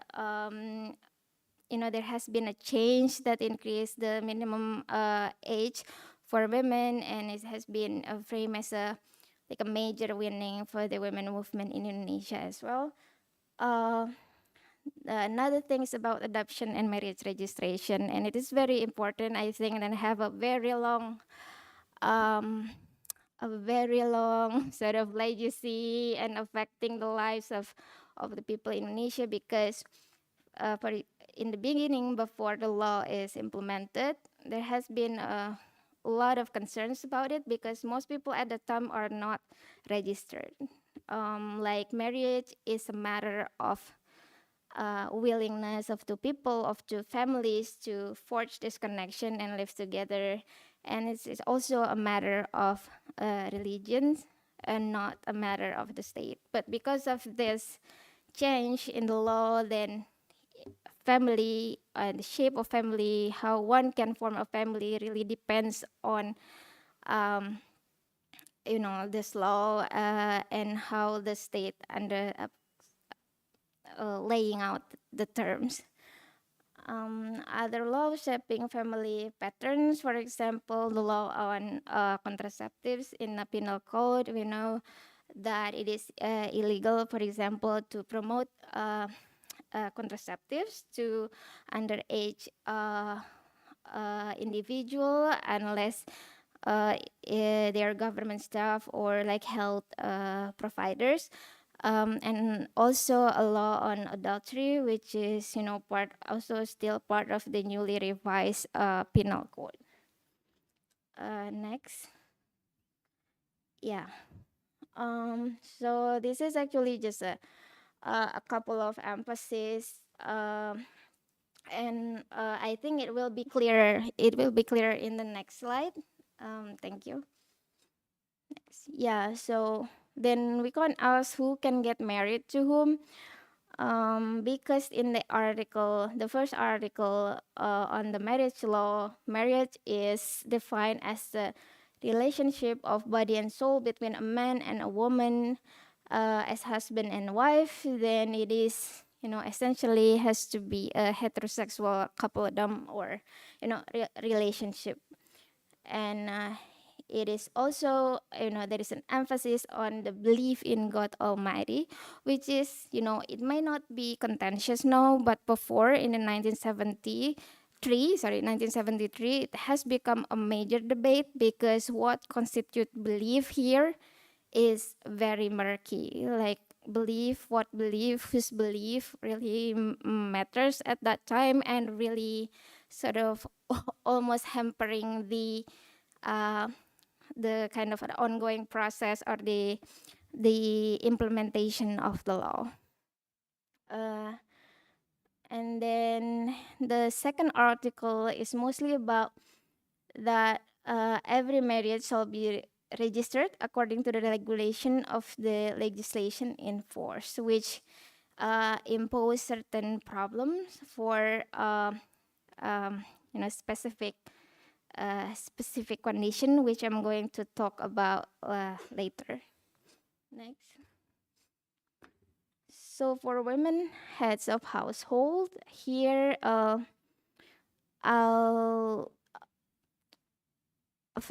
will explain what I mean by women heads of household, which is based on a definition put forward by the PK Foundation, the perempuan kepala keluarga. So it refers to women who become primary providers or breadwinners in their respective households, regardless of marriage status, wherein men are absent or ancillary. This group includes widows. Here, widows because we don't have, in English, there's no separation between janda cerai and janda kawin, janda mati, sorry. So, and then, so the next group is also women who are left behind, meaning, for example, women who were neglected because her husband is already married with another person, but they haven't yet obtained a legal divorce, and also single women. So from what I have examine some of the issues affecting this group is, for example, challenges to obtain a legal divorce, which actually has been made easier by the state by lowering the cost to get a divorce, and which PK has done a great work of helping these women to do like pendampingan, legal advocation, and also like really going through with the process with them. And Mas lupa, maaf, boleh mundur lagi.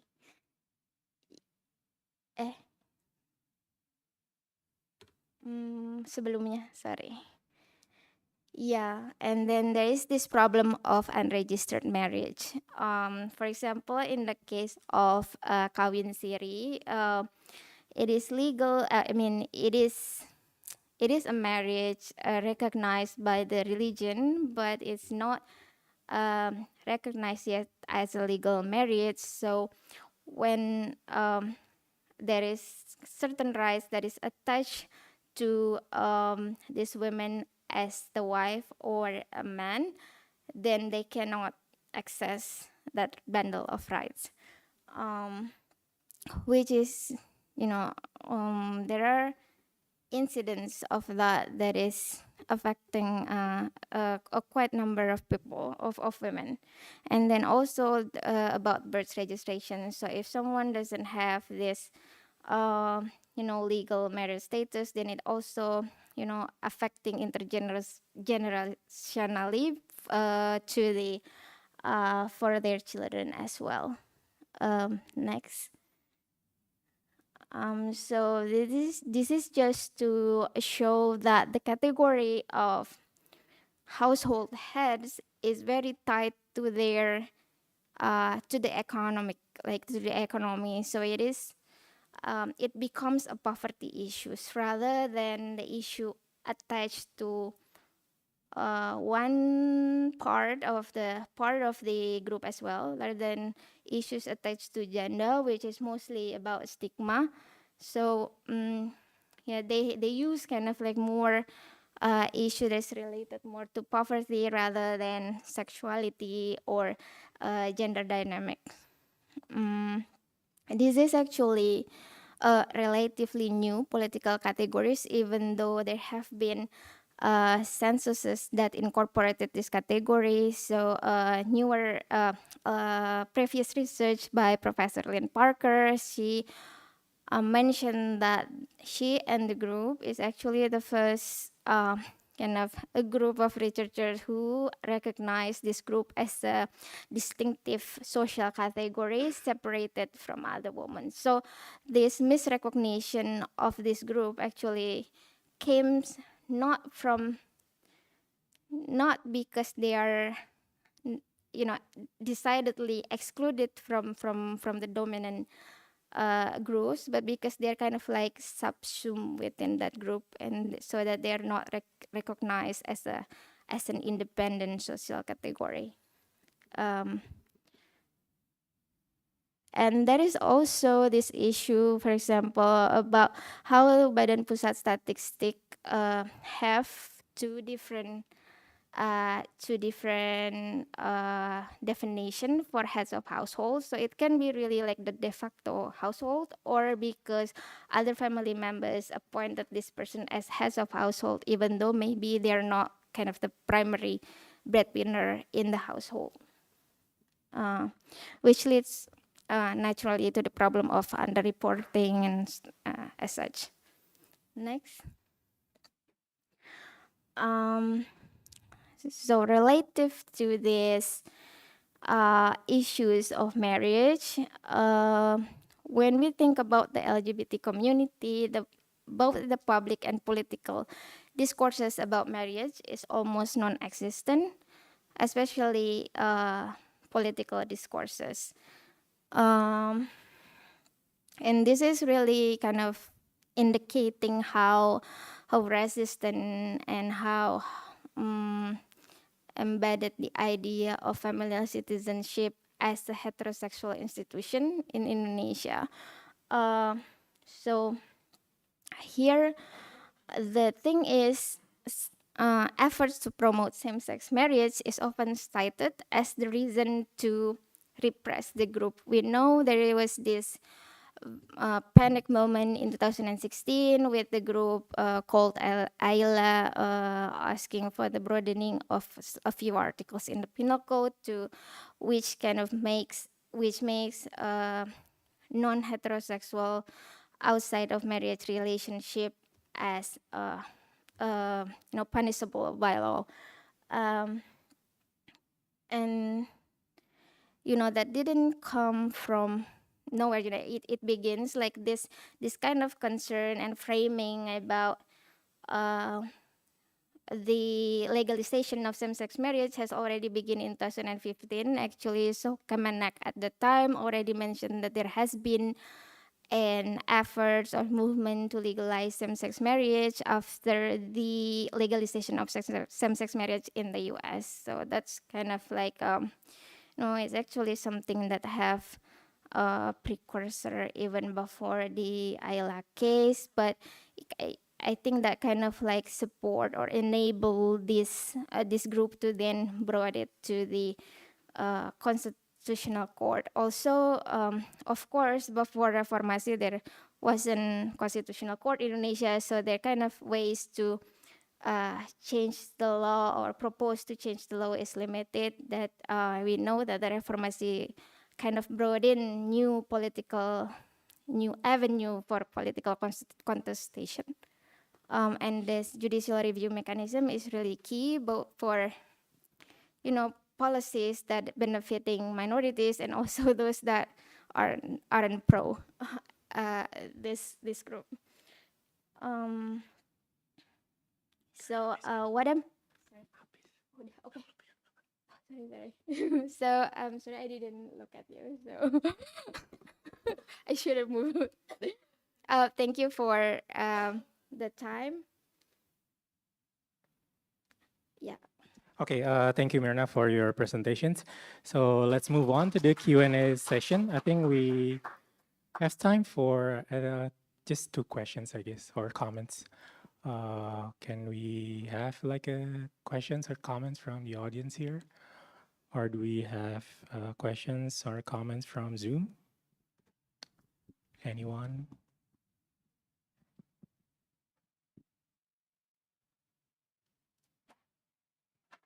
Yes, I see hands. Uli, and then the person over there. Uli first.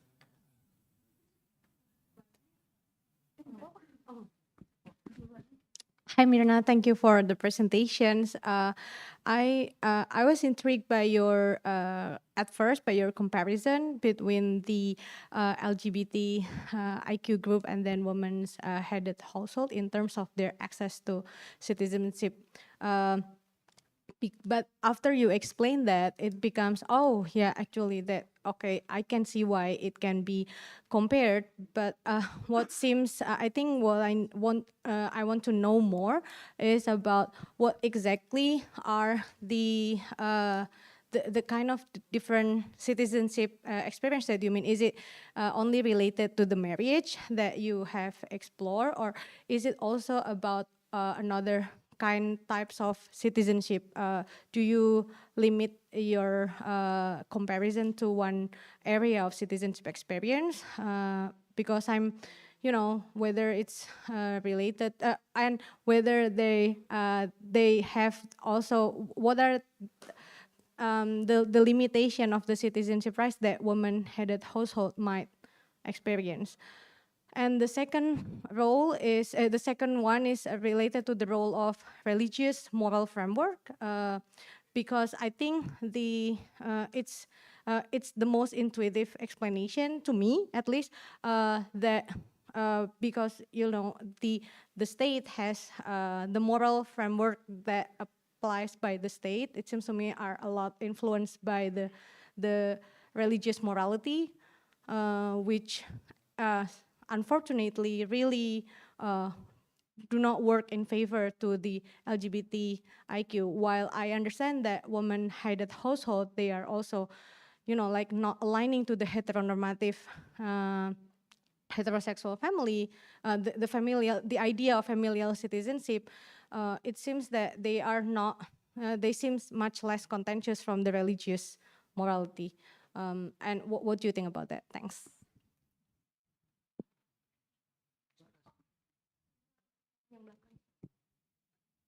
It's that person over there. Okay. Good afternoon. My name is Riga, and thank you so much for the presentation. Um, as I tend to read a lot about queer history, particularly in Indonesia, and what I've read is that, particularly in the 70s to late 90s, queer people were more accepted in society, tend to be more accepted in society. Like, for example, Ali Sadikin, the governor of Jakarta at the time, he attended the wedding of the first legally transgender woman in Indonesia, and even it was supported by the ulama, by religious people, heads of religious organizations. And my question is, what happened between the 70s up until now, where queer people are more, I guess, more marginalized and don't want to be talked about in like public, in a political setting? Because the way I see it is very different from like the 70s, where Ali Sadikin even like initiated a group to help transgender women to get off the streets, stop doing prostitution, and actually like work in society. I guess that's my question, like what happened in between that transition post 1998? Thank you. So I'll try to answer Uli's question first. About the family citizenship and why I limit my case to marriage, because I think it's the most kind of salient regulation or law, because it kind of like the gate to to form the family, the gate to the institution of the family itself. So I think that it is more relevant in my study here. Although there are other arena as well, or governance area that we can look into.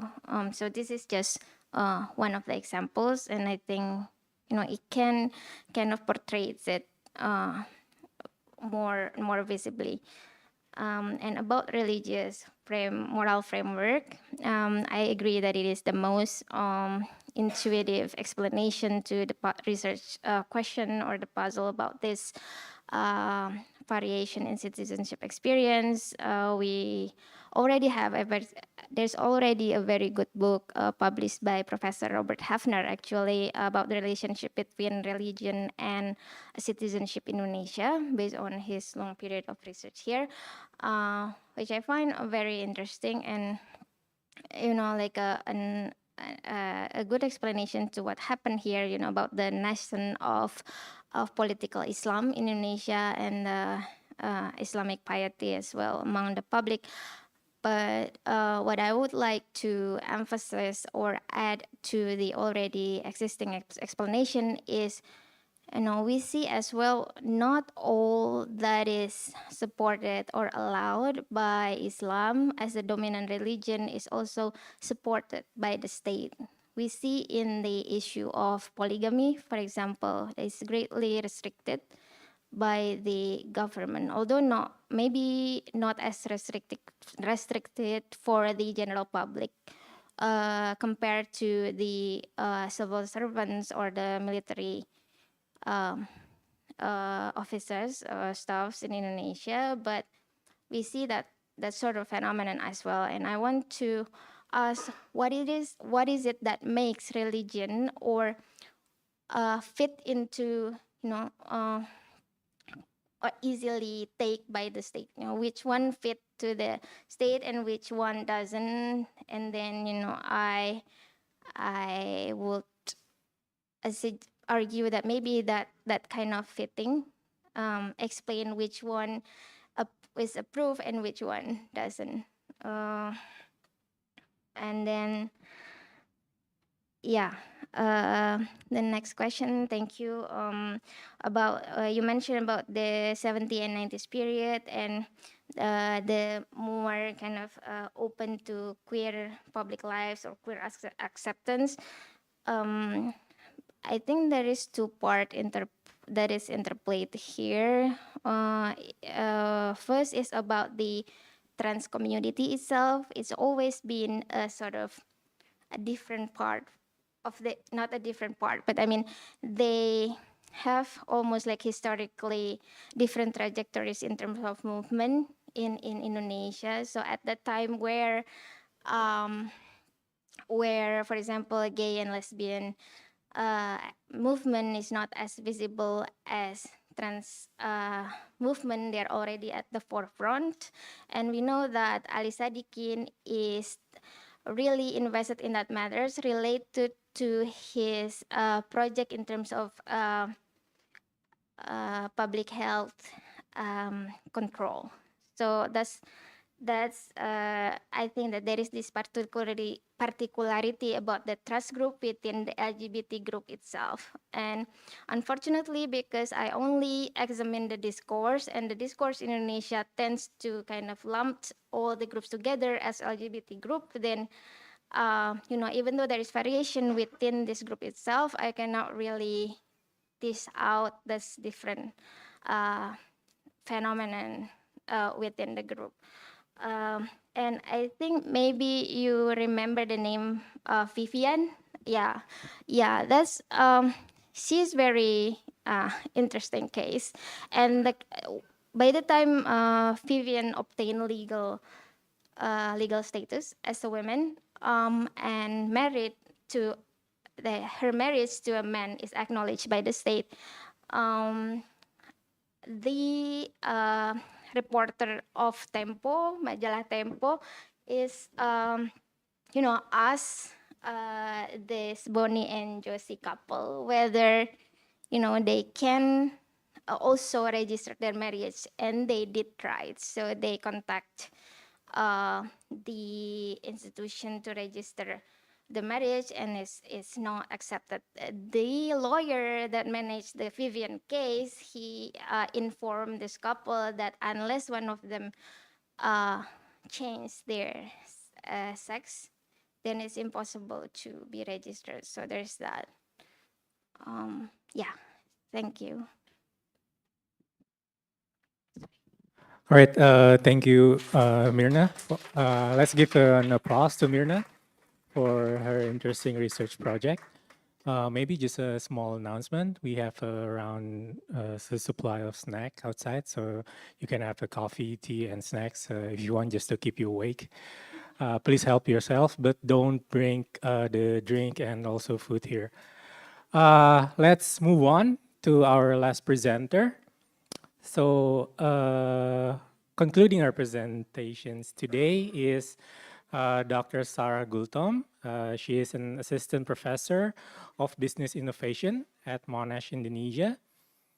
Sarah will share her insights from her research project titled Sink or Swim, Testing the Role of Science and Religion in Raising Environmental Awareness in Indonesia. This is her collaborative research project with Arman Sim, alias Widita, Wang Sheng Li, and Umar Halil. So Sarah, the time is yours. Thank you. Okay, sure. Hello. Please allow me to stand here instead of on the podium, because this is the last presentation after 7 fantastic research projects. Thank you very much. Thank you for staying. They said no coffee and snacks inside, but it's okay, just to stay awake, please. So, sure, please, Ibu. So today, thank you for the opportunity. So, just like Pasiro and Bu Asmin, correct? Yeah, I'm also the next Buffett scholar, but I will be leaving on in spring 2025. But apology, I will not I'm not going to present about my research that I will bring to Evanston, but instead I will present, can I have the slides, please? I present a research collaboration with my colleagues from the Center for Development Economics and Sustainability, Monash University, Australia, Monash University, Indonesia, and also Deakin University. So it's a completed project, and it's on the way to submission. Before I start, I have to tell you, I have a good news and bad news. Which one do you want to go first? Bad news. I also always go for bad news. The bad news is, this is gonna be a 20-minute presentation, very quantitative research. This is the first quantitative research, I think, for the day. But I have a good news, because I sympathize, I share the sympathy with you. Please blink once if you're sleepy. Blink twice if you say, I cannot take it anymore, Sarah. So I know that, I have to speed up the presentation, Okay, deal? Hello. I think my collaborators are also online, Arman and Alias. So this is our research. Let me tell you the bottom line of this research. So if you decide to leave before my presentation ends, you know what I'm talking about. So this is about testing which one is more effective between the types of messenger and the types of messages to increase environmental awareness in Indonesia. So we take the example of religious leaders versus scientists, and also religious messages versus scientific messages. So now let's go into the detail. Next slide, please. The background and motivation of this study is because there are a lot of scientific evidence showing the destructive human activities that leads to climate change. But the public opinion is still divisive. There's a polarization in thinking whether it really exists, whether climate change really exists, whether human activities really cause this to exacerbate the effect of climate change. And there's also a reluctance to change their behaviors. And it's even worse because of maybe the misinformation, differences in thoughts and perspectives about this matter. But then this polarization can hinder actions to address climate change. It becomes a challenge for public policy. So especially in developing countries, and we're talking about Indonesia here, resources are limited, competing priorities. So this kind of polarization is kind of become a challenge to achieve the public support, to make it more effective. So next, please. So we kind of think that maybe we can leverage the influence of respected or the trusted figure, and in this case, it's religious leaders and scientists, in order to give information, to update people's beliefs, and maybe trigger actions to change their behaviors that can help to address one of the climate change issues. This is an example in the Muslim society. It's more, there are efforts in giving information about climate change from the Muslims and from the Catholics. Can you, next please? So there, also in Indonesia, we know that there are efforts by the Islamic religious organizations to give like fatwa or like encouragement to do something to deal, to help the planet to address the climate change issue or increase the environmental awareness. And also we know that scientific communities are very engaged in promoting scientific evidence as well. And we think that maybe we can leverage this because past study shows that religious beliefs and local values can affect the success of the policy of the intervention. Next, please. So we asked two questions in this research. First is, do messenger identities, in this case religious leaders or scientists, matter more than the message content, which is religious message and the scientific message? There are previous research trying to answer this as well, but we tried to see the interaction between the salient identity of the messenger and also the types of the messages. Therefore, the second question is, can the interaction between messenger identity and message content can generate larger gains, which is to increase the environmental awareness. Our hypothesis is based on a theory of motivated cognition, which means that it states that followers tend to accept information that is delivered by a trusted or an expert.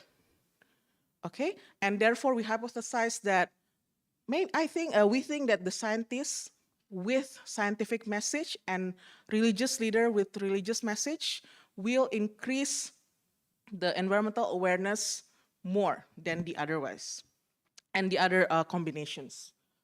Next, please. To answer these questions, we conducted an online experiment, randomized control trials, with around 3,000 participants in Jakarta metropolitan area, which is Jabodetabek. So these 3,000 people, we randomized the treatments. There are 4 treatments plus 1 control. The 4 treatments are the combinations between the type of messenger and the type of messages. So, for example, there is a video about religious leader with religious message, scientists with scientific message, and all the combinations. And with 1 control group, this control group will watch the history of Jakarta. So totally unrelated to the other treatments. 2x2 research design, and we focus on the main outcomes, which are the environmental awareness and attitude. Next, please. And we take a case of land subsidence. I believe all of you live in Jabodetabek. How many of you know about land subsidence issue in Jakarta? 1, 2, 3, 4, 5, I would say 20% of you here, the scholars, know about land subsidence. So it's an often overlooked issue. But actually, up to this second, we are facing the impact of it. Jakarta is sinking. It's the fastest sinking Jakarta in the world. And one of the main reasons of this issue is actually groundwater extraction. So for of you who haven't used PDAM and still extract groundwater, please listen to this presentation carefully. Next, please. So why Jakarta is suitable for this context? This is a picture from BBC 2018. So this is how much the land has subsided, has sink, below even some of them already below the sea level. Of course, this is very destructive and can impact economic activities and well-being and livelihood of a lot of people. Next, please. This is a real example. I think it's in North Jakarta. Yes, correct. This is a building. Now the first floor, the ground floor, people cannot use it anymore because it's already below the ground level. Not because of something from upper there make it, no, it's because the ground is actually sinking and subsides. Next, please. Again, we all experts of floods. No, I'm not experts. It's like the experts of the impact of floods because we experience it so frequently. So this is also one of the causes, one of the impacts of the land subsidence. Next, please. This is a preview of the results. We see the environmental video, how it affects the beliefs we increase and how it affects the trust and willingness to take actions. We also see is it more important, the identity is more important or the narrative style is more important? I'll go into more details. Next, please. This research contributes to the information, to the policy strategy in communicating climate change and also increasing environmental awareness. So it's more like a communication strategy in public policy. Next, please. Next. Again, land subsidence issues in Jakarta. Primary cause is over extraction. 60%, this is from our sample. 60% of our sample actually drink and also use groundwater for not drink and non-drink. Okay. There are also actually mitigating policies by the Jakarta government. Maybe we don't know, but now you know. The Jakarta government promotes piped water adoption, and also there are restriction in using groundwater among the households and the businesses. Next, please. There's a growing movement by Islamic leaders in Indonesia about this to ask people to pay attention more to environmental challenges. Next, please. And why we think that using Islamic values might work. Again, 87% of Indonesian population identifies as Muslim.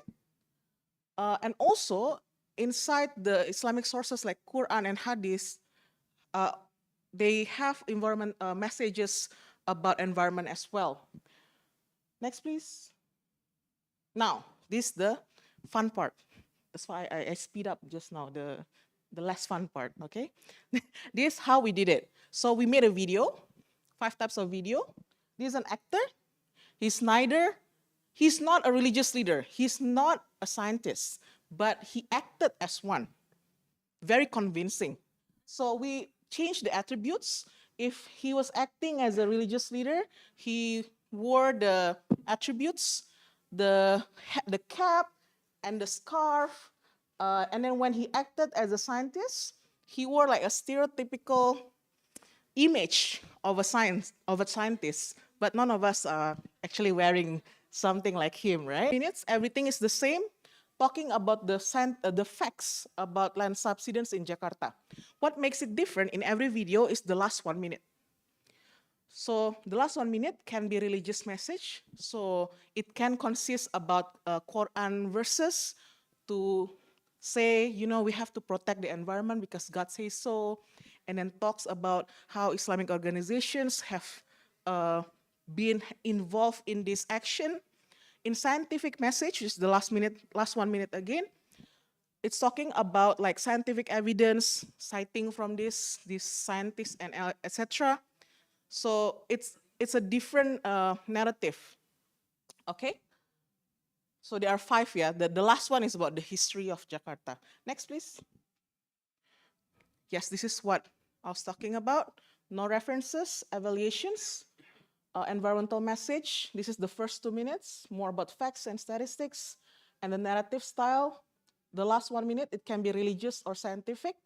So religious, he talked about the Islamic principles, the scientific, highlighted the academic research on the consequences of land subsidence. Next. Now the results. Next. I told you, it's a very quantitative research, okay? But don't be scared.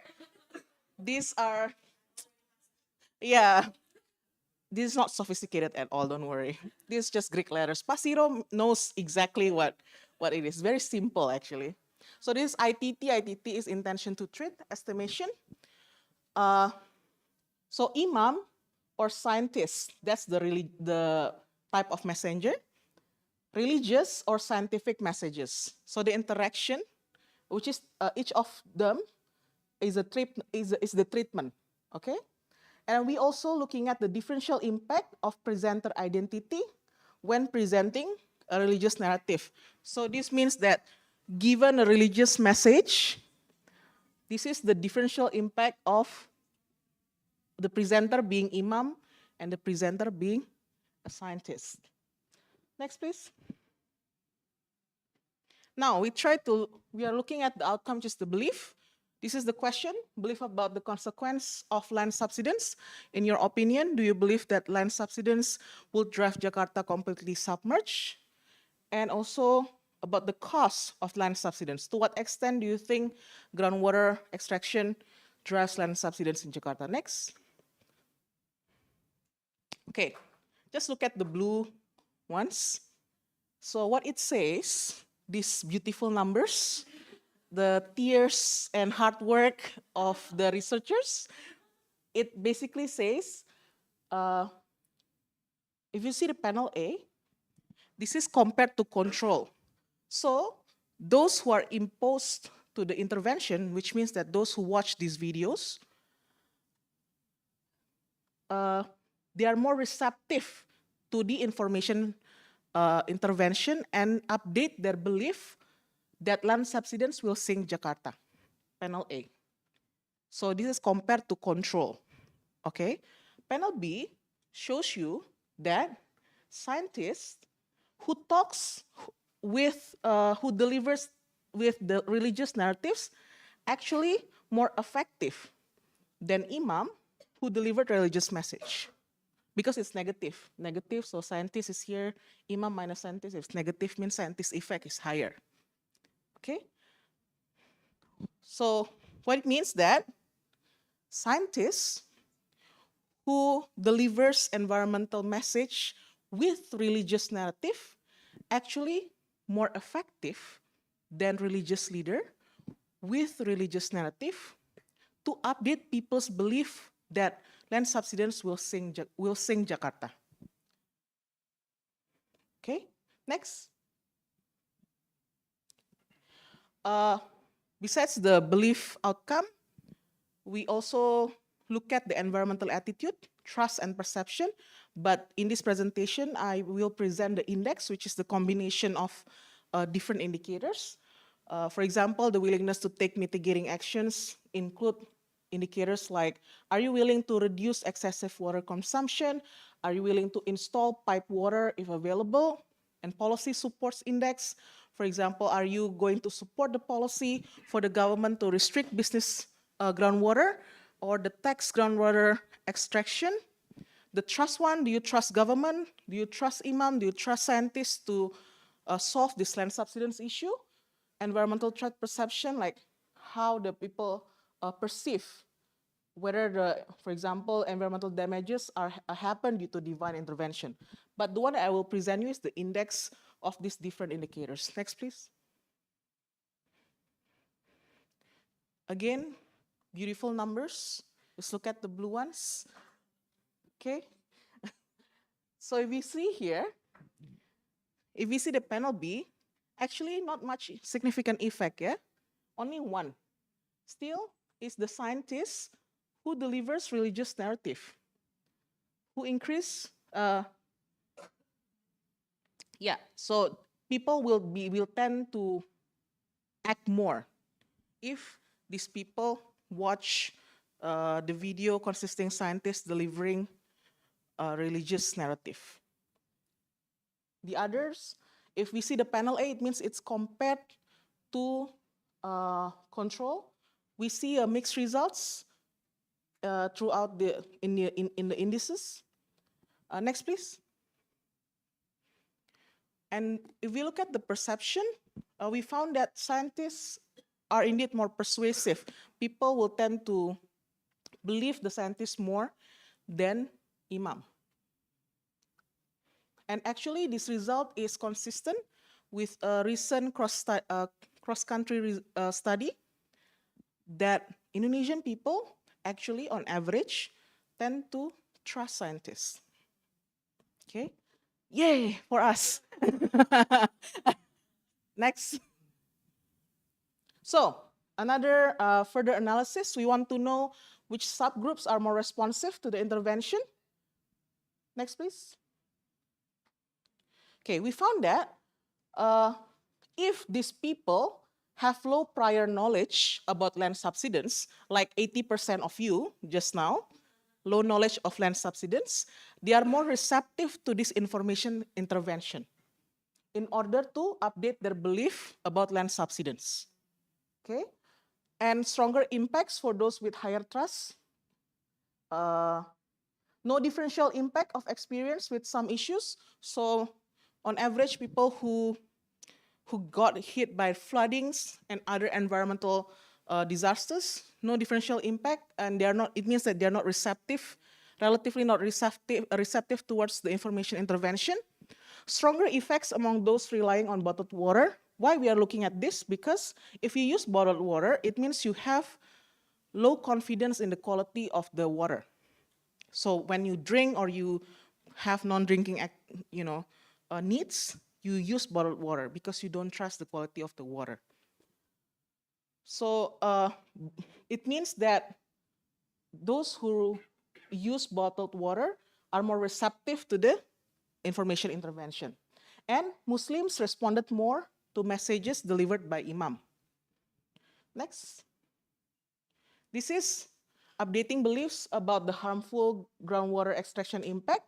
Again, low initial knowledge individuals, the effects are concentrated among them, among the 80% of you just now who didn't know about land subsidence. Largest impacts when the scientific narrative was delivered by a scientist. Consistent positive responses among bottled water drinkers. Next. This is, so just now the previous two slides talking about how the intervention will change your belief. Okay, this is how the intervention can trigger people to be willing to take actions to solve this or to mitigate these land subsidence issues. Okay, so limited evidence, mixed results, interesting contrasts in effects based on prior knowledge. So this means that maybe the information intervention is effective in updating beliefs, but not enough to translate it into action. So they can, their awareness of this issue can increase, but it's not enough to translate this awareness into action, to do something about it. So maybe other interventions are required or mixed with this intervention. Next. So key takeaways. Last slide. Am I doing well with the timing? Not really, okay. It's okay. Last slide. It's fine. Fajar. So again, in conclusion, targeted messaging is very important. So maybe this kind of intervention is effective, delivered by, not maybe, this is the result of my research, okay, of our research, that if the government wants to do this kind of intervention, which is giving information video, it will be better to be delivered by a scientist, which is the expert, but the content has to be more localized, like more adapted to the audience. So yes, they still, okay, they still believe like the trust to the scientists and need the scientific narratives, but again, the customization to the local context is important. And again, this kind of intervention might not be enough to translate the awareness into action. So perhaps other types of intervention is needed if the government wants to achieve that. That's the key takeaways. And do I have another one? Next, this is the last one, right? Yes, okay, this is not important. Can you go back again? Okay, thank you very much for staying awake. I hope this can give you new knowledge and inspiration. Thank you. Any questions?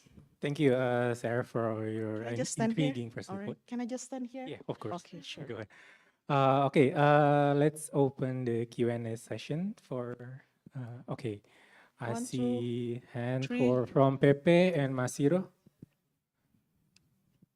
It's over there. Hi, Sarah. Sorry, can I have one by one? Hi, Sarah. Thank you so much. I'm glad that you find that Indonesians are more receptive to scientists and religious leaders. That's actually a really such a relief compared to other countries, even like in the US, for example, when there's a crisis of expertise, especially in climate change. I think my question is more like technical on your video that you gave.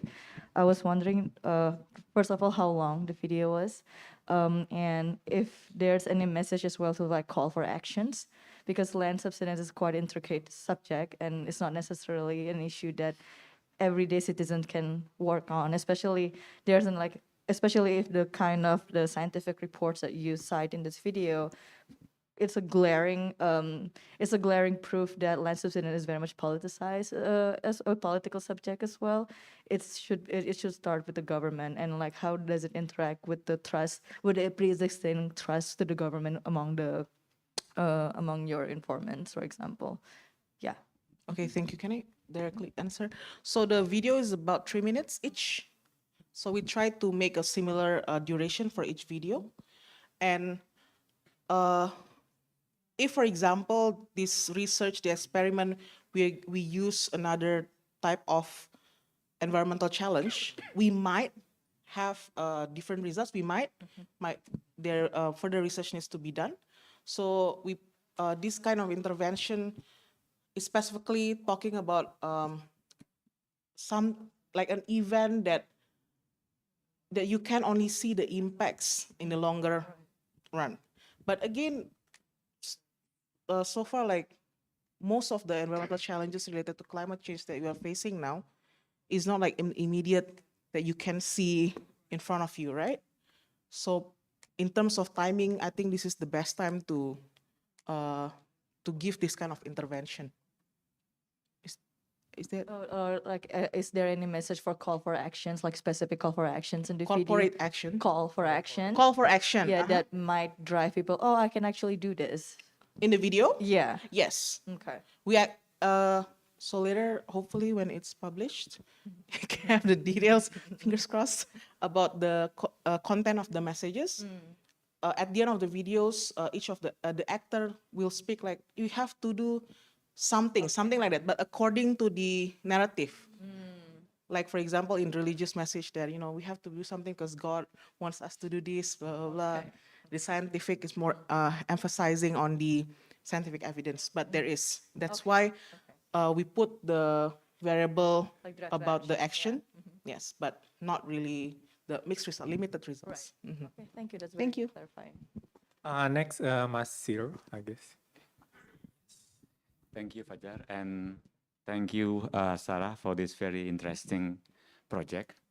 But yes, you are right. The charging part is one of the most difficult thing to understand. So maybe I didn't get it. But if I take it correctly, for me, the message actually gives me a pessimistic message rather than optimistic one. So if what I understand is you say that scientists, people will believe in scientists if they add or cover their messages with religious messages, which means actually people don't believe in scientists. Because actually in scientists times scientists, it doesn't have any effect. So it means actually for me, people doesn't believe in scientists. They only believe in scientists if the scientists give the message in religious messages. So that's, again, for me, that's very, very dark, which means people, somehow they do not believe in scientists. That's one thing. The second thing, initially I expected that people will believe in the religious figures when they say something scientific. But actually, they do not believe that, right? But they believe in scientist figures, and they deliver the message with religious messages. So this is two different scenarios. One is that we approach the religious figures, give them scientific messages, and ask them to deliver the message. But it do not work. It will not work, given your finding. The other scenario, if we go to the scientists and tell them some messages from the Quran, Bible, or whatever the religion, and ask them, okay, when you speak about this scientific finding, use these verses to tell the people. But now, which one is easy to give the scientific messages to religious figures, or to give religious figures to the scientists? I think the second is more difficult. In general, maybe the closer people to the science, and the further away they're from religion. I think that's the general trend. And if you look at the sociology of religion, okay, if you look at the sociology of religion, the trend is actually the tendency of the people to, let's say, not to distanciate, but maybe to be not so religious actually is increasing the recent time. It happened in all the countries, except for Muslim ones. But but again, the point is, it seems the scenario of to give the scientists the religious messages seems to be more difficult rather than to give these religious figures scientific messages. So I don't know whether actually there are some other estimates. What do you think about my takeaway. Actually, in the future is difficult. That's the first thing. The second thing, I don't know whether you also test this. What if the message is given by government, but the government deliver the message using either scientific messages, and compared to the government official given the message using the religious ones, or combination of religious and scientific. If that works, maybe that's more feasible, that we approach the government and ask the government to tell this information given this science and this religion. So I don't know whether you test this or what do you think about this. Thank you, sir. Thank you, Pasiro. Can you go back, please, to the slides? The wonderful, beautiful numbers.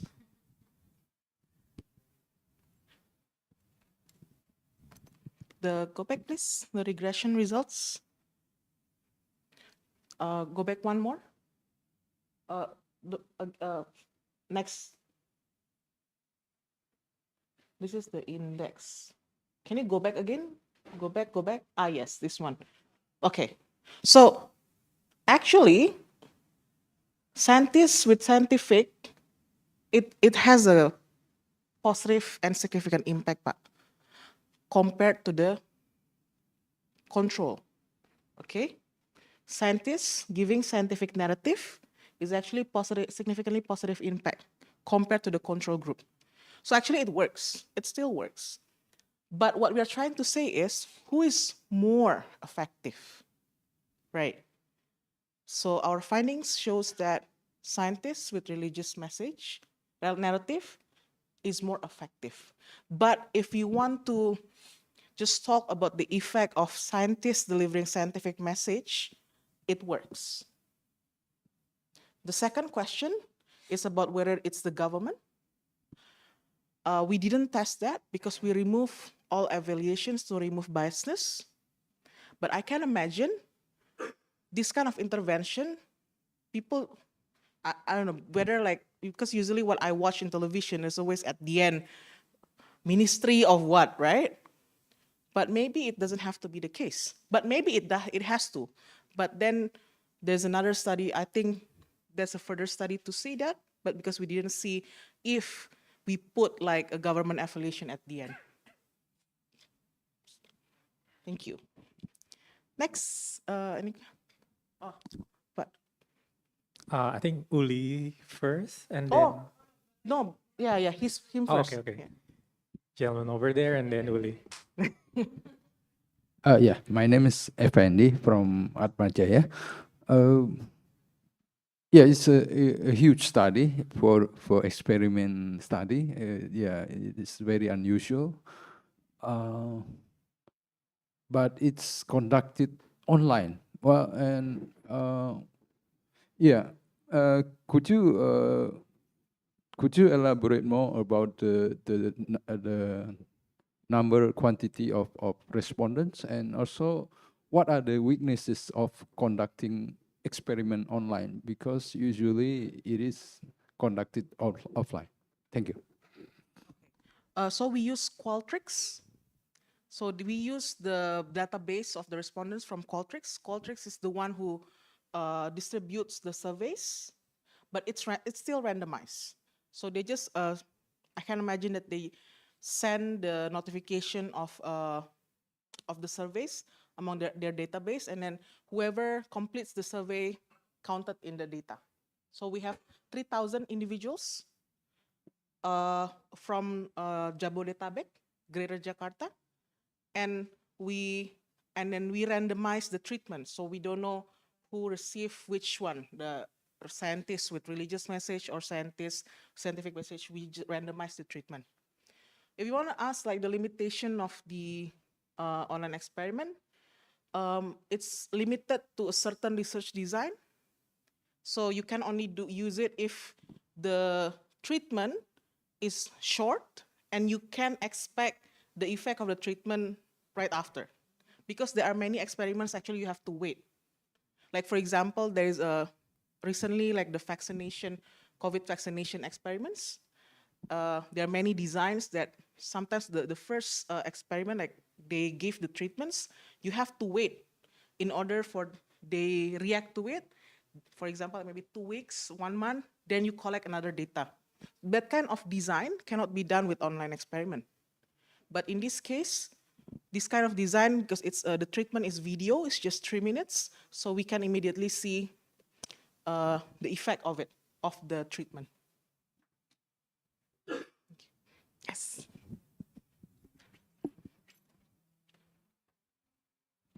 Yes, next is Uli. Thanks, Mbak Sarah, for your very interesting and really nice to see the quantitative study. I mean, the experiment, online experiment, because it's kind of, bringing like a new way of studying things, right? I'm curious about more actually about the study design. So you say that it's, I have two questions. The first is because you say it's based on Qualtrics. So do you sort of like, I imagine it's sort of like tell Qualtrics to there is some condition on the sampling method. Is it really, or just you leave it up to, like more like convenient sampling in which people self-select to survey to find the survey, or do you have apply some criteria to the Qualtrics to like send the survey to certain people with a certain demographic characters? That's the first question. And then two, going back to your table, there is a panel I and panel B. I do understand that you say that panel I is the control group, and then yeah, and the panel B is the treatment group, right? But then, so do you actually have different types of intervention within the control group? Or you only two, like only two type of video? So the control group, all of them are seeing two kinds of video. Are my understanding correct? Or within the control group, they only see one type of figure scientist? And so I guess what what I want to know is the study design, and how do you decide which people see what kind of intervention, and how many actual interventions, how many kind of video that you show them, because it seems that in the panel B itself, there are a lot of variables, right? So that gives me impression, is the design of the intervention, is the intervention video are actually more than one, two, or do people watch more than one video, or do you get what what I'm asking? Okay, Can you just show checking. the beautiful Thanks. numbers again, please? So to answer your first question, we only set the respondents to be adults, which means 18 years old and above, and also gender balance. That's all. The area is Jabodetabek. So it's randomized. So it's not a convenient sampling. So they distribute the survey to all of the database respondents, potential respondents to the database within the criteria we set, which is adults and gender, female and male have to be gender balanced, and with a live in Jabodetabek, and then they just do the survey, whoever it is, like if they want to do it, they do it. So it's randomized. The second question is, where's the beautiful numbers?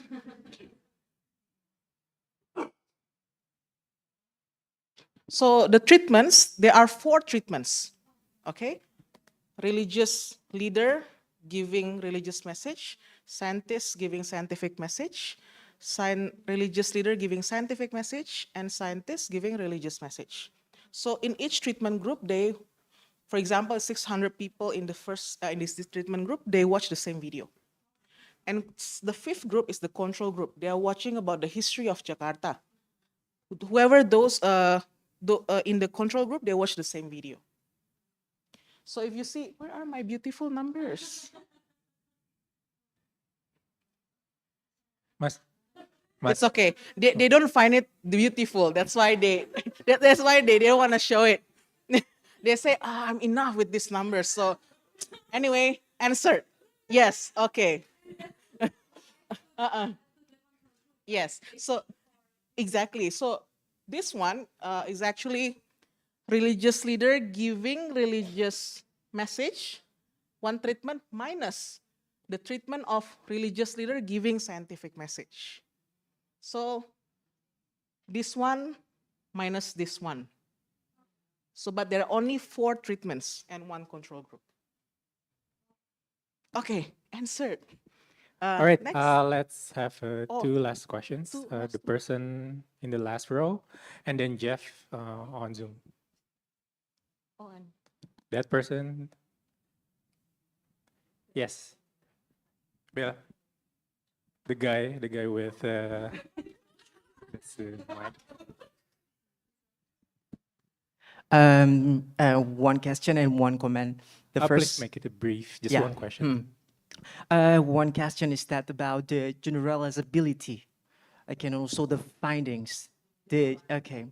So the findings. Do you have like similar research studies that also have been applied and somehow found similar findings like you, and like are there particular circumstances, area, especially urban or rural or particular countries believing in Islam or other religions that have similar findings like you? And I think it's potential to deepen the interest. For example, like what kinds of narratives that have been applied in the religious message there, because sometimes some people would totally comply with some message because it's more about prohibitions rather than positive encouragement. So which one? I think that's a positive idea to develop further this study. Thank you. Thank you so much. So, I'm glad. The first one is about past research, yeah? So most of the recent research focus on the messenger only and also focus on the messages. So the interaction between the two is still underexplored, which is one of the contribution of this research. So as I mentioned before, it's found that Indonesians tend to trust scientists more, but other research are more not in Indonesia, mostly in the US, if I'm not mistaken. Yeah, mostly like in the US, in other countries as well, and in developed countries. So one of the quite recent research says that the way the messages, the policy messages are created, the way they write it, actually affect the responsiveness. So the government has to be careful in crafting the message. But there's another research telling that localization, like it has to be contextual to the audience, is important as well. It can give, it can have a significant effect to the receptiveness to the treatment. The second one, in the religious message, we try to be as neutral as possible. So the content, especially in the religious message, it's more about, according to this Quran, we have to protect the environment as what God told us. Therefore, we have to do something to address these challenges, something like that. So not really like you do not or something like, no, it's not like that. No, yeah. All right, thank you. I guess the last questions, Jeff, did you raise your hands? Yeah, sure. Thank Yes, go ahead. So I guess my you have the information. Sounds like you didn't have any information about. I'm sorry, Jeff. We Sorry, cannot Jeff, hear you. We cannot hear you somehow. Hello? Can you hear me now? Yes. Yeah. I'll start again. It seems like the focus, of course, of this experiment is on the deliverer of the message. But it seems that, and I'm not sure what inferences we can draw from this, but it seems that it would also be important to know things like the level of religiosity of the people who are listening. Are they Are they atheists? Are they agnostic? Are they mildly religious? Are they incredibly religious? And the reason it seems that that would be important is because if one wanted to be able to measure this over time in Indonesia, first of all, religiosity varies tremendously across the archipelago, between urban and rural, across regions, across religions.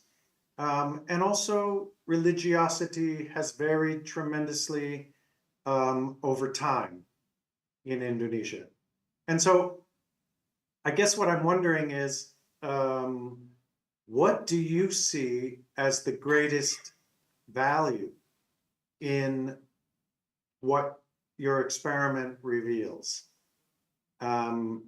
It's a group of people in the Jabotabek area who are 18 years and older, equally divided between men and women. And that's all we know.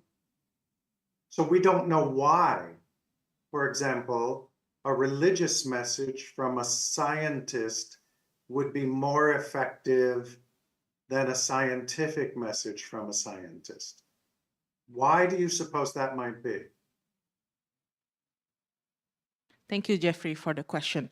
So there are no specific question in the experiment that asks how religious are you, but 69% of the samples identify as Muslims, and the rest is divided between Christians, Protestant, Catholics, Buddhism, Hinduism, no religion.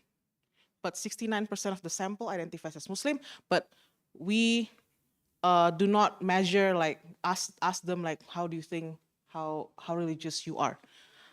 But can I clarify with you, Jeff, what do you mean by the value? Is it like the intrinsic embedded value, like the pre-characteristic, like what they have in them, or is that what you mean? Well, first of all, it sounds like you did have information about, for example, different people's religions, right? Yeah. So did you run the numbers based on someone who answered Islam versus Yes. other religions versus non-religious? And did you find any variations with regard to what someone's religion was? But I guess the question I was asking at the end a moment ago was, what explanation can you come up with for why you get the result that you get, not just what the result is? Yes. Why is it happening? Because it seems to understand why would be fairly important. Yeah. So we found that the Muslims did respond more to the religious messages compared to the non-Muslims. But in terms of why, we need more experiments, actually, follow-up experiments to understand the more detailed characteristics of the sample to explain how exactly they respond to the treatment, Jeff. So it's not exactly within our scope of the study, but we did include some questions to measure the social desirability. Like, it means that the characteristics or sort of prior thoughts and views that might affect the answers, how they answers the treatment. For example, if you already say that I'm a very environmentalist, it can actually gives biasness to the results. It causes biasness. So we did catch that effects, but based on our analysis, that it's controlled actually. In fact, we actually tried to avoid it. We tried to avoid this biasness, like the prior personalities and thoughts and perspectives that can affect the answers or how they answer the questions. So yeah, it's not within the scope. We only see the heterogeneity analysis, just looking at the gender we found that female are more responsive as well, and the age and etc., but not exactly about the value, for example, like religiosity that you say.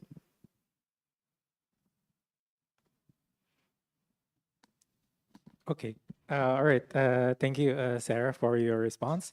I think that concludes our series of presentations for today. Let's give applause for Thank you. Sarah. Before we conclude today's event, the next event is highlighting ISRSF ongoing commitment to supporting Indonesian talents since 2013.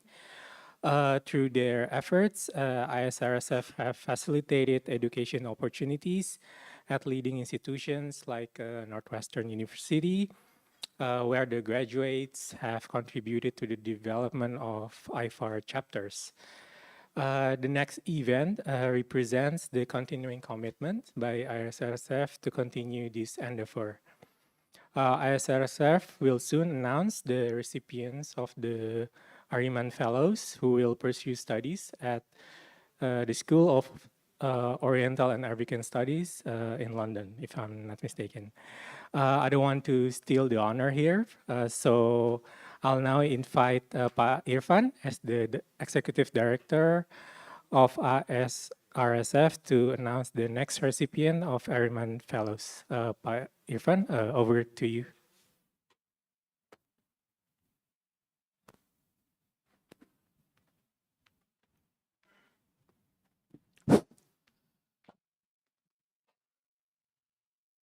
This is the camera, right?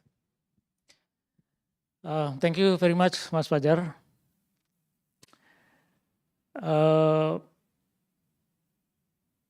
One of the tradition of the Ariman Symposium was to deliver official announcements of the next Ariman scholarships. At the beginning, our scholarships goes to Northwestern University. Fajar and all of the presenters went to Northwestern University, study pure science of social science, sociology, history, anthropology, and so on. But we think that it's not enough. We need more applied social science, if I can say that. So that the board make a decisions to send talented young scholars to go to study economics and policy, public policy. So since last years, we sent 2 talented young persons to SOAS University of London, and this year, we will send 4 talented students also to SOAS University of London. Allow me to celebrate and to congratulate our next scholarships, and I will call them to come forwards. The first one will be in the slides. Yeah, I call forward Miss Milhatun Nisa. Please come forward. Milhatun Nisa living in Jepara, Central Java. He graduated master degree from newly University of International Universitas Islam International Indonesia in Depok. Bachelor from Wali Songo University. So it is not common that we have talented student from, not big university. So we are applaud Miss Milhatun for breaking the ceiling. Yeah. The next ones will be Miss Alivia Marina Sarvi. She's not here. She is still in Scotland, finishing their master degree. She will be come to Indonesia to proceed for visa, and ya ini dia. Hello, Olivia. Ya. Iya Pak, terima kasih. Olivia from UGM. Iya benar Pak. Yes. Okay. And the third one will be Christian Tangkere. Come forward, please.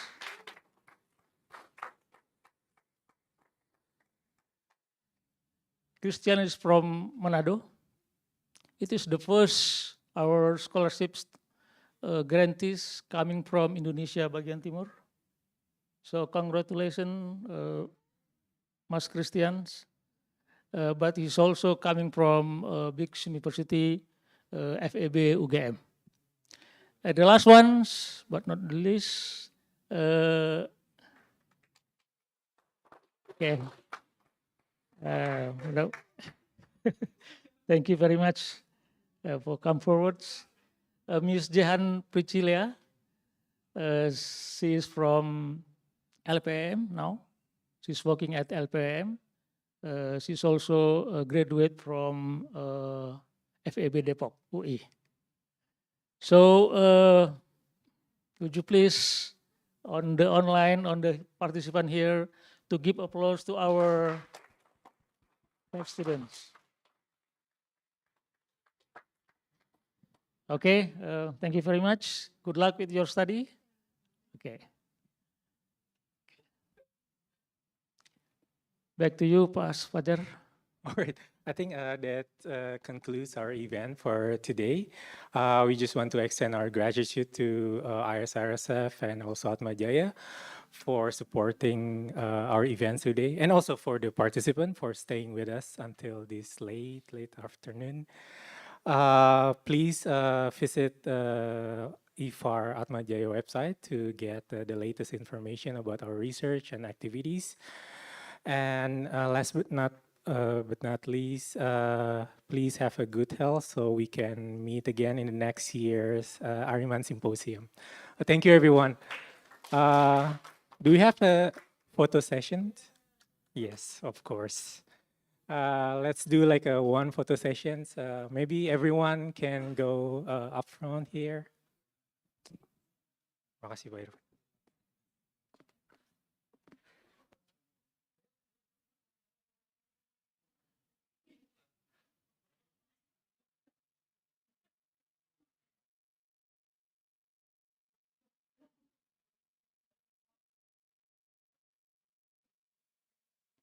Ya semua ikut aja. semua.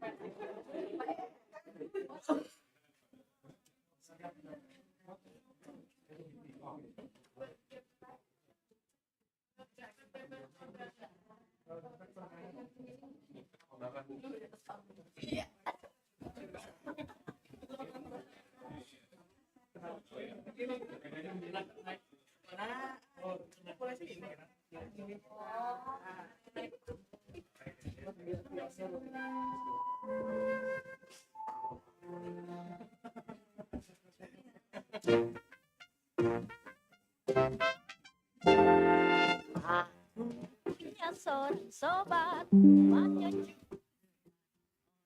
jujur dan bersahaja, selalu ceria. Ia main piano, tidak pernah sembrono, gaya dan giginya rapi jari. Akan tetapi, jika sebut namanya terkadang bingung. juga, yang punya namanya bukan hanya dia. D-O-N-I, Doni, D-O-2-N dan Y, atau Doni, D-O-N-I-E, oh, yang mana terserah. Recording stopped.